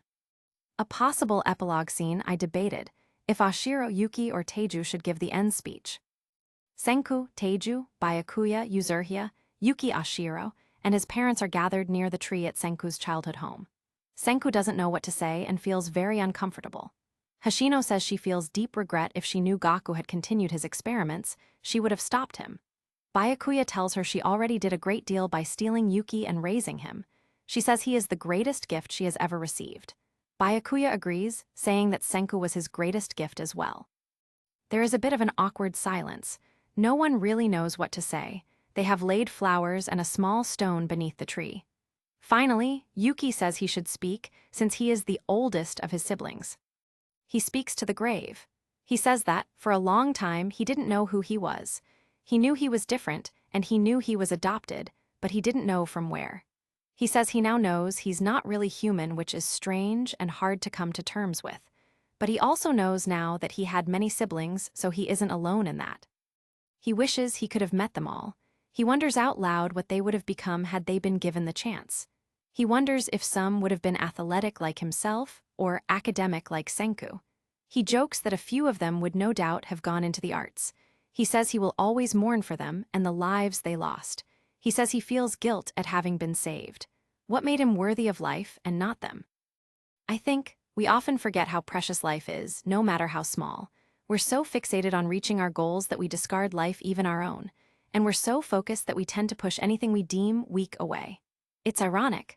Gaku's own father pushed him away because he was weak. So Gaku, my father, became hyper-fixated on creating someone strong, a perfect person. But by doing that, he just continued the cycle. He became his own father, disregarding anything he deemed as weak.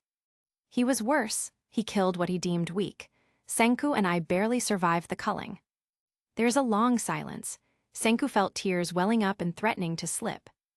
Lots of people live different lives, but we're all important in the end. And those who are weak in some ways are often strong in others. It doesn't make them lesser, it just makes them different. Even the strong are weak in their own ways. We're all weak when you think about it. I may not be human, I don't know exactly what I am, but I do know what makes me weak and what makes me strong. And I believe that where I am weak, someone else is strong. And where I am strong, they may be weak. And that I will use my strength to help the weak, and they will use their strength to help me. I might not be a biological human, but I think in that regard I am more human than my father ever was, because helping the weak where I am strong, that is what it means to be human, my compassion, my love. Animals believe in survival of the fittest, but I am not an animal. He looked at Senku. Where my brother is weak, I am strong, and where I am weak, he is strong. And that's how we help each other. That's how we as humans survive. He looked back at the grave. Senku finally cries. Another possible epilogue scene. I felt I would need this to tie up loose ends, but it also would make the epilogue so long. Maybe I wouldn't need to tie up loose ends. Stanley recounts, probably to Zeno, the day Gaku's final lab caught fire. He says that, as soon as he left Senku's apartment, he contacted his superior. He confirmed a woman was sent to replace Stan. Stan goes to a coffee shop and scowls. He has a bad feeling. He texts Taiju in broken Japanese that he is worried about Senku. After some time, his superior calls him. He seems panicked and asks Stan the exact code the woman gave him. Stanley relates the code, word for word. His superior then asks what color the woman's eyes were. Stan says he doesn't really remember, but he thinks brown. His superior says the agent sent to take over had one brown eye and one green eye. He asks Stan if the woman who came had two different colored eyes. Stan says no, because he would have remembered. Before he is given the order, he begins to rush back to Senku's place. Stan's superior orders him to find Senku and get him to safety. The officer will send backup. Stan goes to the apartment, but it's empty. He swears and checks his phone. He has it set to track Senku's phone, but Senku's phone is in the apartment. He then checks an AirTag that he glued into Senku's shoe. Thankfully, it gives a location. It is traveling. He gets in his car and follows the tracker to the forest. When he gets out and hikes up to the small cabin, he finds Oshiro outside frantically trying to get a cell signal. In broken English, Oshiro explains Senku is in the lab and is in danger. He says the woman thinks he is an animal, Oshiro says dog, since he doesn't know the word for animal. In broken Japanese, Stan tells Oshiro to call 911, this is hard, since the emergency number in Japan is not 911, and Stan doesn't know the word for police, so he finally starts making police siren noises and Oshiro catches on. He gives Oshiro his phone, it has better signal. He signals with his hands that he is going to the lab. Oshiro signals that he wants to come too, but Stan explains with broken Japanese and hand signals that it's too dangerous. He tells Oshiro to also call Taiju. He has a gut feeling Senku will need emotional support when all this is over. Stan goes into the lab. He finds Senku and quietly calls to him, but Senku is hyper-focused on digging through research notes, so Stan, reluctantly, leaves him. He finds the woman and researcher arguing over a computer. They are downloading files onto a USB. Stan confronts her by pulling out his gun. She tries to play it off that he's interfering with government work, but he says he knows she's not an ally. The researcher also expresses confusion, but Stan doesn't understand him because the man is speaking Japanese. He and the woman have a face-off. They then start shooting at each other. This causes a fire to start. I'm not sure if Stan kills her or not. The researcher panics and flees. Stan has to wait a minute for the USB to finish loading. He's very pissed off at risking his life for this crap. When it finishes, he takes it and rushes to get Senku, but finds Oshiro has come back down to help and was shot, not fatally. He needs help getting out. Stan quickly decides he must save Oshiro, then come back for Senku. He manages to half-drag Oshiro out. When he decides to go back for Senku, the fire is getting worse and the smoke is strong. He hesitates, but in the time he does, Taiju suddenly runs past him and into the entrance. Stanley calls after him, saying it's dangerous, but the young man ignores him. Stan curses, quickly tends to Oshiro's wound before going back to the fire. He sees Taiju struggling to carry Senku and grabs them both, dragging them far away from the fire. Stan performs CPR on Taiju, who coughs and wakes up. As the sirens are heard, Stan waits so he can try to explain to the police what is happening. Hoshino comes quickly as well, and soon after her an ambulance and the fire department. Stanley is able to explain things to Hoshino, who directs the paramedics. She thanks him for looking after her son. He expresses concern over Senku and Taiju, but she says they will get through this, though. She is blunt about the damage to Teiju's hands and says she thinks they are too damaged to use. At some point, it is later explained that the woman who pretended to be a government agent was hired by Senku's grandfather. He is arrested for meddling in government affairs. Another possible scene. I wasn't sure where to put this scene. I knew it had to be in the epilogue, but the epilogue has so much in it. Zeno is standing before a small committee. They are gathered to discuss what next to do with Senku. Zeno has told them that all the research was lost when the fire broke out in the lab, and thus they cannot replicate Gaku's research. However, word has gotten out, to a select few government officials, that Senku is not completely human. The committee believes they should take Senku and use him to reverse engineer Gaku's research. Zeno argues that they don't want the Japanese government as their enemy, since they'd obviously need to kidnap him and bring him to America. The committee says they could work with Japan and share research. Zeno argues that Japan has no reason to work with the US. The committee says Senku is too important to be free. They argue that he is also dangerous. One of them says it would be horrific if Senku were to breed. Zeno says that, with all due respect, Senku is living as a normal human being, and, scientifically, his sperm cannot merge with a human egg and create a child. There are arguments back and forth. Zeno argues for Senku's freedom, pointing out that taking a genius like Senku and forcing him into confinement would be a waste of intelligence. He says it would be much better to have Senku as an ally and eventually persuade him to work with them. He says that Senku is more intelligent than the majority of people Zeno knows, and he says he would not want someone with that level of intellect as an enemy. He says that Senku is possibly the greatest mind of their generation, and to hold him back would be a crime against all people. The committee seems only partly swayed. Zeno then says it would also be a media nightmare if word were to get out that the US government kidnapped a Japanese child to experiment on. He says, just think of the headlines. The committee asks Zeno if that is a threat. He says it is just a reality now that more people know about Senku's true background. The possibility has risen that someone might have loose lips. One committee member says, "And what if we were to arrest you for treason?" Then, I suppose there's nothing I can do.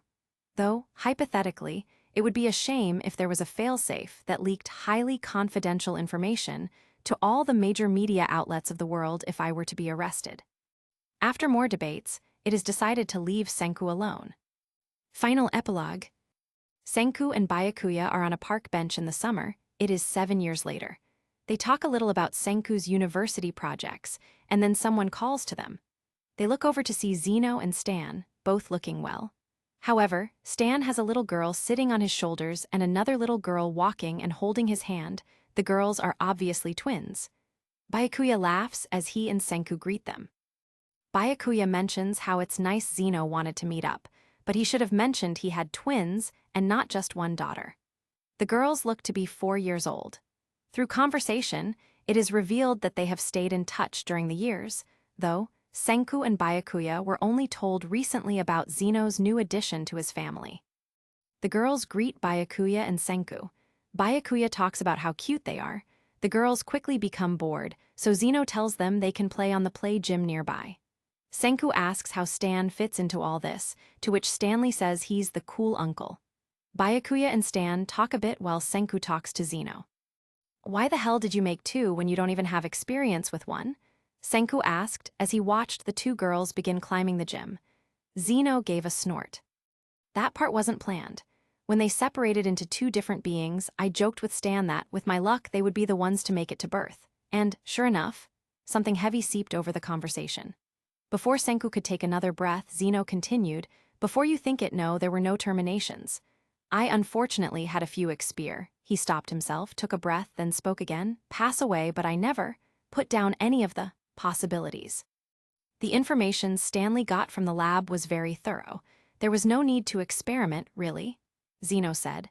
Senku let out a breath he didn't know he was holding. "I guess that explains the red eyes." "Yes, I know." Zeno waved his hand angrily.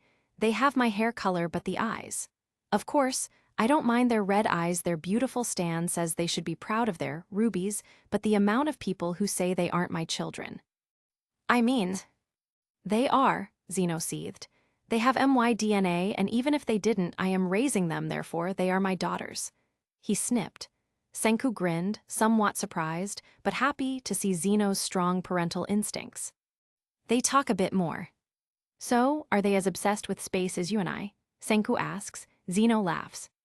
"Unfortunately, no.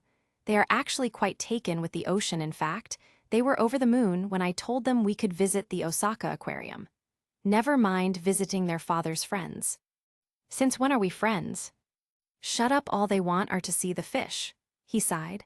"And it's not even that they want to go into marine biology. Do you know what they want to do when they grow up? Cause their father's suffering. They want to open a fish store, not be marine biologists, just fish sellers." Zeno put his cheek in his hand. "They don't want to study, they want to sell. I've created a bunch of capitalist dogs, my worst nightmare," he said dramatically. Senku let out a snort.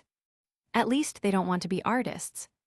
No, they also want to be professional ballerinas while also running a fish store." Zeno rolled his eyes as Senku laughed. There was a pause. "Well, I guess. It's hard if kids aren't what you want them to be." No, it's fine." Zeno waved him off. "I told them they could run a fish store, but only if it's the biggest fish store in America. They liked that. As for being ballerinas, well, it's very elegant. All joking aside, I am very proud to have two daughters who love such a delicate dance." He smiled smugly. "And they're very good, far ahead of their classmates," he said. "Oh, but of course," Senku chuckled.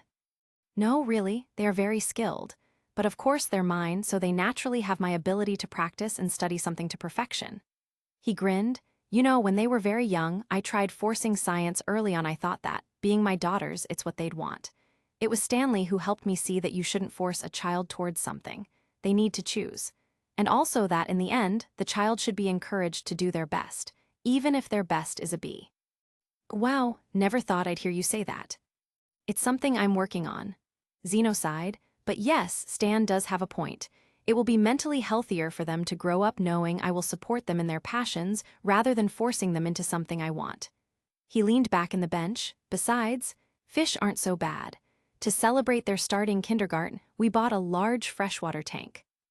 Zeno smiled warmly as he looked up at the sky. The three of us researched how big it should be, what type of filtration system it should have, how many fish, what kind of fish. It was incredibly fun. It's nice having my little family.